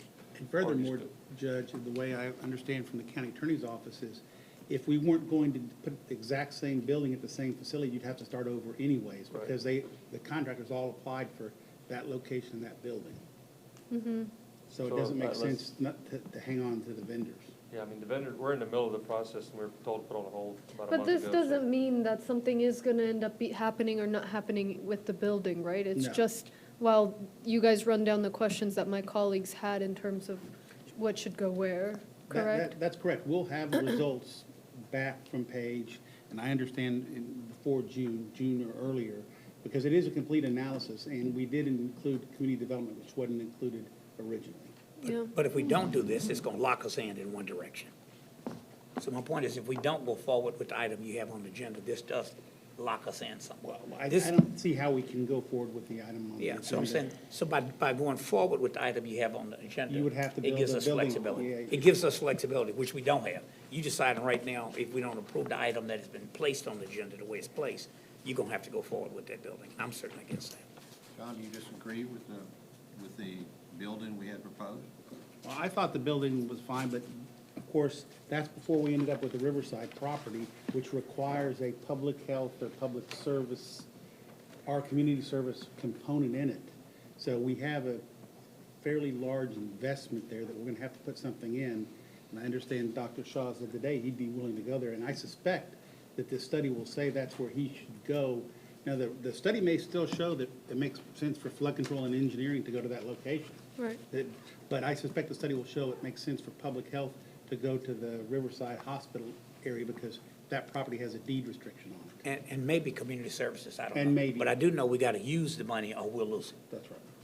Well, I would say that we agree with what John just said, and that's probably where community services should go. We think they should go to Riverside too, but we think that flood control and engineering should go to this building, and it's a good building, and it's got the synergy that you want. They've got common rooms, and they've got common meetings and common people, common secretaries. It's all the way you really want to be. Yeah, It's an I- efficient building. Thank you guys so much. I think that, that we're waiting on the results of what goes where, and so until then, we can't Well, lock ourselves we in. came to Let defend me- the building. We let- came to defend the building. Right. And I didn't see any defense going on around here to defend the No, I building. hear you. Yeah, And Commissioner so we Reddick. want you to hear that we're defending the building, and there's really nothing wrong with it. I got You're a you. common sense person, Judge. You're a mathematical, show me the money girl. I know what you are. We've No, I'm not a watched girl, you. sir, but, Well, but, you're a but I, judge. but I am a. You're a judge. a show You're me a the money common person. sense Let me person. stop you right there and let's hear from Commissioner Raddick, yeah? All right. I can make a motion to, we will reject the proposal for now, because you're bringing up the health department, that's part of it. But go ahead and continue to pursue the other buildings going there that you've already determined is a good location based upon your study of how many people, where people really go to try to get these permits and stuff. Is that right? So that's where when we looked at the permit activity, which was both ours and we do flood controls permits, and Judge, I think we shared it with your office, that's where most people, that was kind of centroid of where everybody came from. Although we've done a recent one and it's moved a little further north and a little further east, but not far. I think we have a motion on the table, yeah? Commissioner Cagle made a motion? Amended his motion. Okay. I accept the friendly amendment, Judge. All right, so we have a motion and a second. Are you guys clear on what the motion is? Can y'all clarify? The motion, Your Honor, was that instead of rejecting the proposals, that we go forward with what we've been planning this location. The friendly amendment, as I understood it, Your Honor, is that we go forward with this building, but only to the extent of engineering and flood control, and that we also proceed with the study at Riverside for health and community services. Am I understanding your motion? We have to reject. Again, you gotta release the people. Vendors, yes. The vendors. So we reject, but look at pursuing, continuing with the other buildings at the location. Judge? Yeah. I'd just like to respectfully speak against the motion. and would prefer that we vote it down or vote to go with the recommendation that's before us. And it still gives us the latitude when they complete their survey to do what you want to do and what I'm suggesting. So I'm not trying to argue with you Because today. it I'm just appears to saying me that we don't. may have the And we may win- get there, but I'm the saying, but instead of win-win. us locking ourselves in on it today, I'm just respectfully saying we'd be better off either voting your motion down or just voting to leave it the way it is. And what I'm saying to you is, that doesn't take off the table what you want to do. But if we vote for your motion, it locks us in to only do those two entities that you want out there. You may get them, but I don't think we ought to decide that today. It's just my humble opinion. Okay, So what are you proposing? That we go I with mean, the item as it was listed on the agenda. With all of that was there, what are you saying behind that? I would move that we accept the recommendation from the department as it relates to the Pinemont facility.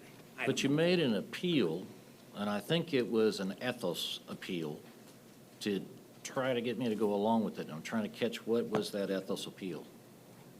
I'm saying you may get to what you want, but I think we ought to go through this process and then make that decision. But if we go with your motion today, what you are doing respectfully is trying to lock us in. They have to put the building there. Precinct 3 persuaded me to ease off of that a touch and to say, let's continue to explore this building and the other building. Well, you do that anyway. I'm saying that would happen anyway. It doesn't take that building off the table. What this does You is understand keep that, us John? from having to move forward with Yes, these sir. vendors. I think you're in violent agreement that this motion needs to be stopped because it's more than likely public health's going to end up at Riverside just based on the fact that we now own that property and has restrictions. The CMAR was put out including public health, so it wouldn't be appropriate to hold it. But what the commissioner's saying, it's more than likely, you know, if it holds true that engineering and flood control should be there, the report will show that. And if they shouldn't, the report will show that as well. okay, so let's take a vote then on the motion. There, we have a motion and a second, and we've had plenty of discussion. An amended motion, your motion, Commissioner. Actually, with my Yeah. colleague agreeing with what John just said, then I'll go with as it is written. But thank you. Can we do it quickly? Okay, so, Is that a yes? Do you So agree do with we what have a John I'll said? move item 4. second, do we have a second? Was that a yes? All right, all in favor? Let the record reflect he nodded yes. Aye. Opposed? Motion carries unanimously. Yeah, thank you guys. All right. Well, when Thank you, we've folks. arrived at violent agreement, I think it's time for us to go. Thank you so much for coming down. All right, Sir, Kirk, it will not offend me if you call me a boy. I'll take it as a compliment. let's take a, Well, I think that lady is a dollars and cents person. I think I know who you are. All And you're right. interested in the numbers.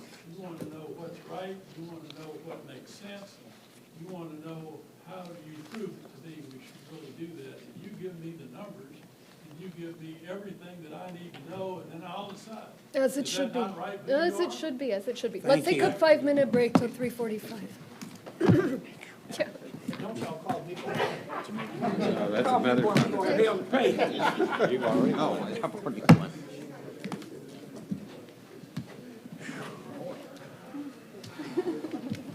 Why does it have to be hard? I don't know why it has to be hard.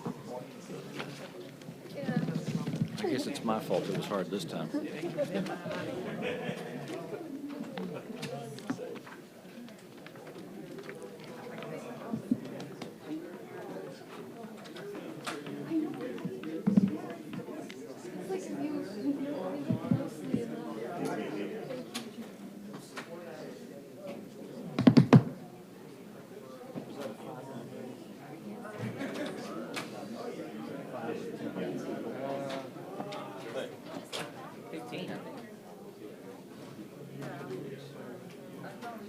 Did I give you my college for the last two speakers?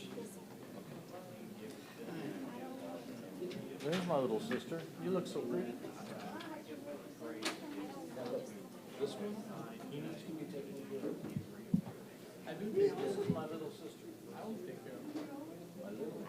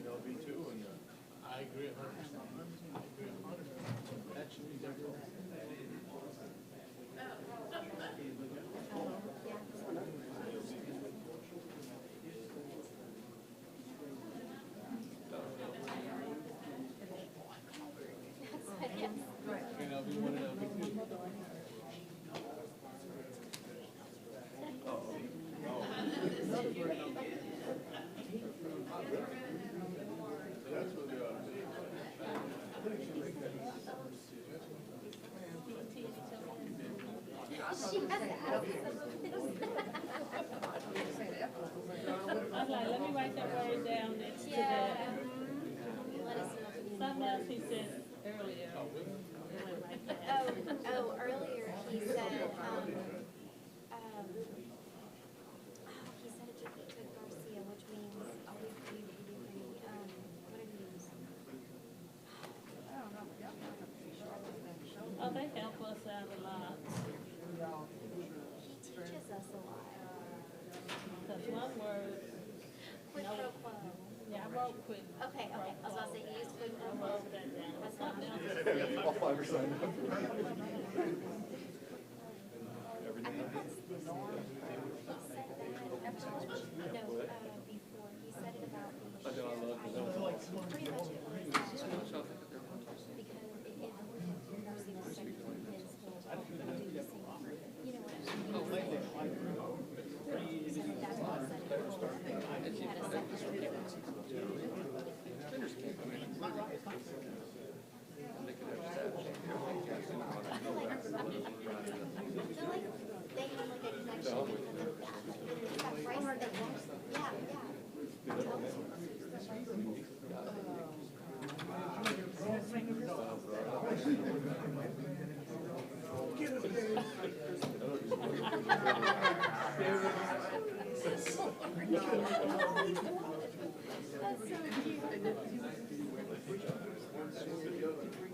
They fall down. That show that was on me. You know what? I saw you get up. She came and sat down. So they were all over. Turn around.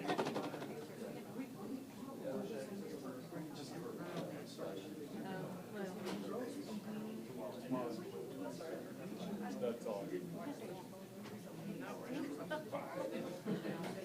Well, he told me that it's Texas Women's University and not Texas Women's. So every time I see Texas Women's, it's like, no, it's Texas Women's. I think his wife went there or something. And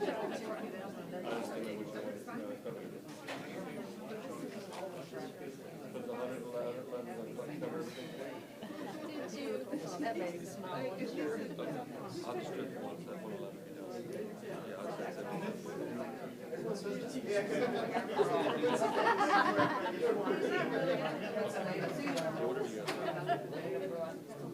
I told you a lot. I think we need to. Dinner, steak dinner, okay.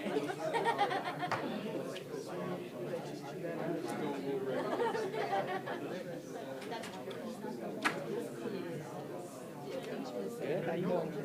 I'm still missing stuff on the other. Yeah, I got to go for a jury duty. Was that all week? Oh, last week, I thought you were off with the kids. No, it'd been nice. Well, then winter break. Take 2 days. So you got Because I didn't know he did was y'all money for the longest time. finish? I guess you did. Yeah. Yeah. Oh, it's on there, yeah. It's taken care of. And then on Friday, 6 o'clock.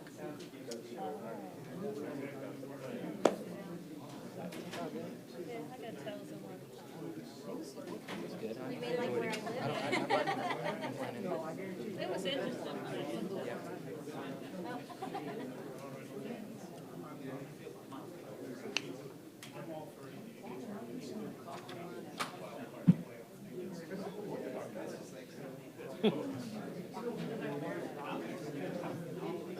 You want to sit here? I'll sit over there.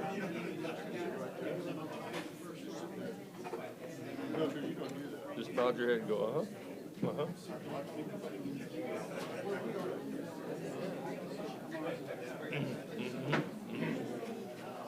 God, I'm saying, when something, you get shit like that. Those people today in the audit for about that. I just think that's so. Huh? Huh?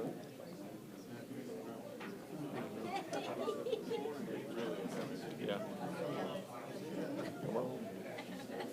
Yeah, that's the one I tell them. Try to say, I'm like, it's so inconsiderate.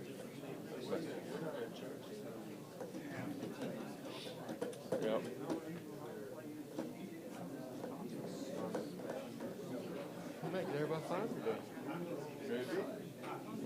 think you're signed up.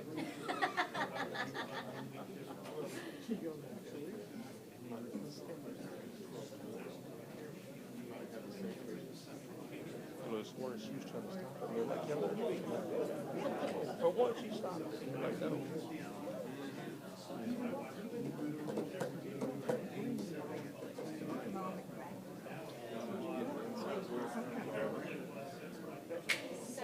James? The doctor. Oh, yeah, we're good. It's not Chinatown. It's not over in Bel Air in Chinatown, Beltway 19. Yeah, we're good. That virus is there all the time. You ever been through that area? My kid plays baseball at A-League. No, if you go Beltway, West Park, back to the left over there, Bel Air. My son plays baseball back there for high school. They go out, he didn't play for them, but they play out there. I'll drive down Bel Air off the Beltway out. Chinese signs, everything, for miles, yeah. Ain't looking at, oh yeah. But I don't know where to go, period, or anything else. I can't read it, so. You have mine, I ain't drinking. I brought mine. Mike might need it. I never drank it. Yeah.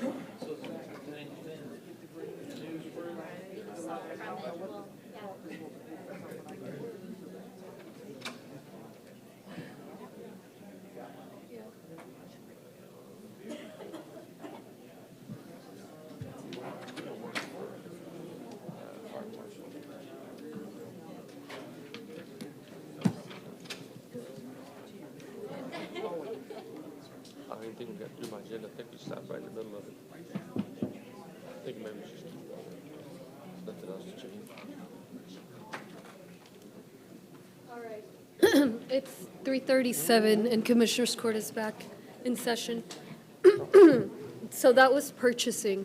Let's move on to Commissioners Court.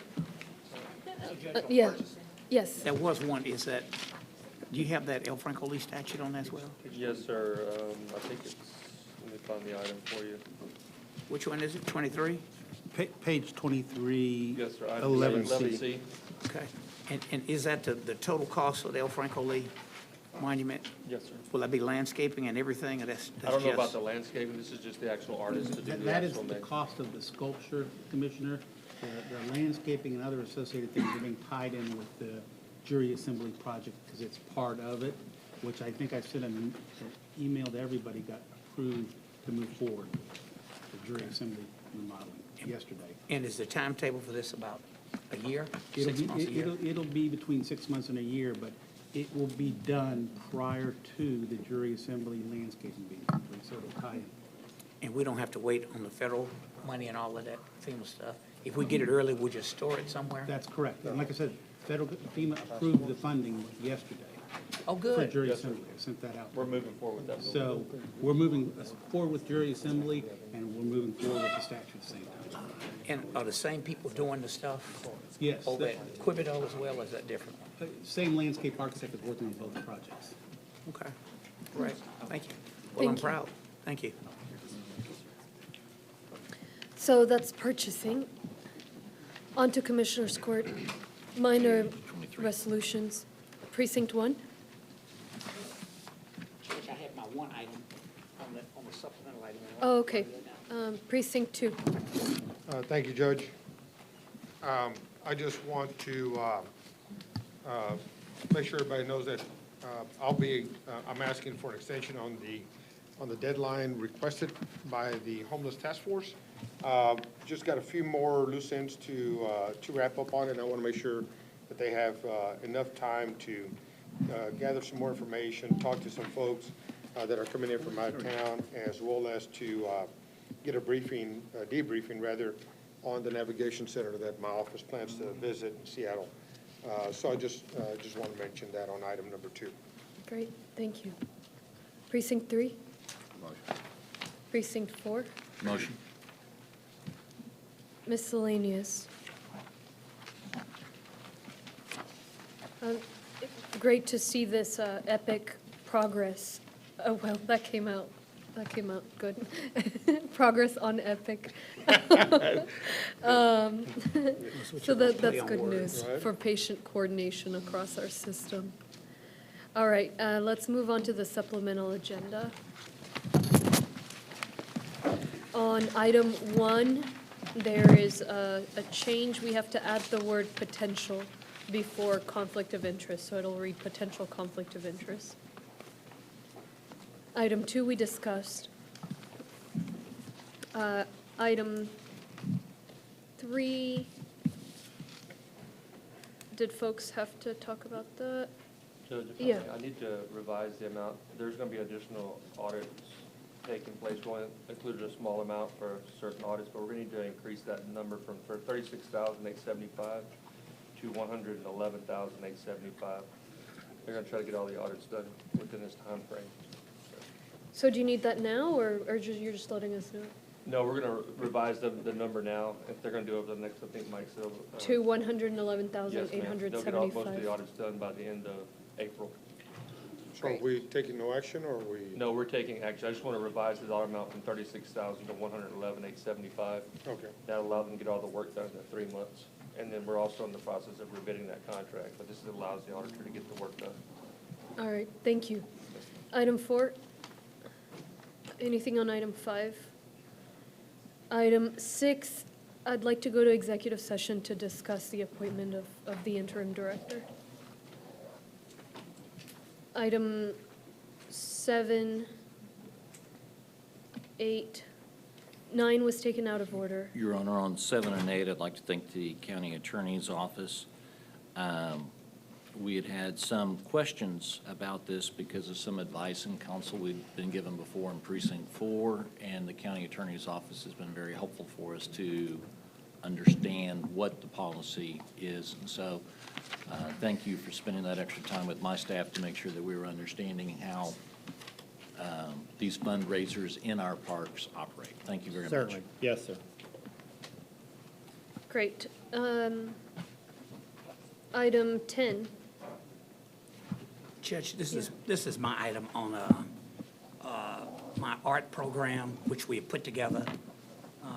We did not do the appropriate job on the paperwork for a lot of art that I have moved. We put item on the agenda back in 2018 for about 15, 16 pieces. A couple of months later, African Global Art offered to loan us more pieces for future public display. And we have not done the proper paperwork on it, so I want to refer that item to the county attorney's office. They're working with me to clean it up and then put it back on the agenda once it's cleaned up. Yes, sir. That's what we're asking, that it be referred to the county attorney. And Commissioner, you want to Yes. have purchasing look at it too? I think if legal needs a help, We they'll tell them. we can certainly consult with purchasing, and we'll do that. Yes, Commissioner. Yes. Refer to the county attorney? Yes, Or the that's my motion is what, yeah? All right. Okay, item 11. Yeah, Robert, 2 weeks ago, during the budget, there was a discussion about you not properly informing the county attorney's office, not properly informing the court on establishing our ad valorem tax rate. So, I'm sure you heard that.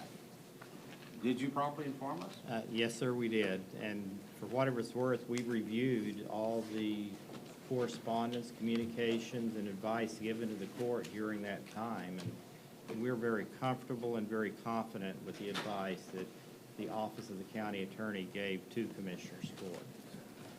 So basically, once we have a public hearing and all that, go through the public hearing process after some type of adoption, not the adoption, but the plan, the motion to raise taxes, whatever amount.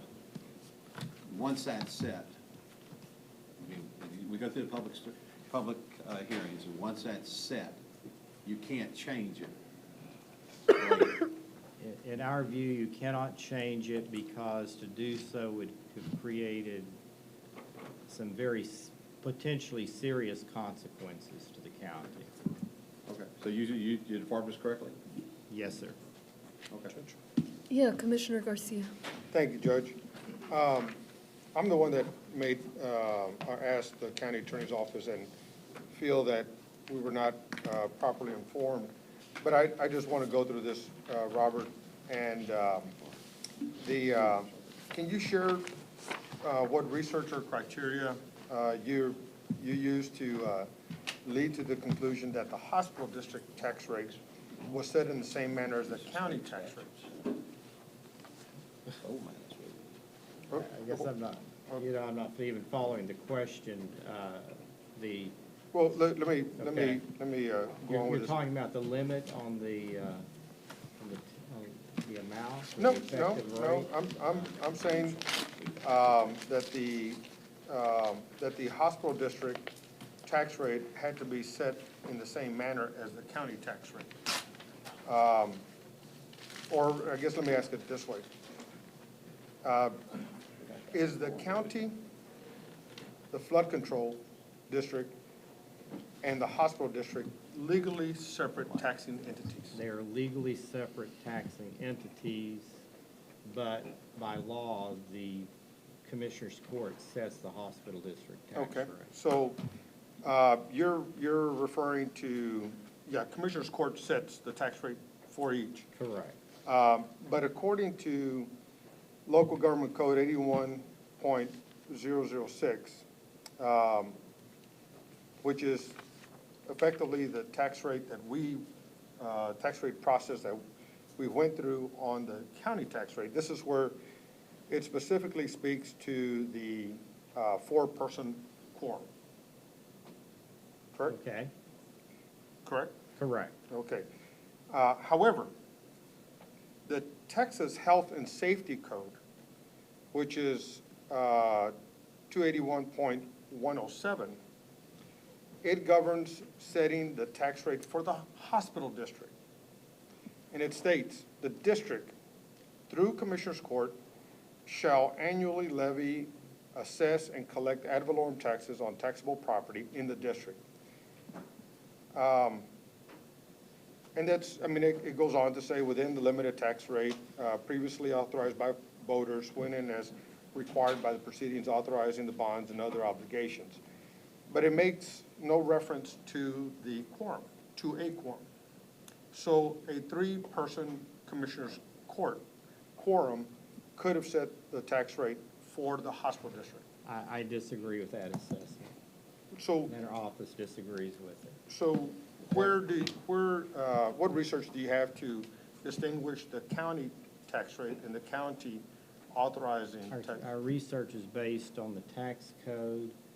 It's based upon our conversations with the state controller's office. It's based upon our known expertise throughout the state of Texas on these matters. Okay. Could you share that research for us? Certainly. With my office? Right. Thank you. Be pleased to. All right, Yeah, thank you. Commissioner Ellis.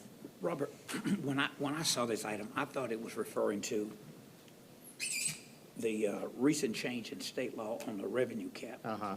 And that's what I thought the references to.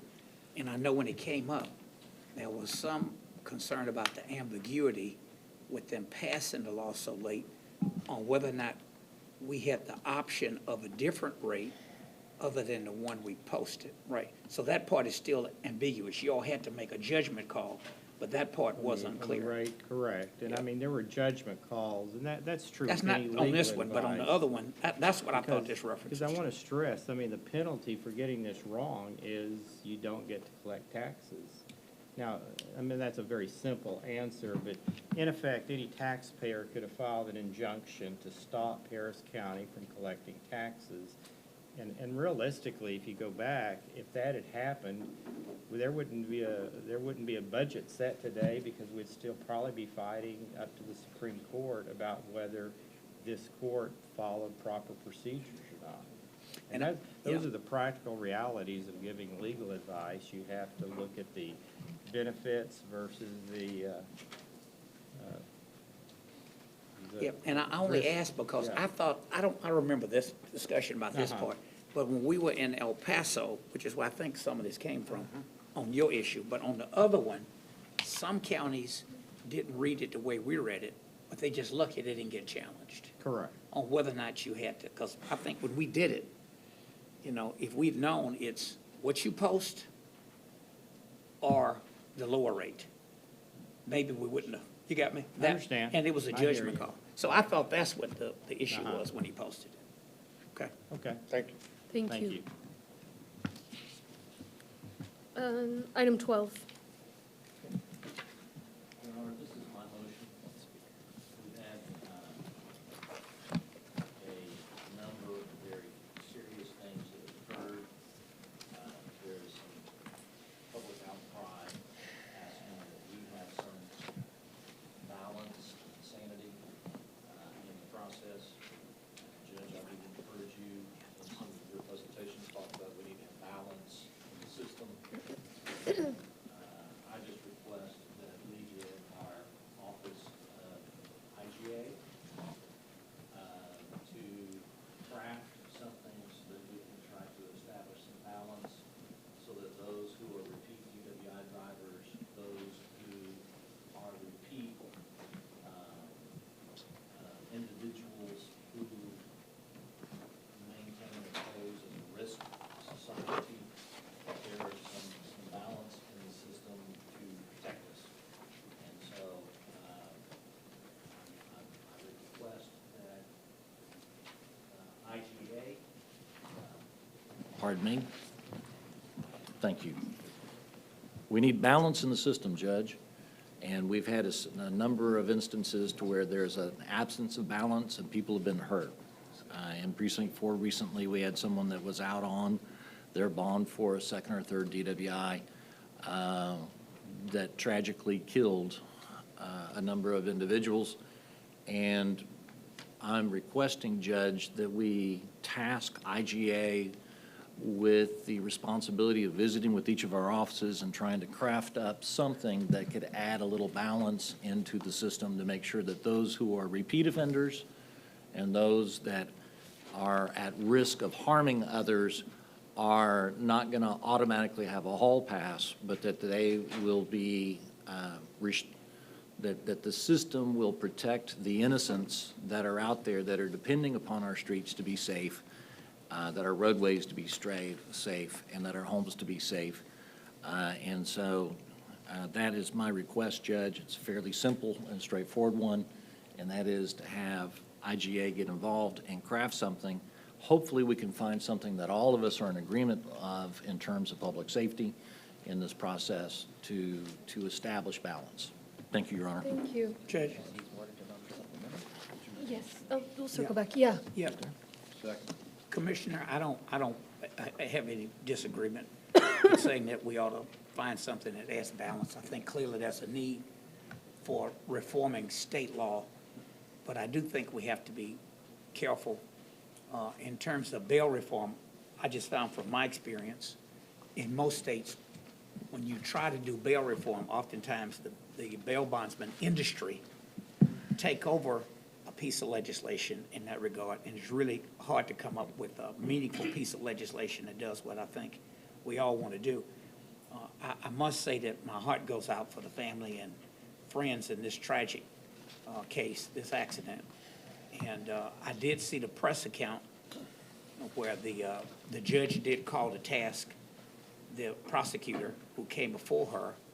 I saw that in the paper when I got up this morning, and they did not give her all of the information that they had access to. But I will add to your request, a friendly motion, that amendment, if you will, that we involve Bethke and his office, because you got to come up with something that makes sense if all of us are going to agree to it. And I think it would have more clout if we do agree. To my knowledge, New York and New Jersey passed some bail reform measures that are a model that I look at. California did not, because the industry took over the bill. But, Harris County, from the misdemeanor bail settlement, the judge did point out in clearly statistical mythology that just having money does not make people safer. And that Heaton study that they did where Harris County cooperated, it was an 18-month study, and it came to a conclusion that 1,600 fewer felonies and 2,400 fewer misdemeanors would have been committed if people hadn't been locked in there, so because they didn't have money. And because I think we're on the same page, I'm not gonna run through this long list of people who were defendants charged with DWIs and selected violent offenses who got out on money bonds. And I know you would be equally as concerned about somebody Absolutely. who got out with money as somebody who got out without it. But usually the press accounts go to that old school attitude that you gotta have some skin in the game, but there are far more instances where tragedies occur where somebody had money than somebody who did not have money. And the stats bear that out. But I'll just pass this over to you. But I don't object to your motion. I just want to add to it. Commissioner, thank you for recognizing that I have never been in favor of letting people out just because they had money. You often have omitted that, but you recognized it today, because that's my consistent position, and I appreciate you. Here's the difference. All of us say it. You know, and I don't mean this to be offensive or argumentative. Sounds like but you're about to everybody- take that compliment. Everybody always says they don't think people ought to be in jail just because they're poor, but that's what was happening, according to the federal judge. Are you trying to take 20,000 away cases. that kumbaya moment to where you recognized my heart, and now you're calling me an evil individual again? No, just saying, you know, you may not be fully aware of your position. I do want to make a point on the item for both of you guys. Judge, you just called which me is- ignorant now. No, let me make my point, because I do have something to add here. And if you guys, you know, Jim's doing plenty of work as it is on bail and so many other criminal justice issues, so I'm loath to put more on his plate. But I'm sure he's already going to look at any legislative advocacy we ought to do that would help us move the ball. My concern is, this doesn't mean that we are going to advocate for something, because I don't know where this is headed, but for example, you know, you can't lock up everybody who's arrested on a DWI or commit, you know, you've got the serial offenders, but you also have the moms and the grandmas, and there's about 5,000 people a year, which our jail could never fit. So, you know, the federal courts tried to allow for there to be no bonds, and then judges get nervous, so then they just keep everybody in jail, and you end up three-quarters of the federal defendants are in jail pre-trial, which we can't build. So that's my only note, is I'm okay with what you guys are both saying, but Between I the don't rule wanna judge of presume let that we're everybody gonna loose, change anything. and let's make sure that those that are dangerous aren't loose, there should be something that the five of us could Right, agree on. and nobody's saying let everybody loose. In fact, this case showed that, again, money doesn't make people safe. I mean, this guy had paid $10,000 bond from a felony charge and was out free, and so that's why we're doing bail reform. But I just want to put that out there. And Judge, I agree, so before anything comes back, I wouldn't want Ender to go up during the interim. Look, I know even Senator John Whitmire was carrying the bail. The industry pretty much took over his bail, and he had to stop it. So you know, this doesn't give you license to go up there and say anything. He's just saying, look at it, and if you come up with something, come see if you get 3 votes. And you're saying, Go look do at it with Bethke. Yeah, look at it with because Bethke and the public defender. You got me DA as well, but you can't, there's really no clear latitude. But I wouldn't say nothing ought to be changed in state law. They ought to send more money down here, by the way, for indigent defense, and maybe we wouldn't be faced with so many folks in there with us trying to sort out how to get them out instead of a lawyer getting them. Well, it sounds like everyone agrees, so why don't we take a vote on this? So Ender, leave it one? alone. Yeah. Oh, we have a speaker, David Ryan. Go ahead. You're ahead, Ender. Yeah. I'd leave it alone. My name is David Ryan. I'm the Secretary of the Harris County Criminal Lawyers Association, and I'm here to speak for our 700 members that obviously are very concerned about this. And one of the concerns, I will say, from listening to your conversation is, once again, the private defense bar is being cut out of the conversation. You're talking about going to the public defender's office, and that's well and good, but they don't handle most of these cases. Private lawyers do, our members do. And we need to be included in any discussions you're having. Not just lip service, we need actual participation. Don't tell us about the meeting 2 days before. Let us have the agenda so we know what's going on. We can be prepared too. We'd also like to point out to you that you need to tread very carefully here, because you are treading upon the foundation of our criminal justice system. Anglo-American jurisprudence starts off with Blackstone. It is better that 10 guilty men go free than one innocent man spend a day in jail.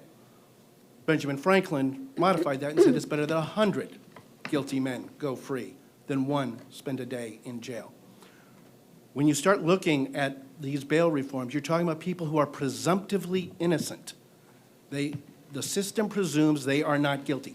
Bail is designed to make sure they will show up for trial. It is designed to assess risk to the community that they will not show up for their trial or may cause more mayhem. Until you examine all of those and take into that account and to the account that the judiciary is separate and independent, and it is their job to consider the evidence and then set bail.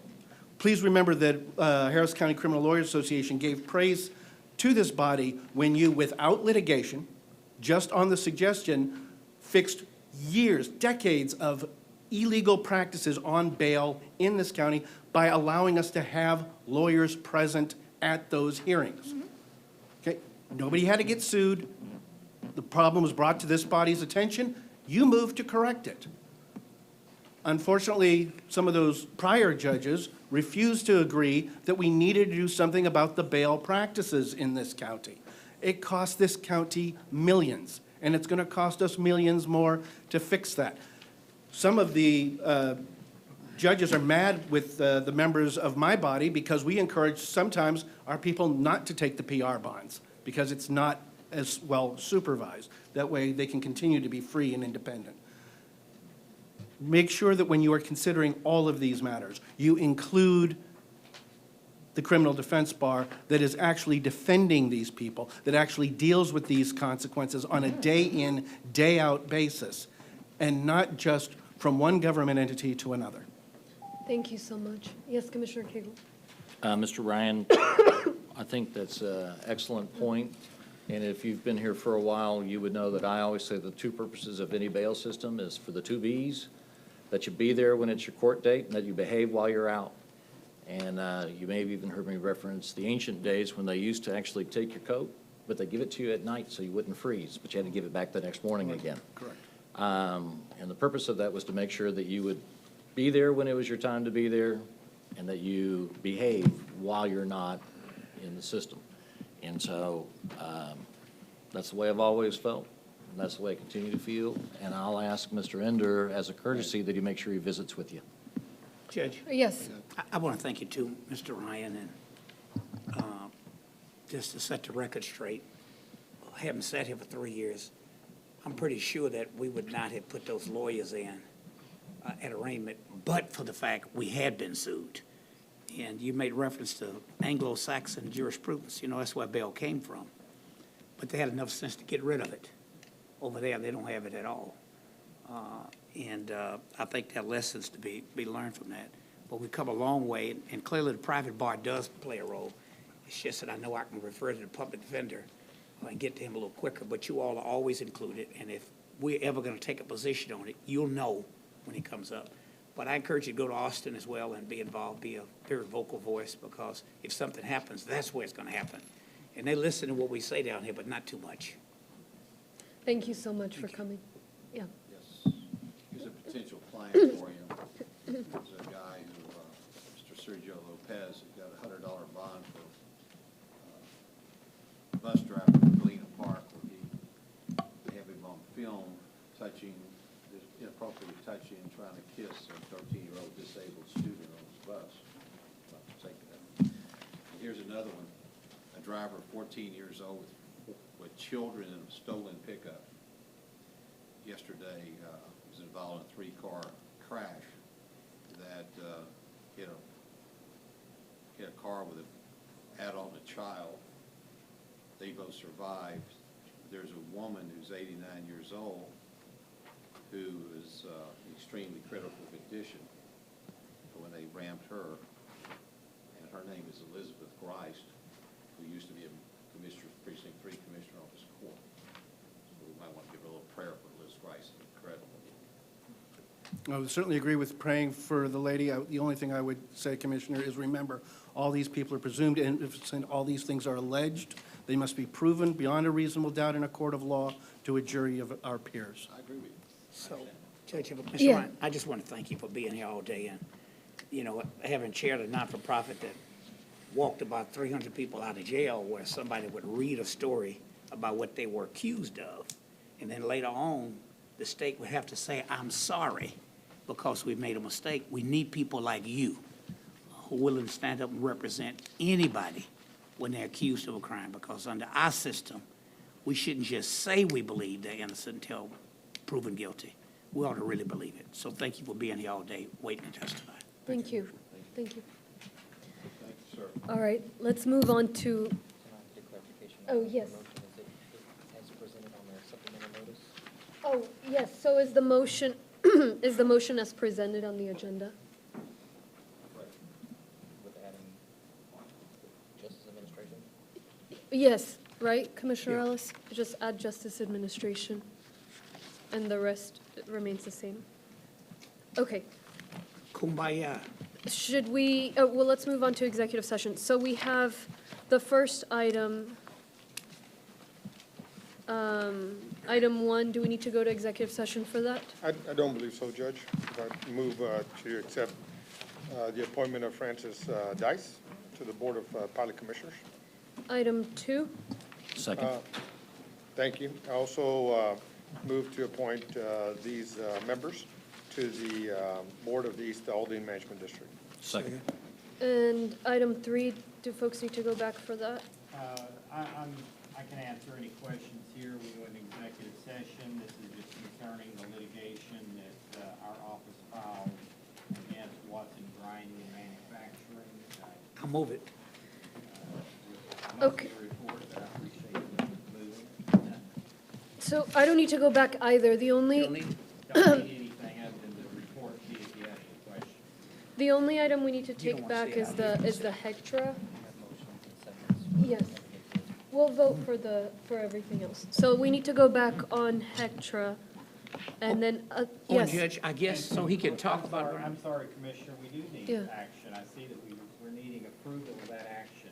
This action was filed in connection with the broad grant of authority that this board gave the county attorney in April. We are to come back after those are filed to get permission to file the lawsuit. So we are. So I'll move it. Wait. It's in precinct 4. Let Okay. me have the courtesy of making the motion. I'm Thank sorry, you were in such a hurry on precinct 1 earlier. I was trying to help you. You second. Okay. But I backed off. I second. So let's vote on all of these, everything together, if that works for you guys. Yeah, so let's work on the whole agenda except for supplemental item 6, which is the HECTRA. So moved. So move second. There was things held. Yes. All right. All in favor? Aye. Aye. All right.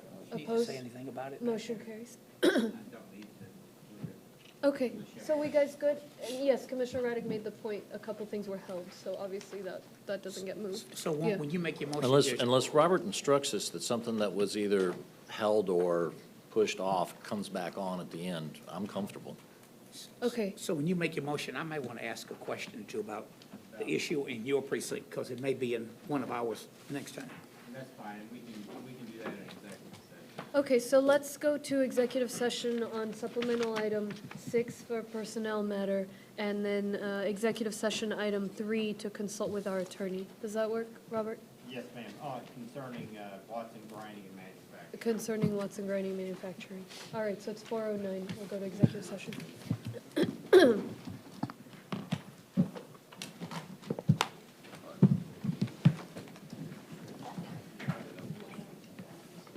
Those cough drops back there. We may need you back there.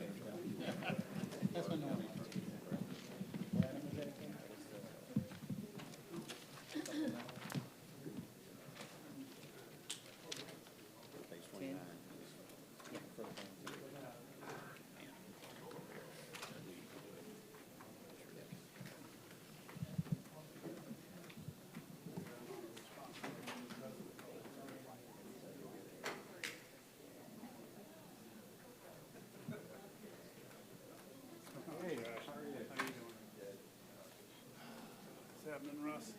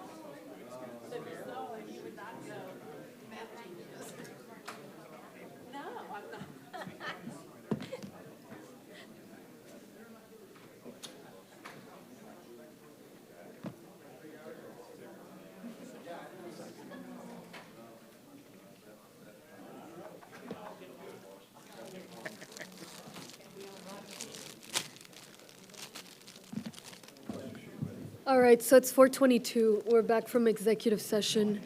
I've got two motions on supplemental item 6. The first is a motion to appoint Peter Key as interim director of the Harris County Toll Road Authority effective February 12th, 2020. Is there a second? All right, all in favor? Aye. Opposed? Motion carries unanimously. Peter?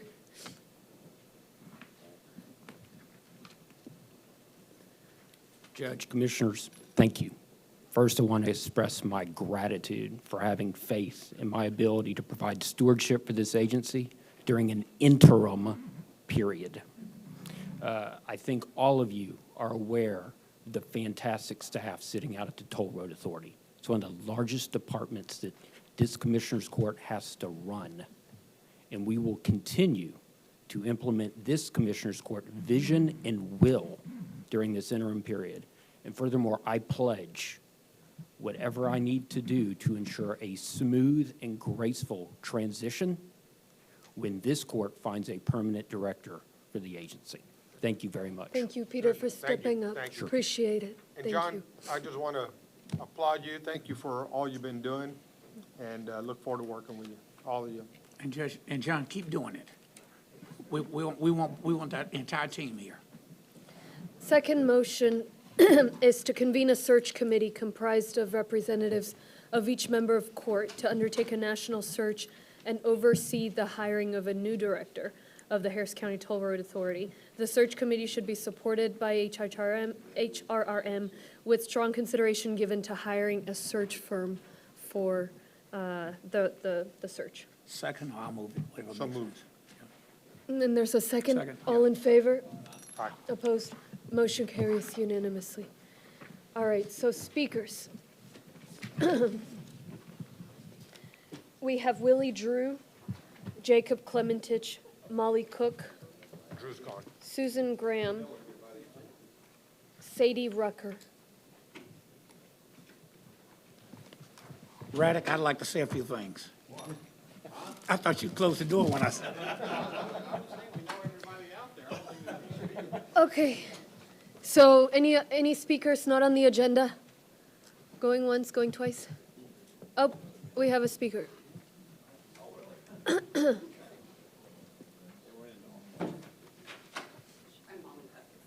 Yes, thank you. I have materials, actually. Thank you. I'm Molly Cook. I am a public health nurse, and I'm a member of Stop TxDOT I-45. So thank you, Judge and Commissioners, for having us here today. And I'm before you to make you aware of a reimagined I-45 project and ask for the county's support in considering it as a valid alternative to TxDOT's proposed North Houston Highway Improvement Project. So I'll let y'all get your hands on it real quick. Concerned residents drafted this citizen's proposal because we believe it's wrong to double down on I-45's original sins, which are displacing low-income neighborhoods and lacerating our urban core. The citizen's proposal accomplishes the goals of the NHIP while eliminating or lessening the drawbacks. You have visual copies for your convenience. It's proposed basically that TxDOT reconstruct 45 North from 610 to Beltway 8 within the existing right-of-way with dedicated BRT transit lanes, make use of the existing tollway capacity by removing tolls for bypass trips, so along Beltway 8, and then transition 45 to boulevards through downtown as well as sink 59 below grade. The city and its technical advisors have relayed that there is still opportunity to include new ideas, so I ask that the county and the Commissioner's Court take this proposal into serious consideration as it relates to management of tolls and toll roads. It is a starting point to reimagine the I-45 improvement project, not as piecemeal alternatives or lesser wrongs, but rather as a holistic opportunity to really atone for historical mistakes and create a better home for all Houstonians. Thank you. Thank you. Yes, Commissioner Garcia. Molly, thank you. Thank you for coming down. Thank you for speaking on this issue, of which I have concerns as well. Thank you for your letter, by the way. I would just ask for one little addition to your information here. Because you lay out no destruction to Edo. Oh, which hang on, Commissioner, I just realized this is not on the agenda. Yeah. I'll speak to you offline. Good deal. Thank All you. right. We can't respond if it's not on the agenda. Thank you. But thank you for coming. Thank you. Okay.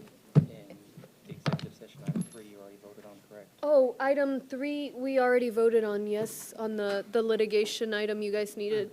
Yeah. Okay, yes, we voted on it. We all voted for it. All right, so we've done everything on the agenda. We've heard from speakers. It's 4:27, and Commissioners' Court is now adjourned. Hey. And we did the budget. Wow. Right. Killing it. Yeah. Thank you, Judge. Thank you so Hope much. you feel better. I know. Don't be sick. Otherwise, it'll be my fault. I was going to tell you, That would be I dropped, Thank you.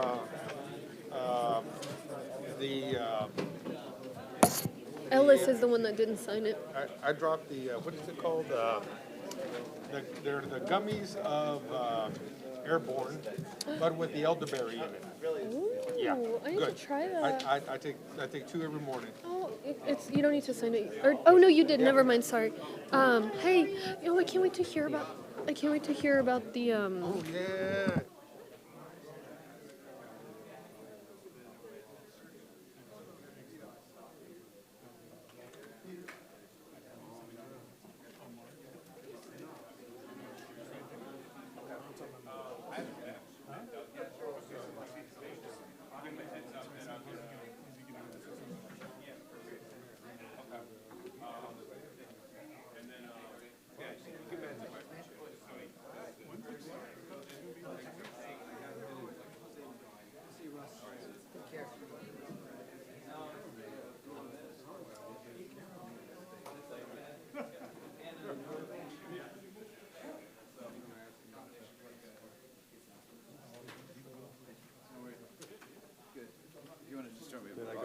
No, this is where.